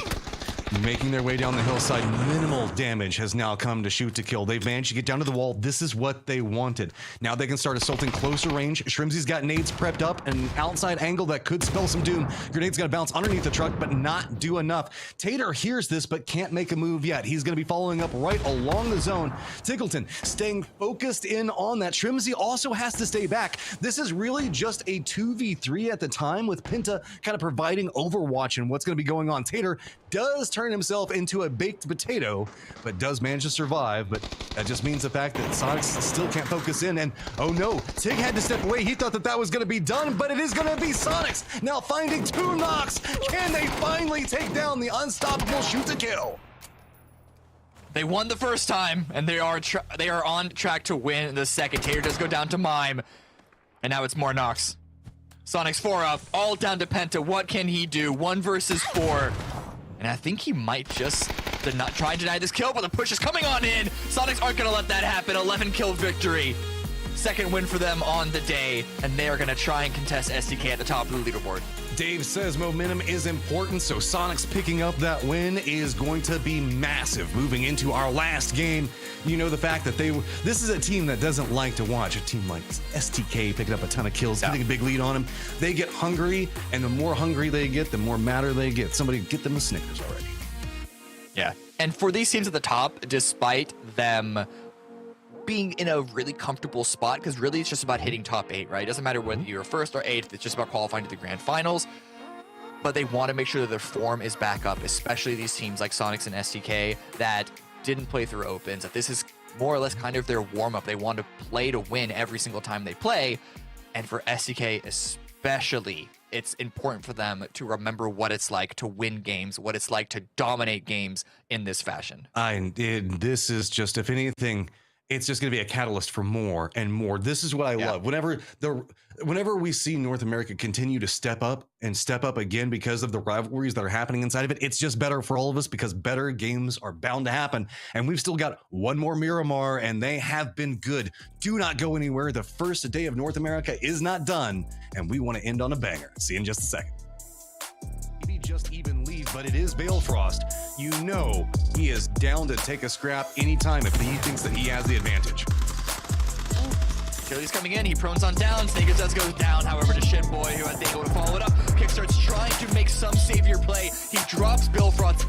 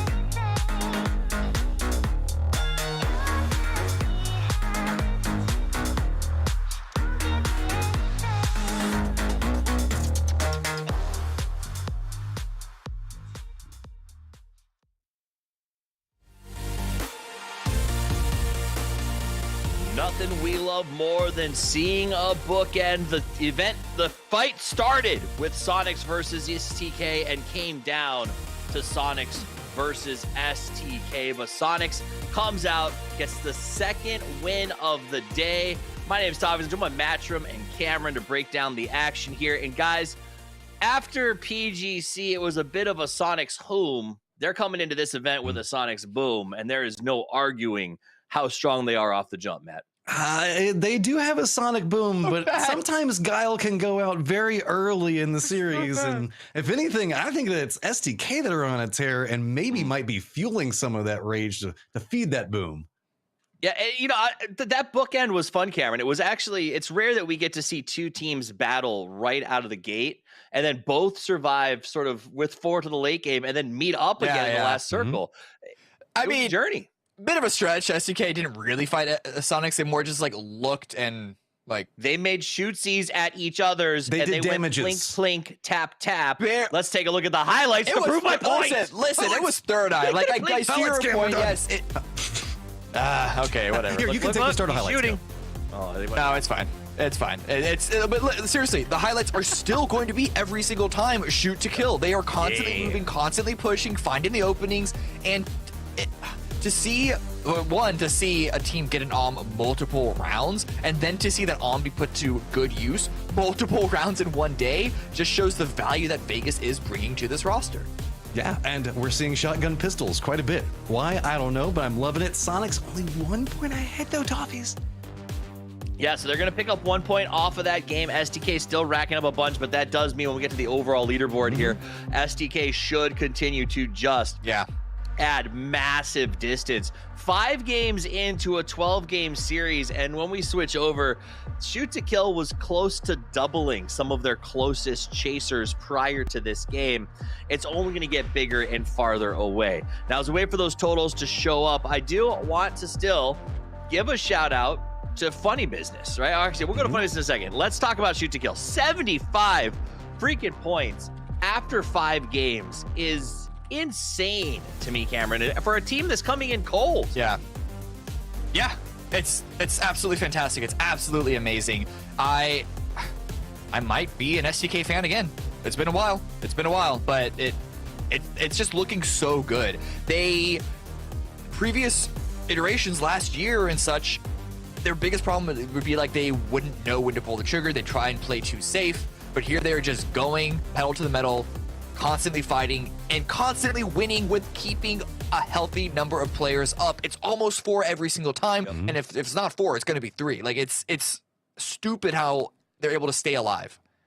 It's beautiful play. Also, Vegas with that sniper rifle is just dirty. They were able to make huge plays because they're communicating. That push, I think it was Orion or Ella, like it was Orion inside of the building that they dug out, where he was just up high and watched. No, Friendly Fire. I'm sorry. He watched Friendly Fire's crash, got the opening knock, called out every position of the opponents to make his 3-man that much stronger.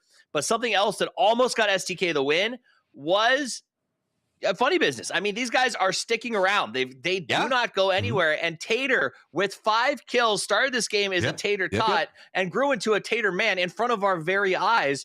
I love seeing what Funny Business is bringing, Cameron. Yeah, that fight against, I'm so sad that we missed it because of, it's Battle Royale. You watch a lot of different teams. You're bound to miss something. But it looked like he almost soloed for a nation. I know Tiggleton was a little bit involved too, but that was a heroic play because it looked like they were on the precipice of going out in like 5th place. You bring up heroic play. Let's take a look at some of our heroic performers so far after the first 5 games. We got some top 5 charts, Matchroom. Top 5 kills. Party. Oh my God, Purdy Curdy at the top of the kills. Oh my Lord, this is number 1 Tater back behind him. Good play coming out from that one. And this is just going to be from match 5, but Tiggleton as well. Sonics, this is a statement coming out from Tater. We've seen him have some big games here and there, but I do agree with you. Like, we're starting to see more and more come out from Friendly Fire, and I also love that. Yeah, Tater, I was really excited to see him back in this level of competition. We saw him a few times last year, and I remember him being the standout player from from the most recent teams that he's been on. And the fact that he's continuing down that track with the rest of Funny Business is just good to see. Like, always seeing new blood is great, but seeing that new blood consistently compete and perform and actually grow and develop. And I mean, again, it's way too early. They're an open team that just barely qualified to this level. Good job, But this, you know, a year or two from now, we might be seeing some of those players at the top alongside the likes of Sonics, LG, SDK, etc. Top 5 was fascinating. Won't go into the knocks. I'm not really sure how some of that computation worked out there. But what we did walk away from is Sonics and STK absolutely dominant. And then again, Funny Business coming out and surprising, I think, a lot of people with how well they're playing this mid game. That said, it is time for the final match of day 1 of the PUBG America series. Our last game, it's in the desert. Let's get in the sandbox. Gentlemen, take it away. Heading in, showing us Oasis. You know, I'm not even fine. I have been content. We have had such a variety of circles. This is what I love about PUBG Esports. When we get to see a little bit of everything on the map, get some variety, get some areas that we just never get to see really cool fights at, Cam. I'm hyped. I want this last one to be an absolute massive game. Yeah, let's see what the plan is. And, oof, guys, I'm gonna bring it to you. It's not great. It's not terrible. It's not great. Good for drumstick. You want a drumstick earlier? I did want drumstick. Yeah, I do want drumstick. Also good for Oasis. Could see another trailer park again. So you might still get the pair, just not back to back. No Los Leones endings though, for shame. Not a single city ending. You're sad about that? I love city endings, dude. Remember, like, we see people like climbing up on top of like telephone poles and shooting down into the smoke and spotting out people's heads. I love it. Players yeah, don't. like after 6 minutes of just waiting, sure. Yeah, but that's just tension. See, I'm fine with that. I'll take that over an island circle any day. That's just people walking to their deaths. Yeah, I know. Island circles are fun because of the novelty, though. That is true. Looks like Sonic's making their landing. Not too much crazy going on. Due to this pathing, we do see Tilt Town as well as FB making a drop up at Oasis. Kind of curious about that one. No big changes at all. I think that we're going to see STK make their push over to Los Leones. But I got to say, I want to follow up on what we were talking about a second ago. I am loving Vegas on Shoot to Kill. Vegas has always been a player that I was hoping would find a good team to be on. And it feels like they finally found the team that needs to mesh with and gives Shoot to Kill exactly what they need. Dave, I mean, what are you seeing from your eye in the sky?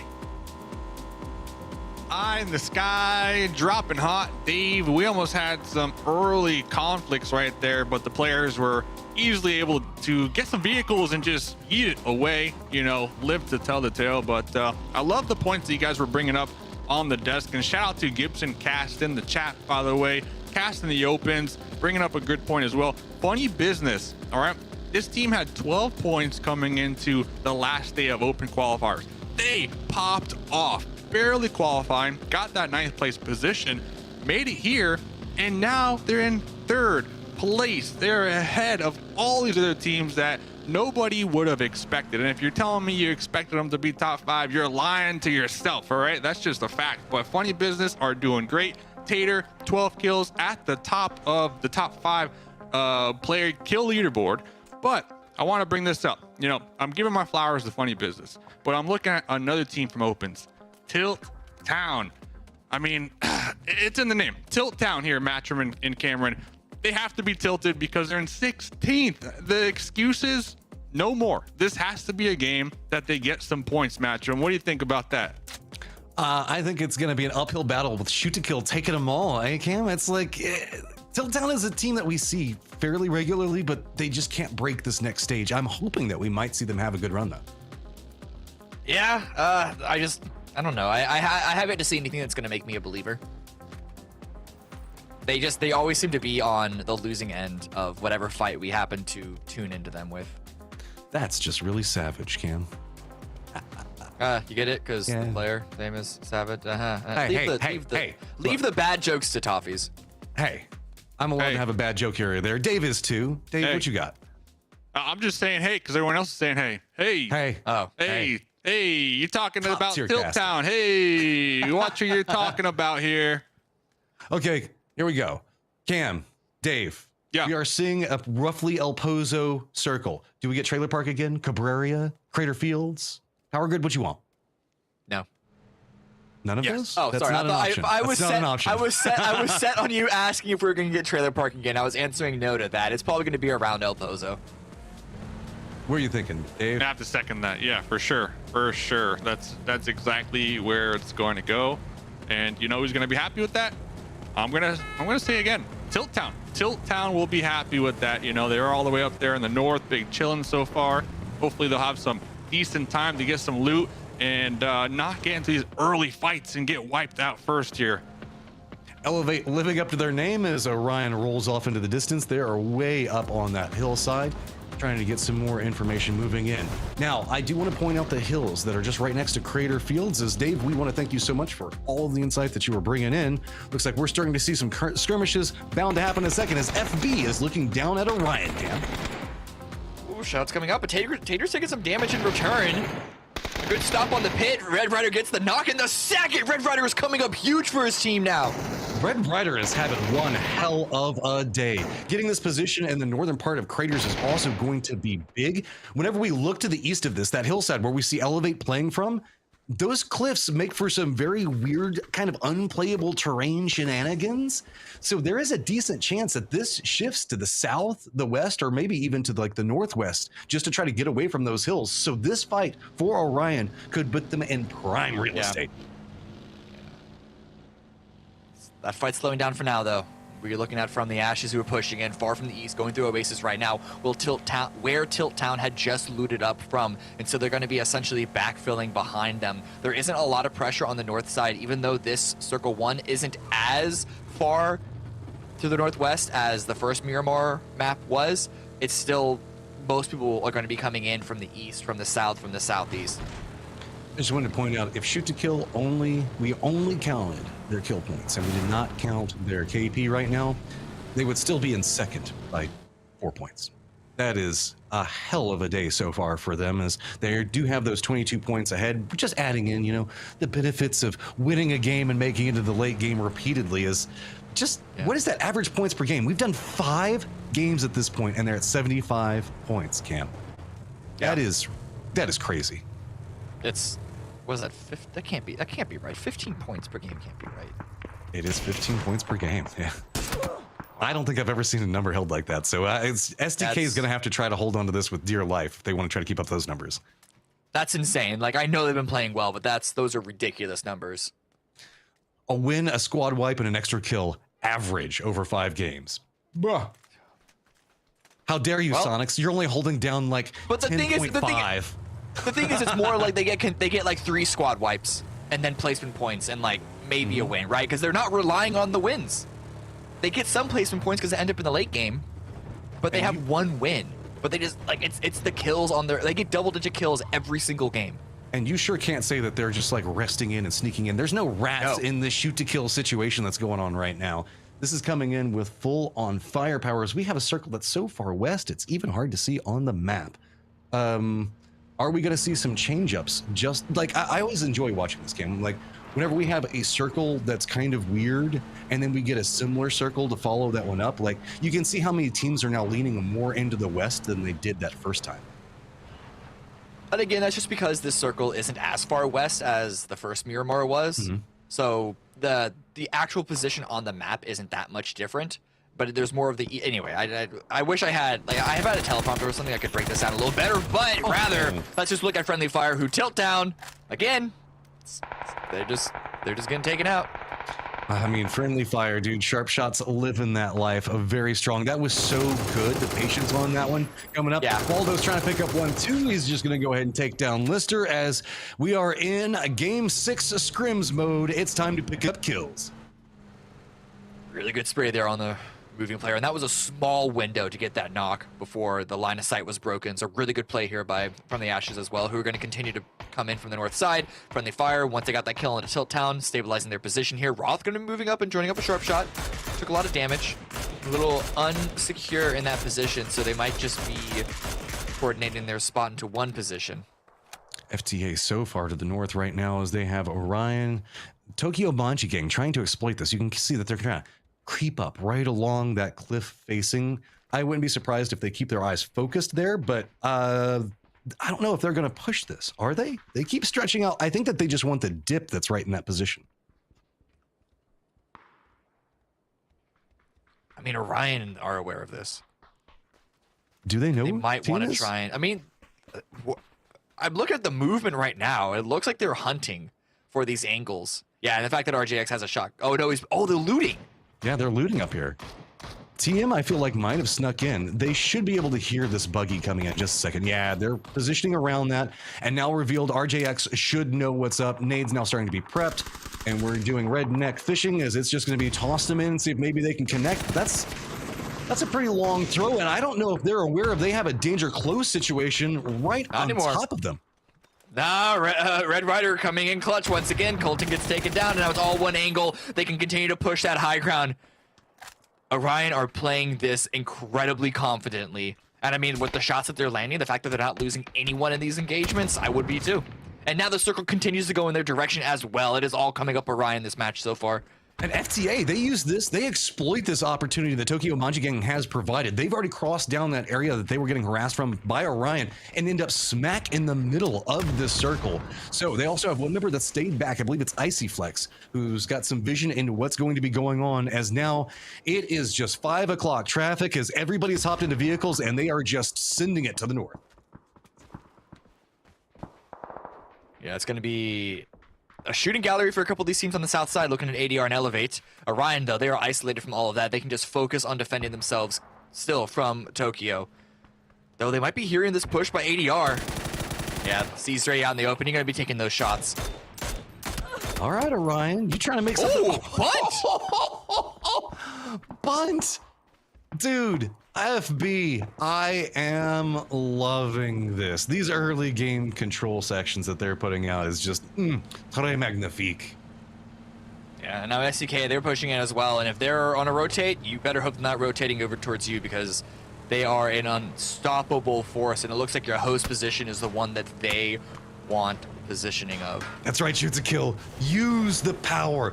Go to the strong position that you won from before, that is Trailer Park. So we're going to go ahead and do a quick listen in to Shoot to Kill and how they're choosing to take control of the best place on the map. I'm going to look north then. There was a guy close to bike just left. Not us. Good.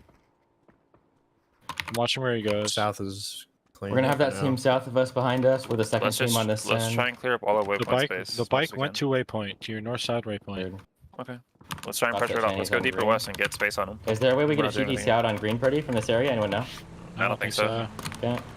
I have 1 ticket gas and watch out Vegas. Okay. Heard. I'm gonna go deep northwest with Penta here for off angles. Careful just blowing up Ayla. I'll rock close or something. I'll come engine right now. Players on green line shooting north. You need to be careful about your south, Vegas. Yep. We're going deep northwest. Oh, my Look for car's us, out of Ayla. gas. Make sure there's nobody here. My car's out of gas. I don't have enough gas to come back and get you. I'm cutting you. Looking out south. Maybe loot the gym. Bike out here. Yeah, we could foot up to this and maybe get a... Yeah, we might want to play for these kills on this edge, guys, if we can look over.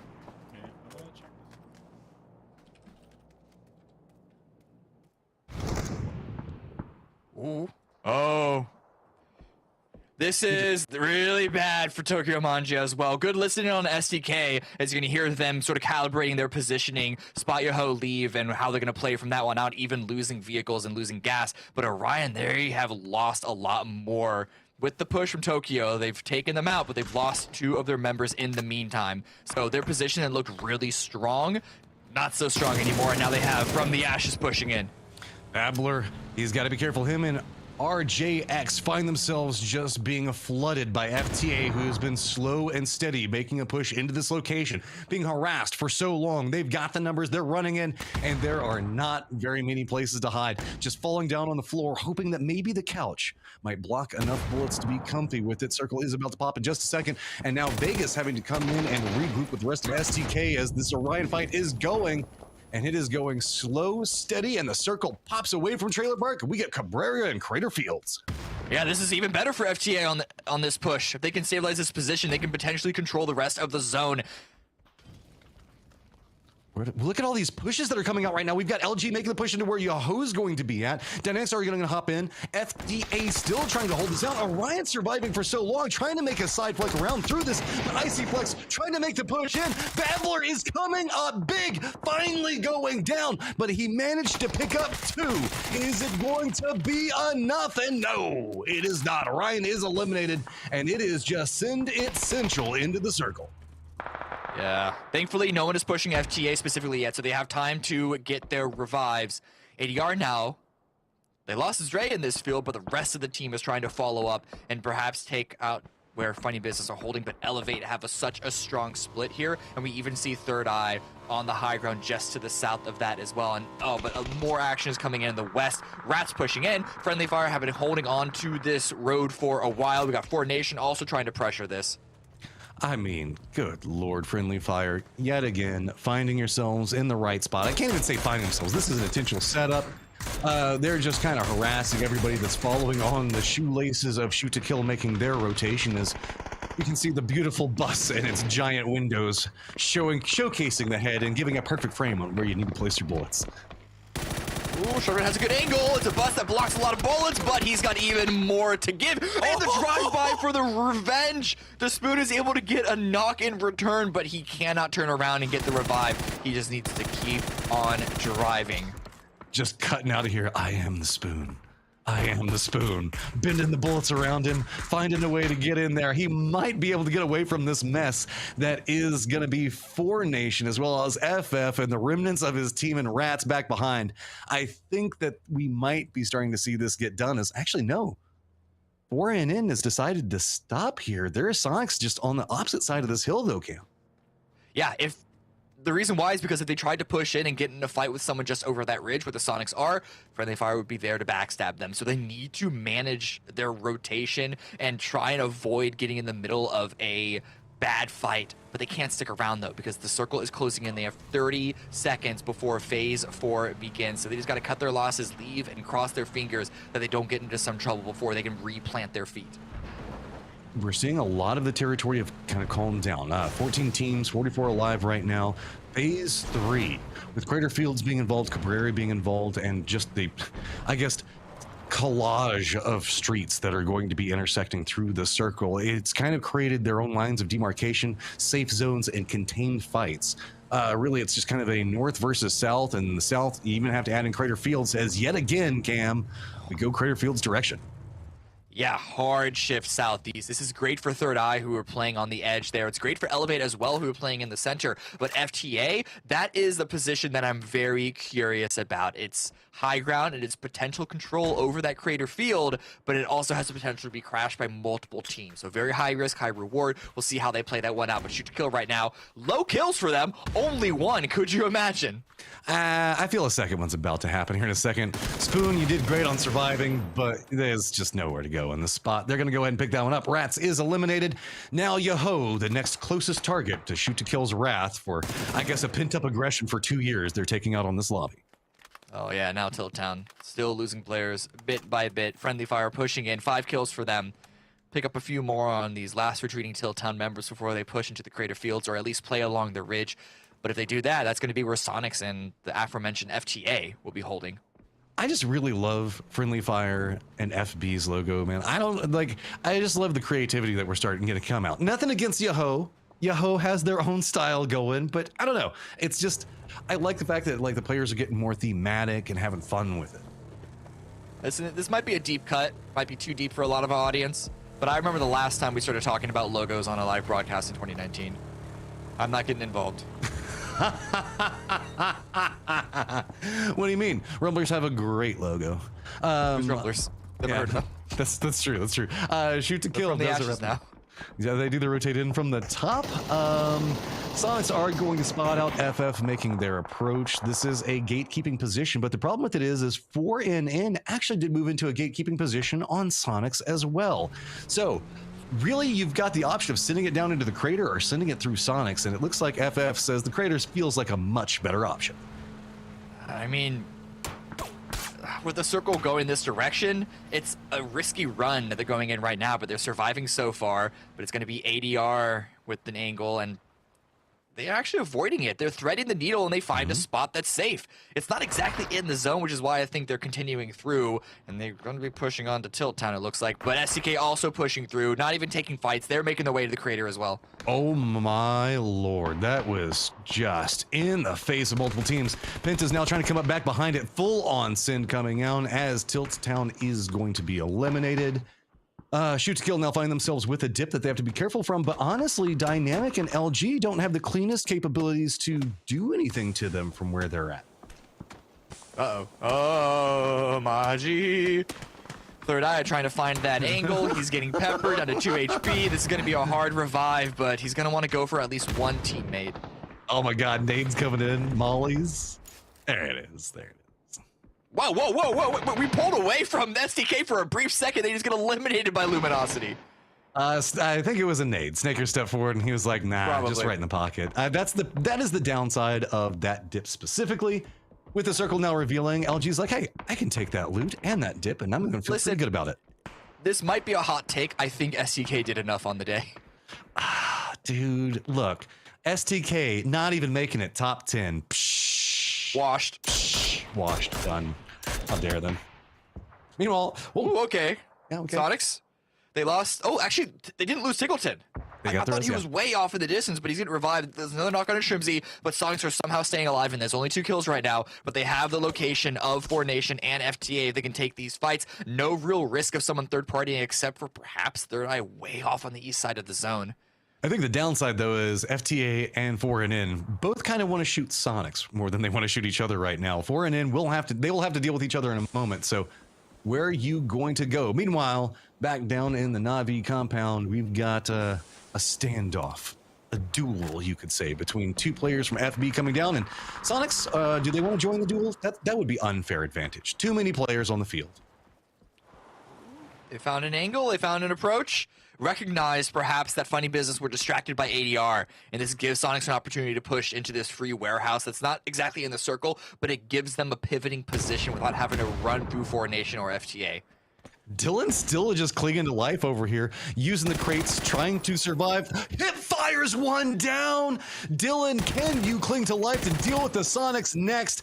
He's just trying to follow the footsteps. It's starting to get a little more spicy. Shotgun out, goes for the shot, getting my type of shotgun blast as Bunt is going to take him down. Dylan, don't worry. Bunt's not going to be long for this world either, as Sonic's got some goals. Still alive. T-Sock was killed. The kill was stolen by Mime. And now Sonics, they're just playing it safe. Not losing any members, just using utility here. And there it is. Bunt's gonna get taken out.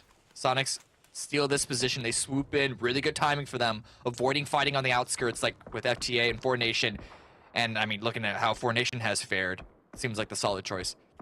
Yeah, FTA's got the position lock on it. LG, though, sending 2 members very, very close to FTA's position. You can see the vehicle right up, down on their doorstep. Gonna pop out. Looks like they're gonna try to crest that hillside, but you can see Luminosity might be biting off 2 different fights. They've got Dynamic that's trying to come up back behind them, as well as Third Eye right next to Dynamic. So with this, LG is finding themselves oddly surrounded with, I believe, Elevate also having vision, potentially, when they crest that hill. Flood pulling away. And yeah, LG might have bitten off a little more than they could chew with all the teams overlooking their position.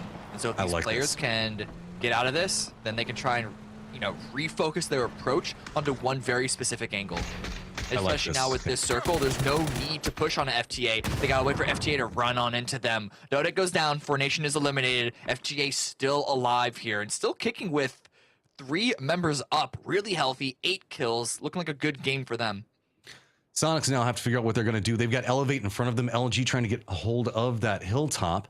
They do have a 2-2 split on opposite sides of it with Dynamic and Third Eye coming in just to the south of that. So Sonics odd man out, as well as FTA, as I think that most of their dip is going to go away. Yeah, this is going to get more complicated for them. But Dynamic being sneaky. Coming up right next to Clemson. Clemson's had himself a really, really good day. Are they going to be able to pounce and catch? Because it looks like Lamborghini is trying to sneak around and go after LG. So it's like one hunting the other one while they're hunting another one. It's like an Elmer Fudd situation all over the place. Adam, he doesn't know how close he was to spotting Clemson.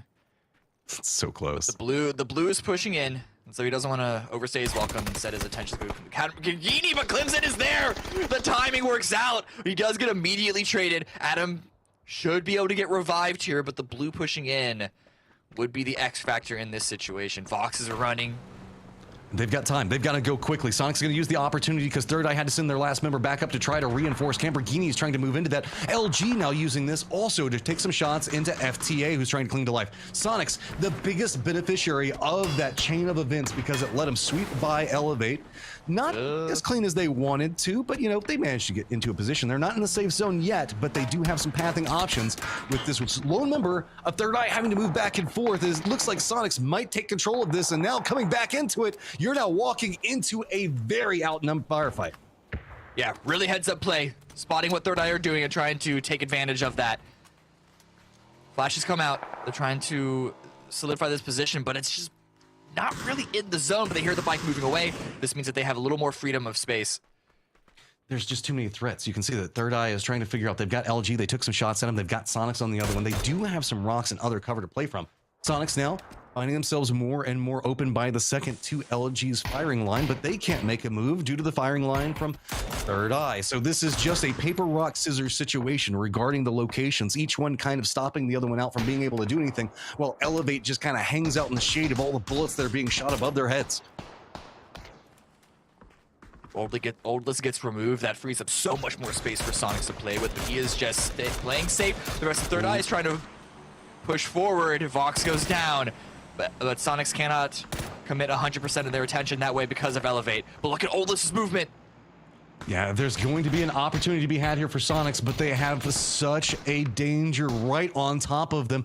Does he have any throwables? The information has got to be being fed over. LG realizing what's going on. They're trying to move more this direction as well, but Oldless just playing it sneaky. Sonics wanting to find a game. This is their opportunity to try to catch up, to shoot to kill. Now only 16 points behind. It's going to be hard to close the entirety of that distance, but every single point that they can get is going to be big. And now going much louder in footsteps, he is going to be revealed. Smoke's close. Crates coming down, potentially even providing some type of cover for this play that Oldless is wanting to try to make. Yeah, that's a really good opportunity. Yeah, that's great for the Sonics. Just the cover alone, as you mentioned. See if they can't get to it. Circle has shifted to the north a little bit. Mostly center, but it's at least north for where Sonics are concerned. Sonics are in the pressure point position, but LG have the most control with the way that they're kind of shifting around. They have the most options on how they want to handle this. Sonics, they still need to creep forward with this new circle that has popped up, and they still have Oldless that's right on top of them. LG in a more comfortable position. Really, the only team that actually has all of their members capable of easily getting inside of the circle is Sonic's going to roll through. Oldless tries to go for it, but he's going to go down. Adam gets vision, and I'm having flashbacks to PGC based off of these positions. Ooh, grenades are coming out. Sonic's immediately spreading, avoiding the utility, and they're finding the angles. Adam also goes down. Third Eye are eliminated because LG had the opposite angle, and they're both crashing into each other with Elevate still on the low ground. Waiting to see if they can find an opportunity to get into the mix. Snickers has to stay back to take on Elevate. That's going to be revealed entirely from Sonic's angles. The other three members are charging up into Sonic's positioning. Just 3 teams up. H1's going to find out Hikerman, take him down. But that means that Mime's having to play an angle as well as Snickers into what's going on in Elevate. This is a much more of a 3v3 situation, but high ground is going to favor Sonics. Looking in, this is going to be peak battles. Grenades exploding, air bursting right in front of Sonic's faces. LG, they have been looking to be able to nip back up at Sonics, and now this is their opportunity. So much on the line for every one of these 3 teams. Where is Phase 8 going to go? That's going to decide a lot because LG have a really good spread, really good control, but they are on a marginal low ground compared to Sonics, and then, well, Elevate. They're able to get a revive on the knock that went their way, but look at Mime's position. They were caught in a crossfire between the 2 backfill watch members of LG and Sonics. Rello is so close to Sonics, but he can't go for a peek. It's too dangerous. This defended peek up at the top of it has that dip down the other side of it, and it's recessed enough that it's going to be able to provide you fun, different angles that you can try to take peeks from. Snaker is now even being spotted out as Elevate. They can't even raise their heads up. This is just the most they can do to survive until these 2 squads try to scrap. Elevate are in the zone, barely. Really, it's all just waiting to see where Mime is going to go. And it's the northeast side that members of LG and Sonics are flexed out of the phase 8 border, because that's the best angle that Sonics have. They don't just want to run over Wildebeest Lion King style. It's pretty much the way it might come down. You can see H1 keeps dancing, moving back up to the duo that's playing north with LG. Meanwhile, he still wants to support Mime, but I think he might be picking up a vehicle to maybe use as cover and move in. There is not much to be had looking down this hillside, and yeah, that is exactly what he's doing. He's going to bring it in. Now, Shrimsy's going to do the same, bringing in those vehicles, going to provide some more support, and if you're going to charge down Wildebeest style, I'm venturing to say with a vehicle is much better than on foot.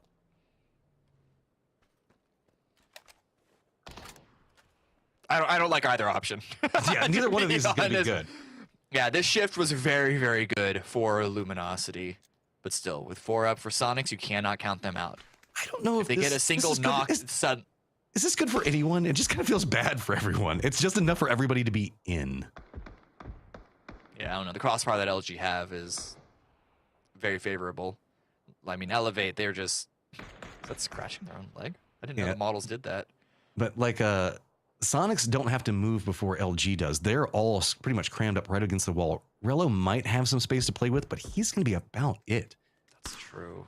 This is this is like a damned if you do, damned if you don't kind of situation for every single one of these teams. Each one has some very significant weaknesses, with Elevates being the most obvious, as we can't even look and see what's happening right now. Oh yeah, no, Elevate aren't part of the conversation yet. Yeah. This is man, we really want you guys to start shooting each other before this blue zone comes in, and no, you didn't do it. Why didn't you do it? Gat's just trying to survive. He's surviving for longer than we thought, but that is going to be how we thought it happened with Elevate. Now, Sonics hopping in the vehicles. They're making the sin down, trying to move into a defended position right up next to Snakers. He's just going to crest up. He's going to go down. Mime in the back finds the angle. The other 3 for LG need to make it happen. Tickleton is going to go down from Rello. Now LG is starting to find the angles that they need to work with, but Sonics jump across the circle. They're starting to spot this one out. Only 2 members up. LG playing it slow and steady, but the res in safety gonna happen as Tig is now back up and fighting strength. Oh no, now Rello has gone down to his own teammate. Things are kind of falling apart in all the chaos, in all the utility, but the revive should still come up. A great grenade coming up from Flood. Knocks 2. It is all on to H-Win right now. Hero plays from H-Win. He has been making some massive moments for Sonics. Can he make another one? Moving forward, grenades are going to flush out. Goes for the spray to 1. The hero effort isn't going to come up. LG, 17 kills with a massive game. They saw how well STK were playing and said, you know what, final round, we can do this one better.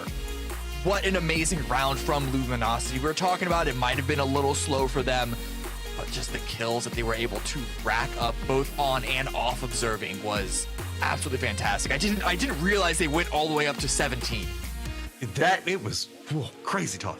That's insane, because prior to this match, I was thinking to myself, man, someone at Luminosity headquarters is like, was it really worth all the paperwork? They're both in the top 2. And then these guys come out and put up like we talk about the 16K club, because you've wiped out a 1/4 of the lobby.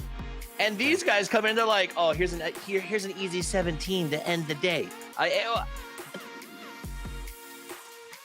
I also thought that, honestly, I thought the Sonics had it too there until that grenade went off, Matt. Yeah, that Carson was so good. Yeah, Cam, you just break it down. My brain still melted. You go. You be smart. It's what they knew that Elevate were there. They needed to take care of get rid of them in that position. Once they were gone, they basically said that's a solo Snakers. LG with the split up with the box formation that they had, all the crossfires, that can be strong because of the angles that it holds. But with the vehicle and the speed that it just zoomed on in, that's an isolated player that they were able to take care of, and now we're suddenly in a different position compared to the center of the circle. Also, all right, so highlights are ready, and as we go into it, I want you to also keep this in mind. For those who are watching the map feed, you might have seen Relo stop moving for a little bit there. He disconnected, and his team locked their position and held until he could get back into the match, and then pushed for the win. These guys are incredible. Leave no man behind. And FTA, you were talking about them at the start, Cam. Is this close to what you were expecting, or were you hoping for more? I mean, it's still a new enough team with only 50% of the roster, and they're still warming up as well, so I'm not out on them just yet. But I think that they still have a bit more that they could push it. this was H1 tried so hard, and I gotta give respect to H1. He's been having some big plays today. This doesn't feel like we're qualifiers. This feels like we're at the grand final. It did. That slow amp up that we often get at the start of the season lasted for about a game and a half, it felt like. And then the Kings came on and started to put up some huge numbers. We're going to have all the leaderboards and everything else for you guys to take a look at. I am blown away by how much action we got in these first couple of games. And I will say the one caveat I will have for teams after Miramar didn't get the numbers they wanted is it was a lot of North Miramar, Cameron. A lot of those teams who work south and kind of depend on at least one of those shifts, they didn't really get any favoritism today. I mean, teams to the south like SDK who loot up Los Leones. Okay, and yes, you're right. The winning teams came from the south. High five, my friend. High five. And I mean, you know, it's not exactly south, but Sonics are dead center, or at least it's like south. Anyway, still. They hustled. Yeah. They hustled. They came out with 27 points for Luminosity off the back of that one, which also makes them one of the only two. I mean, okay. Matt, as we look at this, we played 6 games. I was like, one of the only. We played 6 games. 4 of them had the same winner, if you really put that in perspective, right? Like, Luminosity and Sonics just came out and played out of their minds. I mean, 27 points. Whenever you have a 27-point day, and you're still in 3rd place. 27 points in one game, and you're still in 3rd, and it's still the first day. That is crazy, man. Crazy. Yeah. Meanwhile, Cameron, SDK, they have one less chicken, and I mean, honestly, a lot more points for how early it is in this.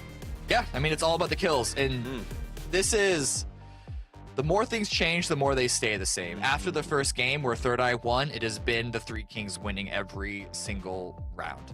That's wild. I thought we were going to enter a new era of North American PUBG, but it looks like we're reverting to the oldies. The good days. Good days. All right. So, we had Dave make his triumphant return. It's good to have him back on the team. He's going to be doing a lot of our interviews. And just so, we got a chance for him to sit down with Greta the GOAT from ADR and learn a little bit more about what's going on. What is up? Here with Greta the GOAT from ADR. Greta the GOAT, day 1. How does it feel having qualified for the playoffs and getting a chance to be here this weekend? Qualifying was honestly an amazing feeling. As you know, it was a bit of a tight squeeze at the end there. So yeah, we were all on such a high, coming into that last game, winning that last game and jumping up 7 slots to be able to qualify. So yeah, we were feeling really good. Yeah, it was definitely something else. And now we're looking at day number 1. We just got done playing those 6 games. Can you kind of talk us through what happened today and how the team's feeling right now? Yeah, honestly, I know it looks really bad on the scoreboard right now, but I think the team is still feeling pretty good. I think we had some very unfortunate circumstances today, and we definitely made some mistakes too. But I think that we all know that we're a bit of a day 2 team, and sometimes we just kind of have to get a momentum going day 2 and ball out. So I definitely think that we're still feeling very positive and like it's within reach of qualifying. Yeah, for sure. I mean, day 2 during the opens and tomorrow being day 2, just kind of off the top of your head, what can we expect? The ADR fans, what can we expect day 2 from the team, from Greta the GOAT? Like, give me something here. I mean, I'm definitely planning on fragging out. And I think that our biggest thing is when we get the chance to have a win, we're not going to throw it. And we're gonna get that win. Heck yeah, my fantasy leaderboard thanks you because I got you picked up there. Any final shout outs you want to give to the fans out here? Just a big thank you to my community, people who watch my stream and everything. They're always so supportive in tournaments, and it's like just so sweet to look in chat and see all the support. So thank you guys. Heck yeah. Well, that's Greta the GOAT from ADR. We'll tune in tomorrow, see what's happening with them. Let's bring back the boys here and wrap up day number 1. Day number 1 is done. Guys, it's been a wonderful day. Dave, I'm glad you're joining us here on the desk. All right, so I want to give a quick shout out here. If you guys know Gibson, he casted the last round of open qualifiers, and on his way out, he had a couple of questions for will they be answered on day 1. So I'm going to give you guys the questions, and I want you to jump in with a big answer. Just give me a yes or a no. He said, is Yahoo's new roster going to have the impact here that they did in opens? Is it too soon to say yes or no, or is it just a straight up no? We could say no. I'm not counting them out. I'm pretty sure that they still have the ability to qualify, but it's not going to be in such a dramatic fashion. I think that they're good, but man, STKs, this is a different level that we're seeing come out, so they have to catch up. Which, and this brings me to the second question he posed: can STK continue scrim form? I mean, that's obviously correct, right? Like, did you guys expect STK at the start of today to have such a big day, Dave? Yeah, I did, because I was speaking with Vegas last night, and Vegas is like, listen, Dave, this team hasn't changed anything for 3 years. Now they got me on the squad, and they're on a hot streak in the scrims. And at first, I thought Vegas was trolling, but honestly, after today, Vegas is spot on here, Toffees. And finally, are Elevate ready to challenge for this entire event? Do you guys see championship pedigree in Elevate after today's play? Not at this event. I think the fact that we're seeing a much better Elevate than we've ever seen. We've seen them taking good positions. We've seen them taking good firefights. We've seen them making it into the top regularly, but I feel like they still need just that one last thing. And I don't know what it is yet. It's weird to say that Elevate were dodged, because they went through a few too many roster moves for that to be like a pure, like, straight arrow, right? But Elevate are still within that area of like knocking on the door of tier 1, usually like a 65% chance of them qualifying to finals, but if they do, they usually end up double digits. They're a good team, but it seems that that's going to be the trajectory that they're going to stay on. As Matt said, they don't really have that element that puts them at like the S tier level that you see the Three Kings and even the teams that are like usually just below them. I put Honey Badger on my fantasy team for a reason. I think they're a good team, but they're a good team. The top. Sorry. And maybe they'll be like ADR. Maybe they'll turn it on for day number 2. Now, you guys are probably asking, when are we coming back? Let's take a look at the schedule for day 2, because the weekend is not over just yet. We come back at the same time in the same place and start with Miramar. There is a small caveat to that, however. If you are one of our wonderful viewers who may not live in North America or live in an area that does not absorb daylight savings, we are rolling back tonight. Observe, whatever. We don't even like it. If you're not really my point daylight savings time, we're an hour earlier if you live somewhere that does not observe daylight savings. So make sure you get here nice and early. That's the show. This has been fun, but I hate leaving without final thoughts. So I'm going to start out with the man in purple, Matrim. Final thoughts on the first day of the season. I'm just going to say it's pretty convenient that we're not looking at fantasy totals today. Just throwing it out there. It's funny, whenever I'm winning, we never look at fantasy totals, but whenever you guys look at the same teams for like 2 weeks, that's whenever we talk about it. But go ahead. Maybe you should stop being good just on one day. Cameron, final thoughts? Hey, where are you at, Toffees? Oh, that's right. 50 points behind. I'm not looking. I don't look till the end. It is the end. I know. All right, Cameron, final thoughts. I mean, I guess the Three Kings are back, baby. Good luck. Nice. Punching up to that.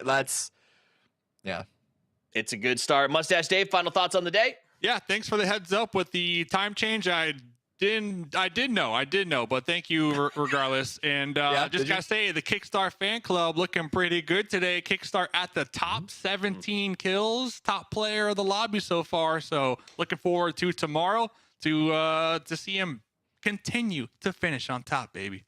Nice. I love it, guys. Thank you so much for your final thoughts. I'm going to leave you with my final thought. I'm going to use it today to give a big shout out and a thank you to all of our community casters who put a bunch of work in and were carrying the opens, got us to this point. Gibson, Ipaku, Barton, Invisan, Elite Esports, and King Big Dip. I appreciate everything that you guys done. We all do here from the community. Also, a big shout out to Crafton, our entire production team, and of course, you guys, most importantly, who are watching. Thank you so much for spending your evening with us. And until we see you tomorrow, play more PUBG.